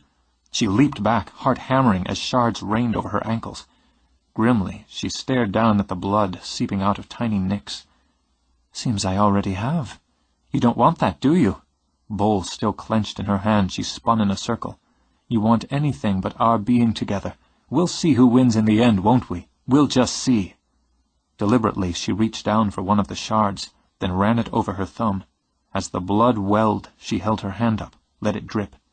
I'm not weak, as he was. If I take love, if I promise love, I'll keep it. The sound of chimes had her bolting straight up. It was Declan's tune, the first ringing notes of it. Fear and wonder closed her throat, had her bobbling the bowl. God damn it, answer the door, will ya? His voice blasted downstairs, full of bitter annoyance. Then murder whoever rang that idiot doorbell. Doorbell? She pushed her free hand through her hair. He had installed a doorbell that played after the ball. Wasn't that just like him? You keep shouting at me, she called as she marched down the hall. You're going to have worse than a hangover to deal with. If you'd go away and let me die in peace, I wouldn't have to shout. In about 2 shakes, I'm coming up there and wringing your neck. And after I wring your neck, I'm going to kick your ass. She wrenched open the door on the final threat, and found herself glaring at a very handsome couple. It took only one blink to clear the temper for her to see Declan's eyes looking curiously back at her out of the woman's face. I'm Colleen Fitzgerald. The woman, tidy, blonde, and lovely, held out an elegant hand. And who are you? If that's my son's ass you're intending to kick, I'd like to know your name. Mom! Dripping from the shower, wearing nothing but ripped sweatpants, Declan rushed to the top of the stairs. Hey, Mom! Dad! Despite the ravages of the hangover, he bolted down, threw one arm around each of them and squeezed. Oh, I thought you were flying down tomorrow. Change of plans. Are you just getting up? Colleen demanded. It's after 1 in the afternoon. Bachelor party last night. Hard liquor, loose women. Really? Colleen said, and eyed Lena. Oh, not this one. She came over to play Florence Nightingale. Colleen and Patrick Fitzgerald, Angelina Simone. Good to meet you. Patrick, long, lanky, with his dark hair gorgeously silvered at the temples, sent Lena a generous smile. His blue eyes were bright and bold as he held out a hand. Then they narrowed in concern as he saw her thumb. You've hurt yourself. Oh, it's nothing. What'd you do? You're bleeding. Oh, Jesus, Lena. Panicked, Declan grabbed her wrist, all but plucked her off her feet and rushed her toward the kitchen. It's just a scratch. Stop it, Declan. Your parents, you're embarrassing me, she hissed. Shut up. Let me see how deep it is. Still in the doorway, Patrick turned to his wife. She's the one? He certainly thinks so. Colleen pursed her lips, stepped into the house. Let's just see about all this. Hell of a looker. I've got eyes, Patrick. And she used them to take in the house as they followed Declan's hurried path. It was more, a great deal more than she'd expected. Not that she doubted her son's taste, but she'd been led to believe the house was in serious, perhaps fatal, disrepair. And what she saw now were gracious rooms, charming details, glinting glass and wood. And in the kitchen she saw her son hovering over the hand of a very annoyed, very beautiful woman who looked perfectly capable of carrying out her earlier threat. I beg your pardon. Lena elbowed Declan aside and smiled coolly at his parents. I dropped a cup, that's all. It's nice to meet both of you. Declan turned to root through cupboards. You need some antiseptic and a bandage. Oh, stop fussing. You'd think I cut my hand off. And if you don't watch yourself, you'll step on the shards and be worse off than I am. I'm sorry your welcome's so disrupted, she said to his parents. I'm just going to sweep up this mess, and then I'll be on my way. Where are you going? Declan demanded. You promised food. She wondered if he could hear her teeth grinding together. Pour what's in that bowl into a skillet, turn on the burner, and you'll have food. She yanked open the broom closet. Why aren't you getting your parents coffee or a cold drink after their long trip? They raised you better than that. We certainly did, Colleen agreed. Oh, sorry. Seeing the woman I love bleeding all over the floor distracted me. Declan? Though her voice was low, Lena's warning was loud and clear. Coffee sounds great, Patrick said cheerfully. We came here straight from the airport. Wanted to see this place, and you too, Dec, he added with a wink. Where's your luggage? Had it sent to the hotel. Son, this place is enormous. A lot of space for one man. Lena and I want 4 kids. She heaved the broken shards into the trash and rounded on him. Okay, 3, he amended without a hitch in his stride. But that's my final offer. I've had enough of this. She shoved the broom and dustpan into his hands. You clean up your own messes. I hope you enjoy your stay, she said stiffly to Colleen and Patrick. I'm late for work. She strode out the back because it was closer, and fought off the towering urge to slam the door until the windows cracked. Isn't she beautiful? Declan said with a huge grin. Isn't she perfect? You annoyed and embarrassed her, Colleen told him. Good. I tend to make more progress that way. Let me get the coffee, then I'll show you around. An hour later, Declan sat with his mother on the rear gallery while Patrick, who'd lost the debate, made sandwiches. The worst of the hangover had receded. Declan imagined he had whatever mysterious potion Lena had given him to thank for it, and the pleasure of seeing her in the same room as his parents. Geez, he'd missed them, he thought. He'd had no idea how much he'd missed them until he'd seen them. So, he said at length, are you going to tell me what you think? Yes. But she continued to sit and look out over his gardens. Warm, isn't it? Early in the year to be so warm, I'd think. Actually, it's cooler today. You should have been here a couple of days ago. You could have poached eggs out here. She heard the way he said it with a kind of pride. You were never a big fan of the cold. Even when we went skiing, you'd prefer rattling around the lodge to charging down the slopes. Oh, skiing's something people invented so they can pretend snow's fun. We'll see if we invite you to Vermont this season. But her hand moved over, touched his. The house is beautiful, Declan. Even what you haven't gotten to yet is beautiful in its way. I liked to think your fiddling with tools and wood and so on was a nice little hobby. I preferred to think that. As long as you were a lawyer, it was probable you'd stay in Boston. You'd stay close. I dreaded seeing you go, so I made it hard on you. I'm not sorry. You're my baby, she said, and touched him in the deepest chamber of his heart. I don't have to be in Boston to be close. She shook her head. You won't come swinging in the house unexpectedly. We won't run into you in restaurants or at parties or the theater. That's a wrench in me, one you'll understand when you have those 3 or 4 children. I don't want you to be sad. Well, of course I'm sad. Don't be a boob. I love you, don't I? You keep saying so, he said playfully. She looked at him, gray eyes steady on gray eyes. Lucky for both of us. I love you enough to know when to let go. You found your place here. I won't deny I hoped you wouldn't, but since you have, I'm glad for you. Damn it. Thanks. He leaned over, kissed her. Now as for this woman, Lena. I know her name, Declan, Colleen said dryly.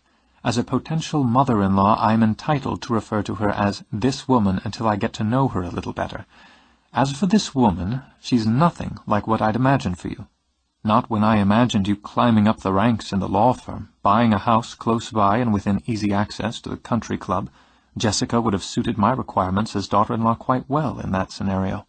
A good, challenging tennis partner who plays a decent hand of bridge and has the skill to chair the right committees. Maybe you should adopt Jessica. Be quiet, Declan. Colleen's voice was mild and steel. Lena would have recognized the tone instantly. I'm not finished. Jessica, however well suited for me, was very obviously not suited for you. You weren't happy, and I'd begun to see and to worry about that just before you broke it off. I tried to convince myself it was just pre-wedding jitters, but I knew better. It wouldn't have hurt for you to clue me in on that one. Maybe not, but I was annoyed with you. Tell me. Don't sass, young man, especially when I'm about to be sentimental. You were always a happy child, bright, clever, a smart tongue, but I respect that. You had, I'd call it, a bounce in your heart, and you lost it. I see you've gotten that back today. I saw it in your eyes again when you looked at Lena. He took Colleen's hand, rubbed it against his cheek. You called her Lena? Temporarily. I haven't made up my mind about her, and believe me, boy, she hasn't made hers up about your father and me either. So I'd advise you to stay out of it and let us get on with the job of doing so. She stretched out her legs. Patrick, did you have to hunt down the pig for those ham sandwiches? Declan grinned, gave the hand he held a big, noisy kiss. I love you guys. We love you too. She squeezed his fingers hard, then let them go. God knows why. He dreamed of storms and pain, of fear and joys. Rain and wind lashed the windows, and the pain that whipped through him erupted in a sobbing scream. Sweat and tears poured down his face, her body, his pain. The room was gold with gaslight and the snap and simmer of the fire in the grate, and as that storm raged outside, another spun through her, through him. Agony viced her belly with the next contraction. She was blind with it. Her cry against it was primal and burned his throat with its passion. Push, Abby. You have to push. You're almost there. Tired. She was so tired, so weak. How could she live through such pain? But she grit her teeth, almost mad. Everything she was, everything she had, focused on this one task, this one miracle. Her child, Lucian's child, was fighting to come into the world. She bore down with all the strength she had left. Life depended on it. There's the head! Ella, such hair! One more, Abby. One more, cher. She was laughing now, better than screaming, even if the laugh was tinged with hysteria. She braced herself on her elbows, threw her head back as fresh, unspeakable pain rolled through her.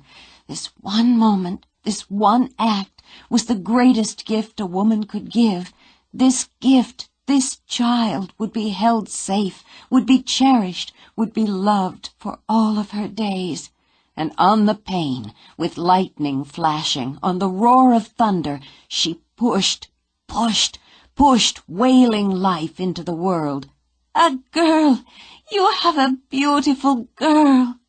Pain was forgotten. The hours of sweat and blood and agony were nothing now in the brilliant flash of joy.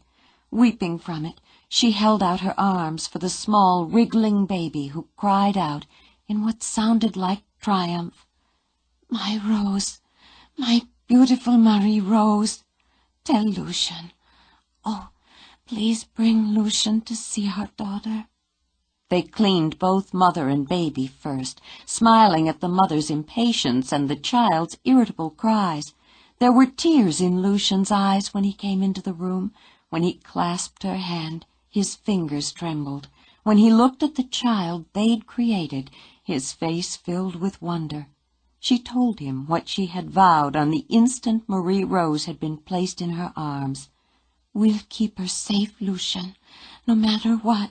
We'll keep her safe and happy. She's ours. Promise me you'll love and care for her, always." "Of course. She's so beautiful, Abby. My beautiful girls, I love you." "Say the words. I need to hear you say the words." Still holding Abigail's hand, Lucien laid a tender finger on his daughter's cheek. "I love and care for her always. I swear it."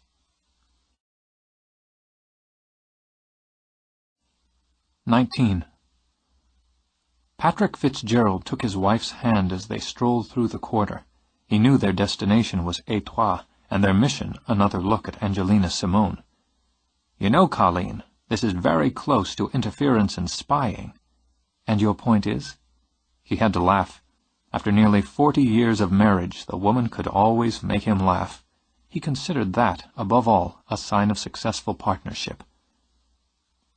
"You realize she might not be there. Owning a bar doesn't mean you're in it all day, every day." "So we'll get a look at her place of business and have a drink.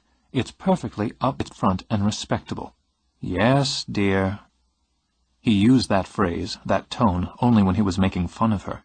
Colleen debated between giving him a good elbow shot in the ribs or laughing, then did both.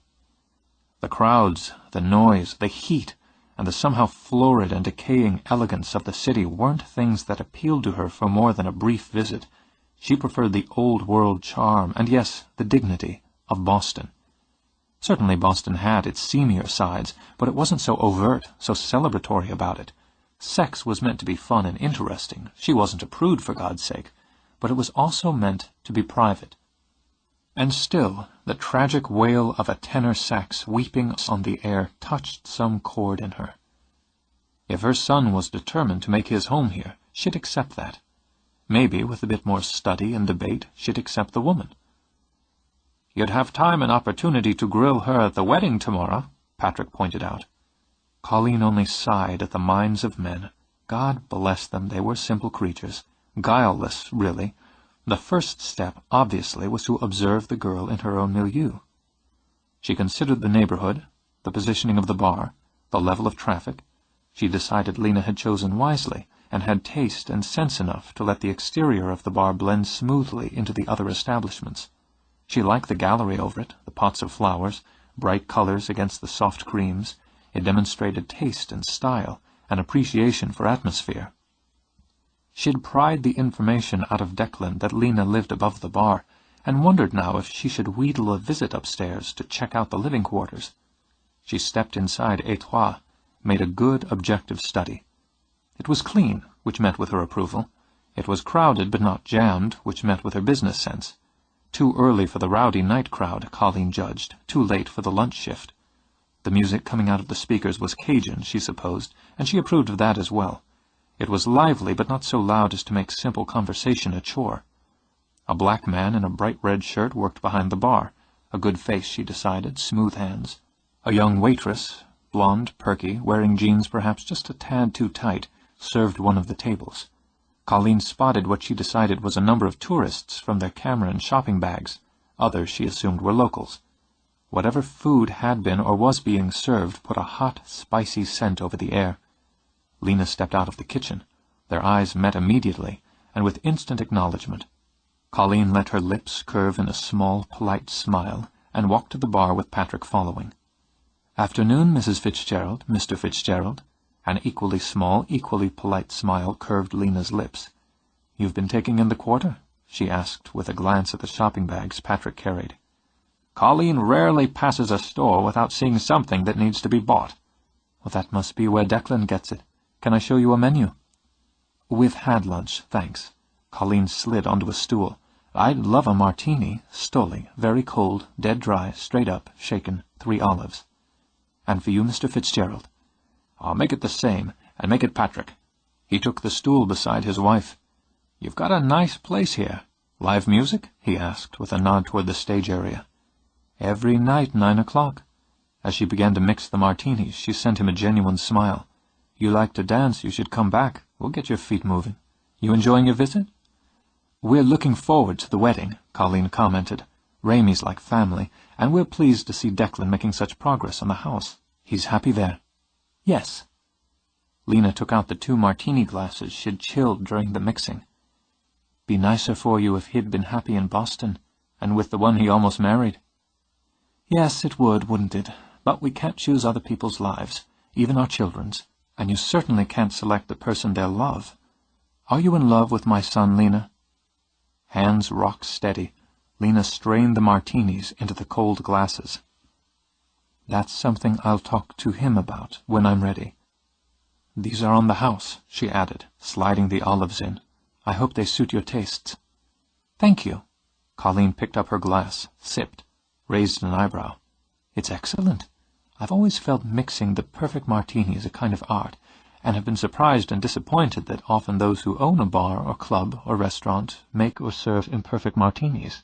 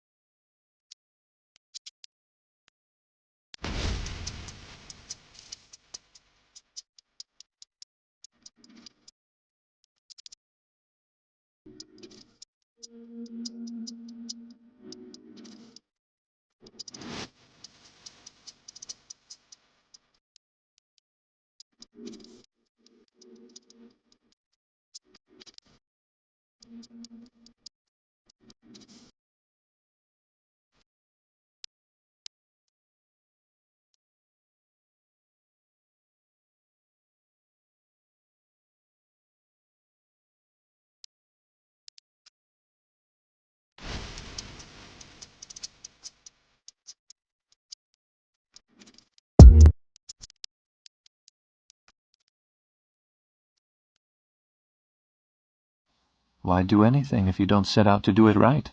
"Exactly. It's a matter of pride, isn't it? In self, in one's work, one's life.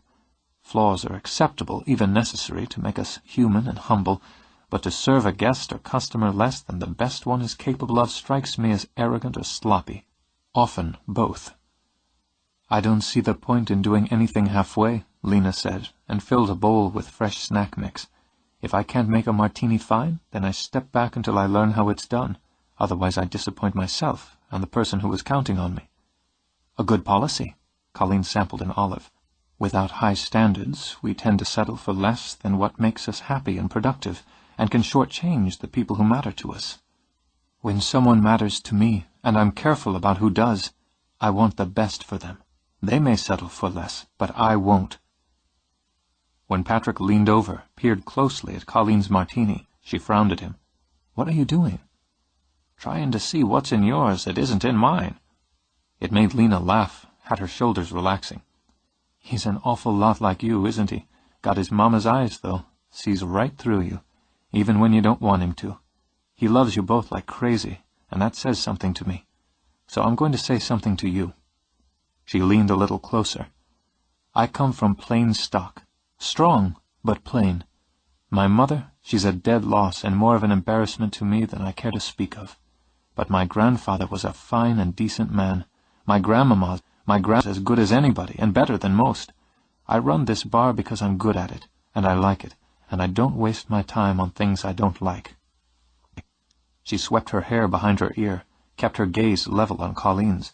"I'm selfish, and I'm stubborn, and I don't see a damn thing wrong with that. I don't care about his money or yours, so let's just set that aside.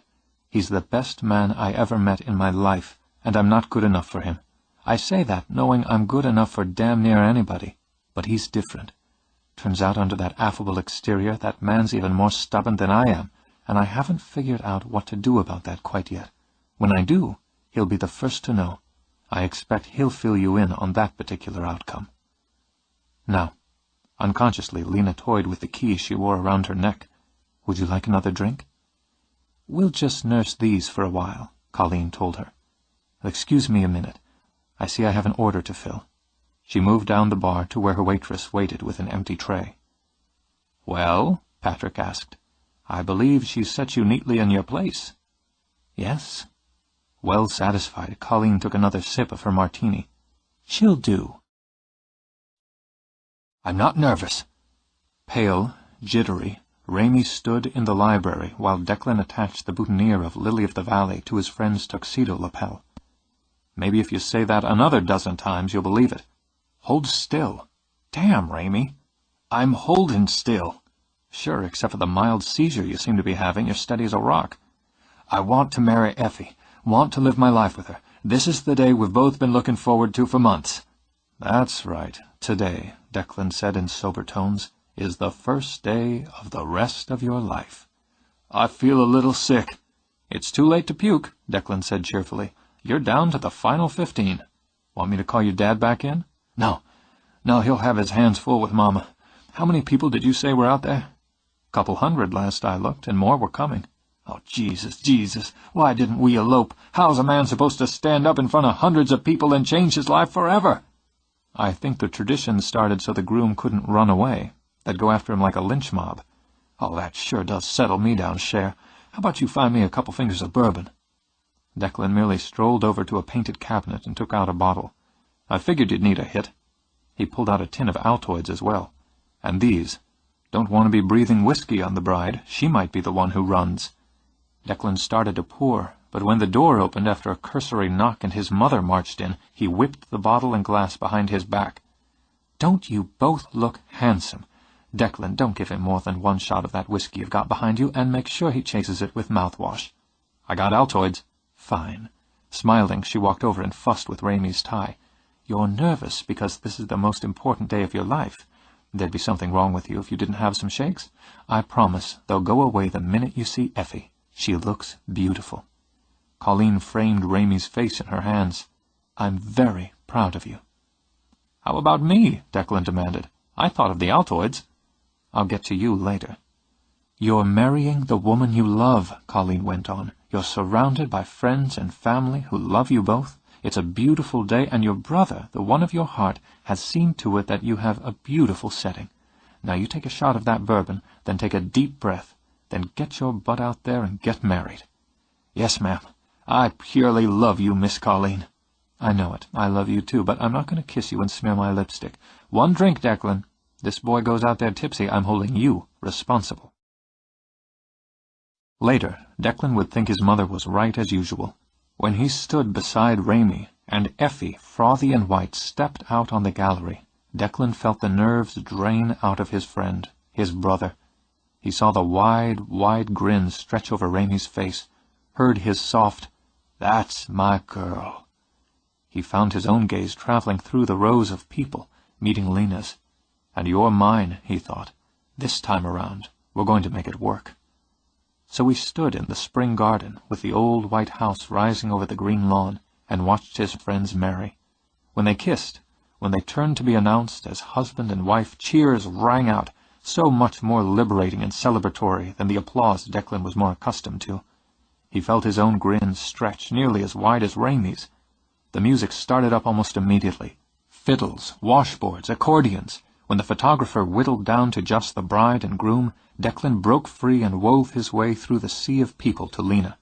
She wore red, bright poppy red, that left her back bare but for an intriguing web of thin straps. Just above her heart she'd pinned the enamel watch and gold wings Lucian had once given Abigail. "I wondered if you'd ever wear it." "It's special," she said, "so I save it for special. It was a beautiful wedding, Declan. You did a fine job getting this place ready for it. You're a good friend." "I have lots of good qualities, which makes you a very lucky woman. I've missed you the last couple of days." "We've both been busy." "Stay tonight." He caught her hand, seeing denial and excuses in her eyes. "Angelina, stay tonight." "Maybe. You've got a lot of people you should be talking to." "Oh, they're all talking to each other. Where's Miss Odette?" Lena scowled. "Your mother swept her off somewhere?" "You want me to find them, cut Miss Odette loose?" Pride stiffened her spine, her voice. "My grandmamma can hold her own against your mamma any day of the week." "Oh, yeah?" Amused, Declan narrowed his eyes in challenge.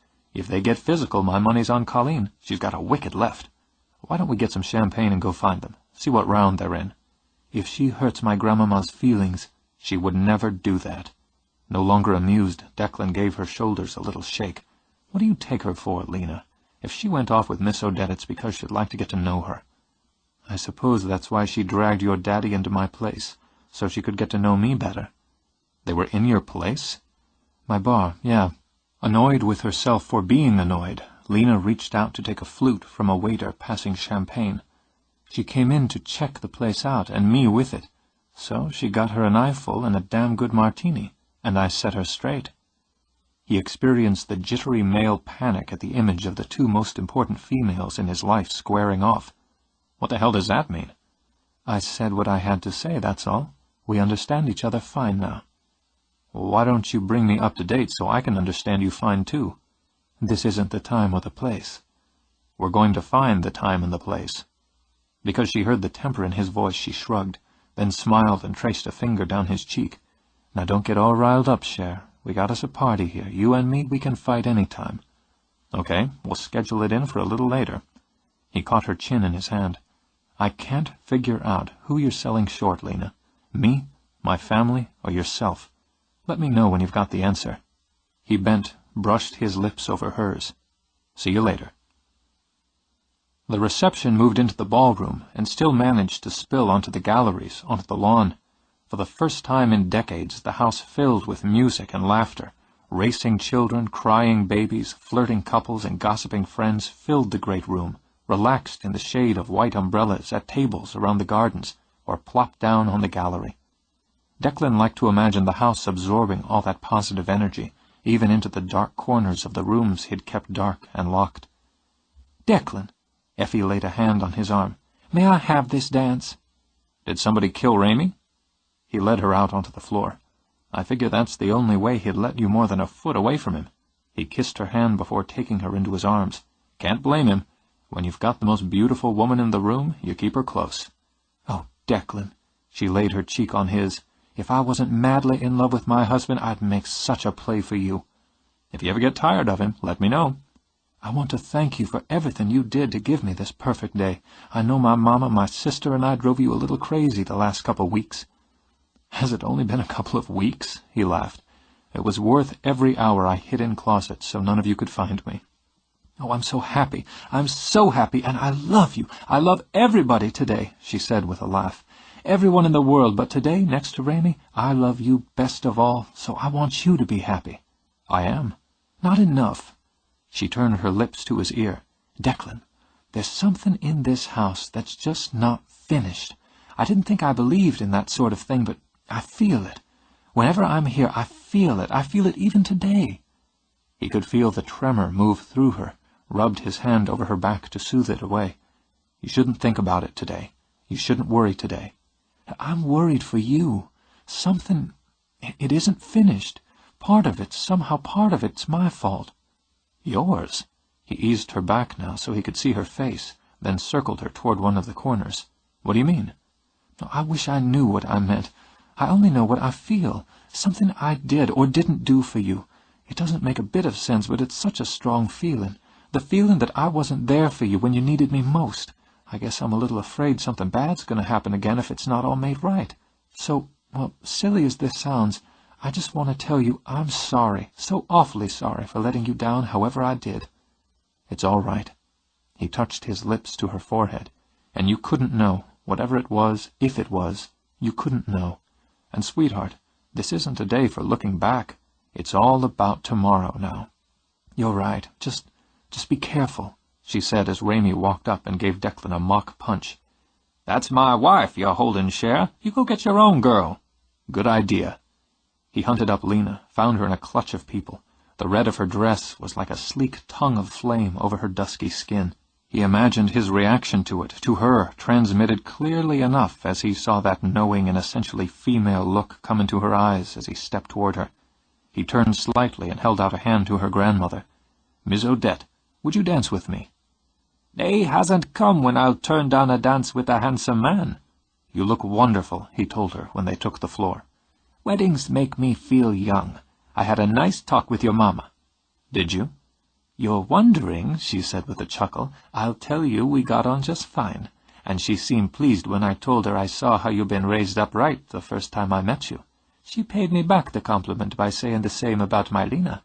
Then we chatted about things women often chat about at weddings, which would likely bore you, except to say we agreed what a handsome young man you are, and handsome young men should find more reason to wear tuxedos.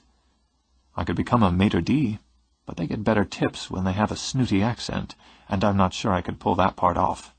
"Well, then I'll just have to wait until your own wedding to see you all slicked up again." "Yeah." He looked over her head, but Lena had moved on. "This one's working out pretty well anyway. I was a little panicked that the storm last night would screw things up." "Storm? Cher, we didn't have a storm last night." "Sure we did. A mean one. Don't tell me you slept through it." "I was up till midnight." She watched his face now. "Finishing the hem of this dress. Then I was up again around 4 when Rufus decided he needed to go outside. I saw lights on over here then. Wondered what you were doing up at that hour. Night was clear as a bell, Declan." I must have dreamed about a storm. Pre-wedding stress. But he hadn't been up at 4. Hadn't been up at all, as far as he knew, after midnight, when he'd walked through the house to turn off all the lights before going to bed. Dreams, he thought. Wind and rain, the flash of lightning, the yellow flames of the fire in the grate. Pain, sweat, thirst, blood. Women's hands, women's voices. Effie's? Giving comfort, giving encouragement. He remembered it now, clearly, and stopped dead in the middle of the dance. He'd had a baby. He'd gone through childbirth. Good God! "Cher? Declan? Oh, you come on outside." Gently, Odette guided him off the floor. "You need some air." "Yeah, Southern ladies are big on swooning, right?" "What's that?" "Never mind." He was mortified. He was awed at what had happened to him inside his own dream. Inside, he supposed, his own memories. "Go on back in," he told her. "I'm just going to take a walk, clear my head." "What did you remember?" "A miracle," he murmured. "Remind me to buy my mother a really great present. I don't know how the hell you women get through it once. She did it 4 times. "Amazing," he mumbled and headed down the steps. "Fucking amazing." He walked all the way around the house, then slipped back in for a tall glass of icy water. He used it to wash down 3 extra-strength aspirin in hopes of cutting back on the vicious headache that had come on the moment he'd remembered the dream. He could hear the music spilling down the steps from the ballroom. He could feel the vibrations on the ceiling from where dozens of feet danced. He had to get back up, perform his duties as best man and host. All he wanted to do was fall face down on the bed, close his eyes, and slide into oblivion. "Declan?" Lena came in through the gallery doors, then shut them behind her. "What's the matter?" "Nothing. Just a headache." "You've been gone nearly an hour. People are asking about you." "I'm coming up." But he sat on the side of the bed. "In a minute." She crossed to him. "Is it bad?" "I've had worse." "Why don't you just lie down a few minutes?" "I'm not crawling into bed on my best friend's wedding day, unless you want to keep me company." "It's tempting. Seeing a man in a tux always makes me want to peel him out of it." "Maitre d's must just love you." There now, you made a stupid joke, so you must be feeling better. Considering I gave birth less than 24 hours ago, I'd say I'm doing great. Lena pursed her lips. Cher, just how much have you had to drink this evening? Not nearly as much as I plan on having. You know how you had this theory that I was Abigail Manet? Well, I'm starting to think you're onto something, seeing as I dreamed I was in that room down the hall, in the bed I've seen in there. That one that isn't there? I wasn't seeing Abigail on that bed in the last stages of labor. I experienced it. And let me tell you, it ain't no walk on the beach. Any woman who doesn't go for the serious drugs is a lunatic. It beats anything they dreamed up for that entertaining era known as the Spanish Inquisition. You dreamed you were Abigail? And you— It wasn't like a dream, Lena. And I think I must have been in that room when I had the flash or hallucination or whatever we call it. I can remember the storm, the sound of it, and how scared I was, how focused I was on bringing that baby out. He paused, replayed his own words. Boy, that sounded weird. Yes, it did. She sat beside him. I heard the voices, other women helping me. I can see their faces, especially the young one, the one close to my age, Abigail's age. I can feel the sweat running down my face and the unbelievable fatigue. And then that sensation, that peak of it all, when it was like coming to the point of being ripped open, bearing down, then the relief, the numbness, the fucking wonder of pushing life into the world. Then the flood of pride and love when they put that miracle in my arms. He looked down at his hands while Lena stared at him. I can see the baby, Lena, clear as life. I can see her, all red and wrinkled and pissed off, dark blue eyes, dark hair, a rosebud mouth, tiny, slender fingers, and I thought, there are 10, and she is perfect, my perfect Rose. He looked at Lena now. Marie Rose, your great-great-grandmother. Marie Rose, he repeated, our daughter. 20. Their daughter. She couldn't dismiss it, and something deep inside her grieved, but she couldn't speak of it, wouldn't speak of it, not when her head and heart were so heavy. Lena threw herself back into the crowds, the music, the laughter. This was now, she thought, now was what counted. She was alive, with a warm evening air on her skin, under the pure white moonlight with the fragrance of the flowers and gardens rioting around her. Roses and verbena, heliotrope, jasmine, lilies. Her favorite had been the lily. She kept them always in her room, first in the servants' quarters, then in their bedroom, clipped in secret from the garden or the hothouse. And for the nursery there were roses, tiny pink buds for their precious Marie Rose. Frightened, she pushed those thoughts, those images aside. Grabbing a partner, she flirted him into a dance. She didn't want the past. It was dead and done. She didn't want the future. It was capricious and often cruel. It was the moment that was to be lived, enjoyed, even controlled. So when Declan's father took her hand, she smiled at him brilliantly. "This one here's a Cajun two-step. Can you handle it?" "Let's find out." They swung among the circling couples with quick, stylish moves that had her laughing up at him. "Why, Patrick, you're a natural. You sure you're a Yankee?" "Blood and bone. But then again, you have to factor in the Irish. My mother was a hell of a step dancer and can still pull it off after a couple of pints." "How old's your mama?" 86. He twirled her out and back. "Fitzgeralds tend to be long-lived and vigorous." "Something's upset you." She kept her cheerful expression in place. "Now what could upset me at such a lovely time and place?" "That's the puzzle. Why don't we get a glass of champagne, and you can tell me?" He didn't give her a chance to refuse. Like father, like son, she thought, as he kept her hand firmly in his. He drew her to the bar, ordered 2 flutes, then led her outside. "A perfect night," she said, and breathed it in. "Look at those gardens. It's hard to believe what they were like just a few months back. Did Declan tell you about the Franks?" "About the Franks, Tybalt, about Effie and Miss Odette, about the ghosts, about you?" "He bit off a lot here." She sipped champagne, wandered to the baluster. Below, people were still dancing on the lawn. A group of women sat at one of the white tables under a white moon, some with babies sleeping on their shoulders, some with children drooping in their laps. He was bored in Boston. Intrigued, Lena looked away from the people, the charm of the fairy lights, and looked at Patrick. Bored? Unhappy, restless, but in a large part, bored. With his work, his fiancée, his life, the only thing that put any excitement in his face was the old house he was redoing. I worried he'd go along, end up married to the wrong woman, working in a field he disliked, living a life that only half satisfied him. I shouldn't have worried. He leaned back on the baluster and looked through the open doors into the ballroom. His mind, his heart, was never set on the path we, his mother and I, cleared for him. We didn't want to see that, so for a long time we didn't. You only wanted the best for him? People tend to think what's best for them is best for the people they love. Yes, and Declan's nature is to do whatever he can to make those he loves happy. He loves you. When she said nothing, Patrick turned to her. You said he was stubborn. It's more than that. Once Declan sets his mind on a goal, on a vision, he's got a head like granite. He won't be turned away by obstacles, or excuses, or lukewarm protests. If you don't love him, Lena, if you don't want a life with him, hurt him. Hurt him quick and make it deep. Then walk away. I don't want to hurt him. That's the whole point and problem. He didn't think he was capable of loving anyone. He told me that after he broke it off with Jessica. He said he didn't have that kind of love inside him. Now he knows he does, and he's better for it. You've already made a difference in his life, an important one. Now you have to love him back, or leave him. To do anything in between would be cruel, and you're not cruel.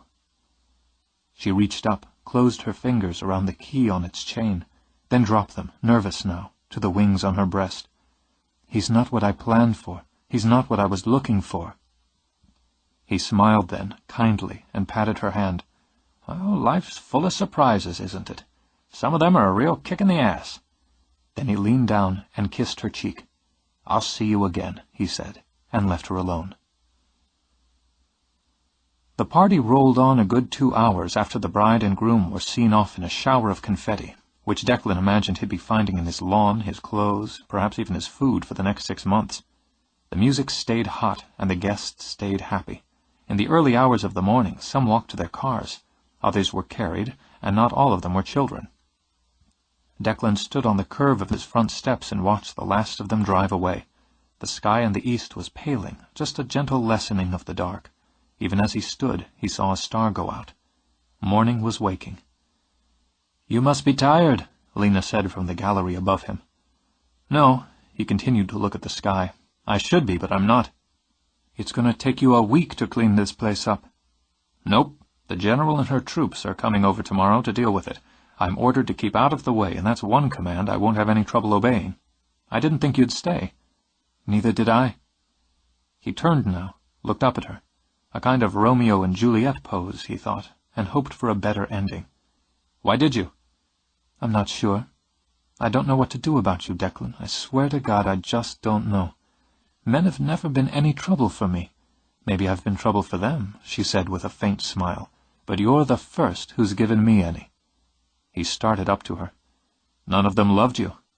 No, none of them loved me. Wanted me, desired me, but that's the easy part. You can be careless with wants. And I'll tell you the truth, sometimes, most times, I enjoyed that carelessness. Not just the sex, but the dance, the game, whatever you want to call that courtship that's no courtship at all. When the music stops or the game's over, there might be some bumps and bruises, but nobody's really hurt. But this isn't a game between the two of us.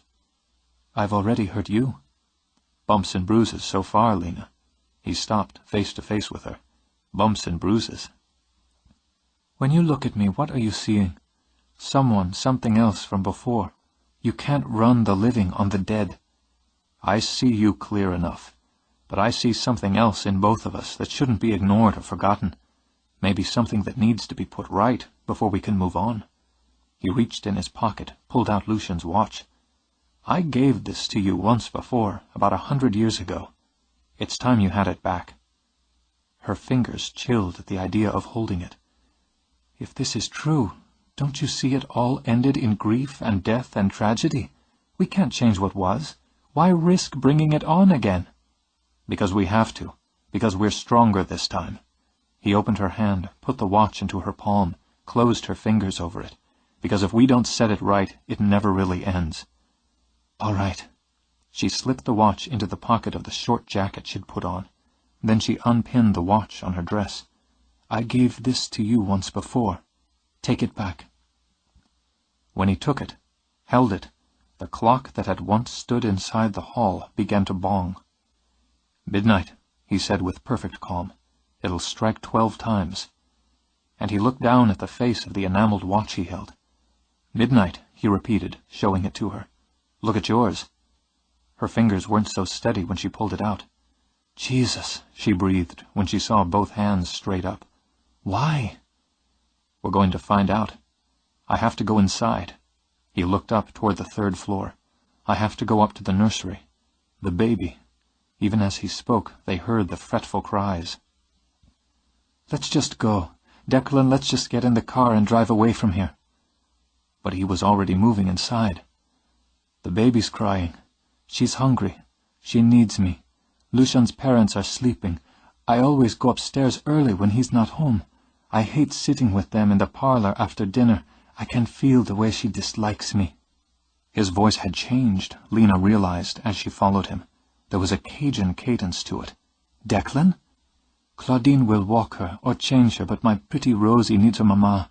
I don't like having her up on the 3rd floor," he said as he hurried down the corridor. "But Madame Josephine always gets her way." "Not always," he corrected, and there was a smile in his voice now. "If she always did, I'd be Alligator Batesstead of Married to Lucian. He'll be home tomorrow. Oh, I miss him so." As he started up the stairs, his gait slowed, and Lena heard the rapid pace of his breath. "I have to go up." It was his own voice now, with fear at the edges. "I have to go in. I have to see." Gathering all her courage, Lena took his hand. "We'll go in together." His hand shook. The cold that permeated into the air speared into the bone. Nausea rolled through his belly, rose up her throat. Clamping down against it, he shoved the door open. He stumbled, and even as Lena tried to catch him, fell to his knees. "He comes in. He's drunk. I don't want him coming up here, but he won't go away. Everyone says they say how he looks just like Lucian, but they don't see his eyes. I have to make him go away from my baby. I wish Claudine hadn't gone off to meet Jasper. I don't like being alone up here with Julian. He scares me, but I don't want him to see it." His eyes were glazed, glassy smoke in a face that had gone pale as death. "Declan, oh God, Declan, come back!" She squeezed his hand until she felt bone rub against bone. "When he grabs at me, I get away." His voice was breathless now. He still knelt, a rangy man with sun-streaked hair, wearing a tuxedo with the tie dangling loose. A man with a woman's memories, a woman's terror storming inside him. "But I can't leave my baby. I get the poker from the fireplace. I'll kill him if I have to. I'll kill him if he touches me or my baby. Oh God, oh God, oh God!" As her knees seemed to melt away, Lena sank to the floor beside him, tried to wrap her arms around him. "He's stronger than me. I scream and I scream, but nobody comes to help me. He's drunk and he's crazy. He's crazy and he's drunk. He knocks me down and he rips at my clothes. I can't get away. My baby's crying, but I can't get to her. I can't stop him." "Oh," shaking, Lena tried to hold him, rock him. "No, no, no, no, no. He rapes me." Fire burned in the center of him. Pain and the fear. Oh, God, the fear. "I call for help. I call for you, but you're not here." His voice tore with tears. "You don't come. I need you." Don't. It was all she could say as she clung to him.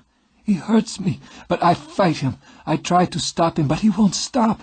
I'm so scared, but even then I know he's not doing this because he wants me. It's because he hates you." He turned his head, those storm-gray eyes drenched. "He hates you, and because I'm yours, he has to break me, the way he broke your toys when you were children. I beg him to stop, but he won't. He tries to make me stop screaming, but I can't stop. I can't. His hands are around my throat." It doubled him over, that hideous pressure, that shocking loss of air. "I can't breathe. I can't breathe. My baby's crying for me, and I can't breathe. He kills me. While my baby's crying in her crib, our baby, while he's still inside me, he breaks me like a toy that belongs to his brother." He lifted his head, looked at her now, and when he spoke, his voice was so full of grief she wondered they both didn't die of it. You didn't come. I called, but she came." Declan got rockily to his feet. "She came, and she saw what he had done to me. She looked down at me like I was a mess that had to be cleaned up before the neighbors came to call." His eyes were dry now, and narrowed at the slamming of doors on the second floor. Her house, her sons, and I was the Bayou slut who trespassed. I watched her look down on me. It was like a dream, that watching. I saw her tell him to carry me out, down to the bedroom, while she cleaned up the blood, and the candle wax, and the broken crockery. He took my body out the gallery, but I watched her go over to my sweet baby, and I heard her mind wonder if it would be best just to smother the child. She considered it, and I believe if she'd tried there was enough of me left that I could have struck her down like a lightning bolt." He walked back to the door. "She thought I was weak, but she was wrong. They could kill me, but they couldn't end me." "Declan, that's enough." "No, not yet." He walked down the steps, down the hall, opened the door to Abigail's room. "He laid me on the bed in here, and he wept, not for me, but for himself. What would happen to him? His hand had defiled me and killed me, but he thought only of himself, and does still, for he's in this house, he and Josephine, walking and waiting in their little hell." He crossed over to the wall where the armoire had been, opened the door of it in his mind. "They took some of my clothes. I had a gown in there for the ball. I was so proud of it. I wanted to be beautiful for you, make you proud of me. She dropped my watch, but didn't notice. She had Julian wrap me up, and they carried me out, with the suitcase full of my things. They got old bricks to weigh me down, and they carried me away. It was hard. Even though there was moonlight, even though it was cool, it was a hard walk carting all of that. Julian got sick, but she brooked no nonsense. They would say I ran off with another man. They would let the gossip spread that my baby was a bastard fobbed off on you as your own. She told Julian how it would be as they put the bricks over me, as they tied the cloak around me with rope, as they pushed me into the bayou." He looked back at her. "You believed them?" "No." Lena was weeping now. For him, for Abigail, for herself, for Lucian. "No. Oh, not at first. You feared for me. You searched for me. You wept for me. I tried to reach you, but you wouldn't let me in. You wouldn't let me in because some part of you already believed their lies. I loved you. With all my heart, my soul, my body, I died for you. I couldn't stop what happened to you. I wasn't here to stop it. No, you weren't here that night, and you were never really here again. Not for me, and not for our child. You broke your promise to me, the solemn vow you made to me in that bed the night she was born. More than death, that is what doomed us. How did I break my promise? You promised to love our child, to care for her always. I was always true to you, Lucian. You have to know." "I do know." She closed her hand over the watch in her pocket and felt the weight, the grief, the sorrow. "How could you leave her alone? How could you turn from her? You were all she had. You swore to me." "I don't know. I was weak. I wasn't as brave or as true as you. I think maybe you were the making of me, and when you were gone, I had nothing to hold me straight." "You had Marie Rose?" "Or perhaps I loved you too much, and her not enough. Forgive me. Forgive me for what I did, for what I didn't do. I can't go back and change it." She drew out the watch, held it face up in her palm. "No matter how often time stops, it's too late. If I could, I would never leave you. I'd take you and the baby away. I'd do anything to stop what happened to you. I loved you, and my heart ached every minute since they took me from you. Ached with grief, then with hope, then with sorrow. You chose death, Lucian, rather than life. Still you choose loneliness rather than love. How can I forgive when you can't? Until you do, they've won, and the house that should have been ours still holds them. None of us will ever be free until you choose."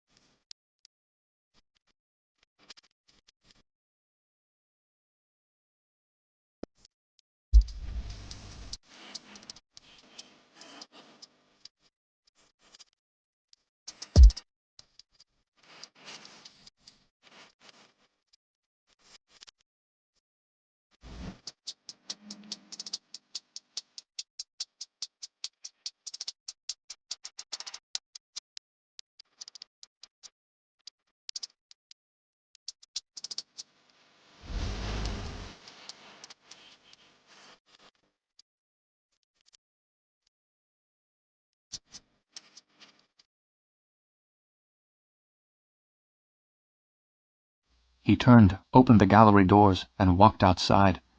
The door slamming at her back made her jolt. It was, Lena thought, like a rude laugh aimed at someone else's misery.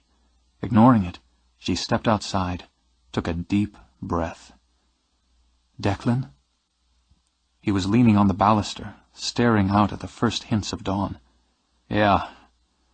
I'm trying to figure out if I need an exorcist, a psychiatrist, or if I should cash in and see about starring in a remake of The Three Faces of Eve. He rolled his shoulders as if trying to shrug off an irritating weight. I think I'll settle for a Bloody Mary. Cautious, she stepped up behind him. I'll make us both one, she began, and started to lay her hand on his back. He sidestepped, evading her touch, and left her standing there with her hands suspended. I don't need to be petted and stroked. Still a little raw here. Comes from getting raped and murdered, I guess. Jamming his hands in his pockets, he strode down the steps. She waited a moment, struggling for balance, then walked down to join him in the kitchen. Let me make them. I'm the professional. I can make my own goddamn drink. It stung when he snatched the bottle of vodka out of her hand. Stung like a slap. All right, then, make your own goddamn drink, and while you're at it, you ought to think about living your own goddamn life. She spun away, and when he grabbed her arm, she lashed out with her own slap. When her hand cracked across his cheek, the clock began to strike again, and the doors to slam. Cold settled gleefully into the bone. You ever been raped? She yanked her arm free. No. Probably haven't been strangled to death either. Foregoing the niceties, he took a long drink straight from the bottle. Let me give you a clue. It tends to put you in a really foul mood. Temper drained out of her. Don't drink like that, Cher. You'll only get sick. I'm already sick. I need a shower. Go on and take one. You'll feel better for it. I'm going to make some tea. Just let me do this, she snapped out before he could argue. Maybe it'll settle us both down some. Fine, whatever. He stomped up the stairs. She sat for a moment, just sat because her legs were still shaking. Then she took the watch out of her pocket, studied the face. The second hand ticked around and around, but the time never went beyond midnight. Putting it away again, she rose to brew the tea. She carried it up, along with the tidy triangles of toast, the sick-bed meal her grandmother had made for her in childhood. He was sitting on the side of the bed, wearing a tattered pair of sweatpants. His hair was still wet. His skin was reddened from vicious scrubbing. She set the tray beside him. Do you want me to go? No. When she poured a mug of tea, he took it, tried to warm his hands. Despite the blasting heat of the shower, he still felt chilled. I didn't just see it, or remember it. I felt it. The fear, the pain, the violation, the humiliation. And more, like that isn't bad enough, part of me was still me. That part, the big tough guy part, was helpless, just helpless, watching a terrified woman be raped and strangled. I can't explain it. You don't have to. I felt some of it. Not as strong, not as clear as you, but when you looked at me, when she was looking at me out of your eyes, I felt such grief, such regret, such guilt. Drink your tea now, sweetheart. He lifted the mug obediently. It's good. Pretty sweet. Sweet tea and toast. It's good for you. She crawled onto the bed behind him, knelt and began to knead at his shoulders. She was stronger than he was. It's not his fault so much. He was raised weak. But he loved her, Declan. I know that without a doubt. Even without knowing the terrible thing that happened to her, he blamed himself for not being with her, not giving her enough of himself. He deserted the child. There was such finality in his voice. He did. Yes, he did, Lena replied. And though it was wrong of him, wrong to take his own life and leave their baby an orphan, she had a better life because of it. She was surrounded by people who loved her, who valued the memory of her mother. She would never have had that life here in the hall. She was entitled to it. He should have seen to it. She laid her cheek on the top of his head. You can't forgive him. I can't understand him. No, a man like you wouldn't understand a man like him. Maybe I do. Maybe I understand a man who'd run off with a woman rather than stand up to his parents. One who'd bring her back into a house full of resentment and shadows instead of making them a home. One who'd fall apart enough to drown himself rather than live with the hurt and raise his own child with the love and compassion that had been denied him. He wanted to be more than he was. With her, he would have been. You shouldn't despise him, Declan. You should pity him. Maybe. It's hard. I've still got a lot of her despair inside me. Abigail's, he thought, and a good portion of his own. Can you rest? I don't think so. Why don't you try? I need to go change. She slid off the bed, then lifted the tray and set it aside. Try to sleep a while. I won't be long. He didn't try to stop her. It was probably best to be alone. He lay back, stared at the ceiling as the first birds began to sing. Abigail had been broken, he thought, body and heart. He was feeling pretty much the same himself. He must have dozed, for when he opened his eyes the sun was up. Still early, he decided, but the general and her troop of whirlwinds would be coming along shortly to storm through his house with mops and brooms and God knew. Maybe the place needed to be cleaned up, shaken out. It was still his. He wasn't giving it up. Whatever had happened, whatever shared it with him, he wasn't giving it up. And by Christ, he wasn't giving Lena up either. He sat up, scowling, and saw her sitting in the chair across the room. She wore jeans, a plain white t-shirt. There were 3 small bouquets lying in her lap. "You up for a little drive?" she asked him. "I guess." "Put on a shirt and some shoes." "Where are we going?" "I'll tell you on the way." She drove, and he kept the flowers in his lap now. "I want to take flowers to her, to Marie Rose." As her ancestor, Lena thought. As her father. "I thought you might like to visit there too." He said nothing. "Grandmama told me," Lena continued, "how Marie Rose used to go to the cemetery once a year on her birthday. She'd send him flowers. This morning, when I went over to change my clothes, she told me where we'd find his crypt, and we picked these from the marsh. I want to take flowers to Lucien, too." He picked one clutch up. "Your symbol of pity? If that's the best we can do." "And the others?" "Marie Rose took them to her mother once a year as well. A part of her must have known. She went to the river every year on her birthday and dropped flowers in the water. Grandmama told me where." She drove smoothly, a little fast, then slowed to turn into the cemetery. "I know you're still angry with him and with me. If you don't want to do this, you can wait in the car. I won't blame you." "Why are you doing it?" "He's part of me. Through blood and more. If I can find a way to accept who birthed me, if I can live with that, then I can find a way to accept this, to live with it." She stopped the car, took 2 of the bouquets. "It's a little walk from here. It shouldn't take me long." "I'm coming with you."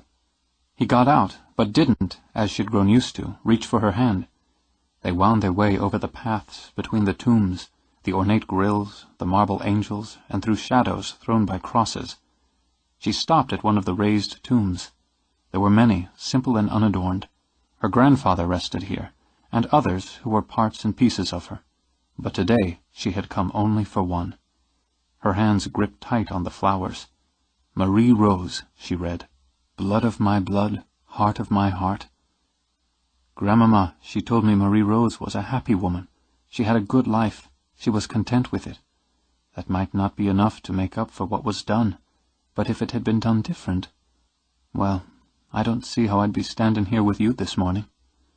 She started to lay the flowers, and Declan closed his hand over hers on the stems. They placed them on the grave, the baby, the girl, the old woman, together. "He's a ways from here," Lena managed. Her voice was thick, her vision blurry as she turned away. They walked through the sunlight, through the shadows of the tombs in silence. The Manet crypt was a towering square, its porticos carved, its doors thick and studded. Topping it was a fierce angel holding a harp as a soldier might a shield. "Cheerful," Declan commented. "I'd say none of them went gently into that good night." He glanced around, saw the plain concrete box on a raised slab.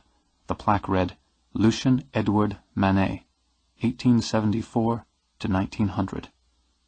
"He's out here?" "He wasn't to be forgiven," Lena explained.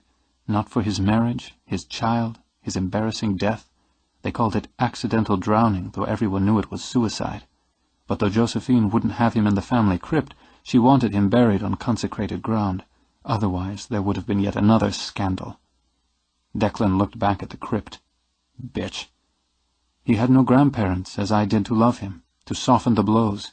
He had a twin brother who loathed him simply because he existed.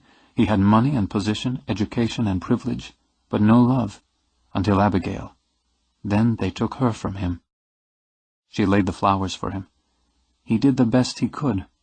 It just wasn't enough. You're stronger than he ever was, smarter, more resilient.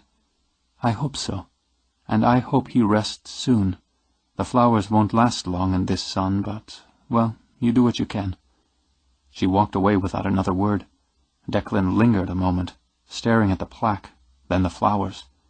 Then he went with his impulse, took a single flower out of the bouquet, and laid it on top of the tomb. Lena put her sunglasses on because her eyes were tearing. That was kind. Well, you do what you can. This time, he took her hand. They didn't speak on the drive back, nor did Rufus or Odette come out of the house when Lena parked in front of it. He remained silent as she led the way through the marsh. Silent as he remembered the way in the night with the chill in the air, the flitting moonlight, the call of an owl, and the panting breaths of a killer and his accomplice. "Do you want to go back? You're awfully pale." "No." Sweat ran down his back despite the cold under his skin. "I need to do this." "It's not much farther." There were marsh flowers springing up along the edges of the narrow, beaten path.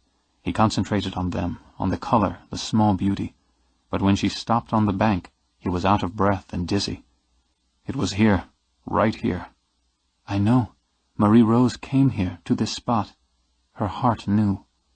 This time she handed him the bouquet and drew a single flower out. Declan let the flowers fall into the river, watched the color, the small beauty, float on the brown water. "Not everybody can put flowers on his own grave." "I'm sorry." Tears slid down her cheeks. "I'm so sorry." She knelt, tossed the flower where it would drift alone. She groped for Declan's hand. "I'm so sorry I hurt you." "Don't." He drew her to her feet, into his arms.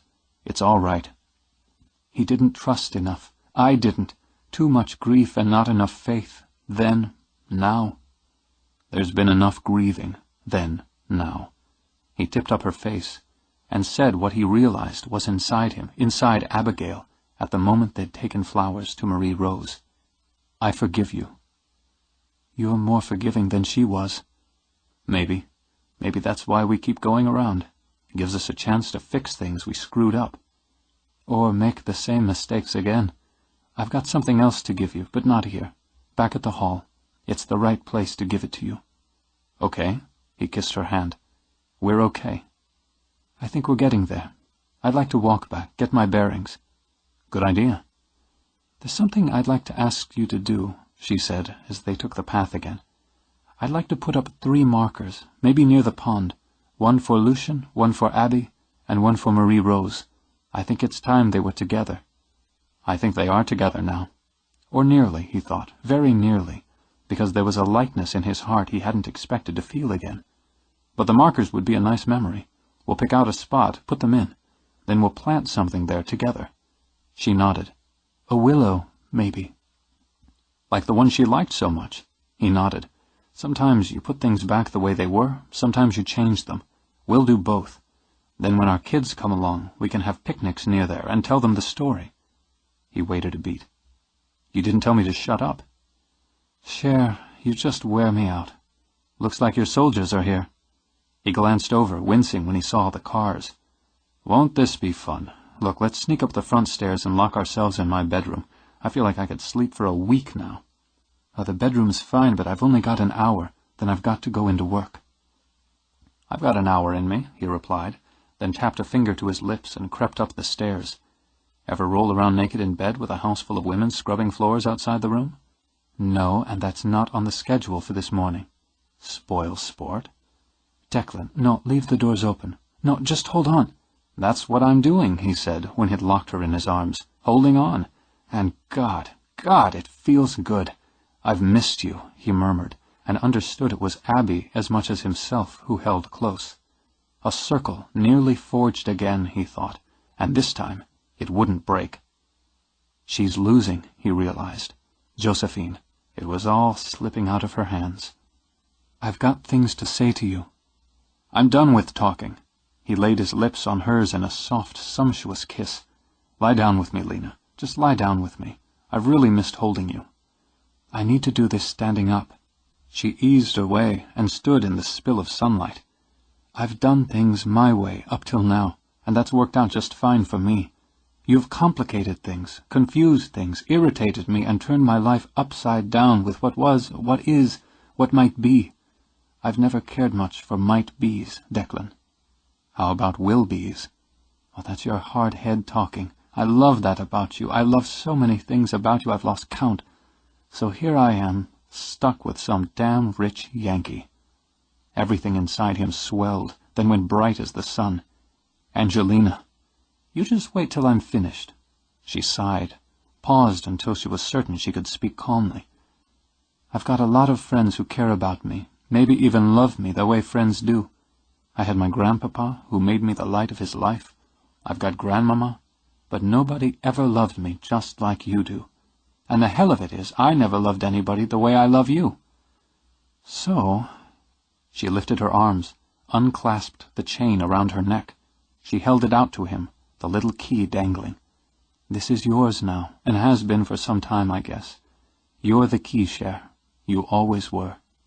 He took it, then delighted her by clasping it around his own neck. "I'm gonna make you so happy." "You damn well better. We getting married or what?" "You better believe it." With a laugh, he scooped her off her feet, spun her around in circles. "Do you feel it?" "Feel what? My head's spinning." "The house is ours now, only ours." He set her on her feet. "No more ghosts, no more lives but ours, and we're just beginning." She slid her arms around him, lifted her mouth to his. "Welcome home." Still holding close, she drew out the pocket watch, turned it face up. They watched time move on. We hope you have enjoyed our presentation of Midnight Bayou by Nora Roberts. Copyright 2001 by Nora Roberts. Read by James Daniels with Sandra Burr. Performance copyright 2001 by Brilliance Audio. All rights reserved. For further information concerning this program or other Brilliance Audio titles, please call the following toll-free number, 1-800-222-3225, or visit our website at www.brillianceaudio.com. No part of this recording may be played for an audience or reproduced in any form. It may not be streamed, downloaded, broadcast, or copied without written permission. Address all inquiries to Brilliance Audio, Post Office Box 887, Grand Haven, Michigan 49417.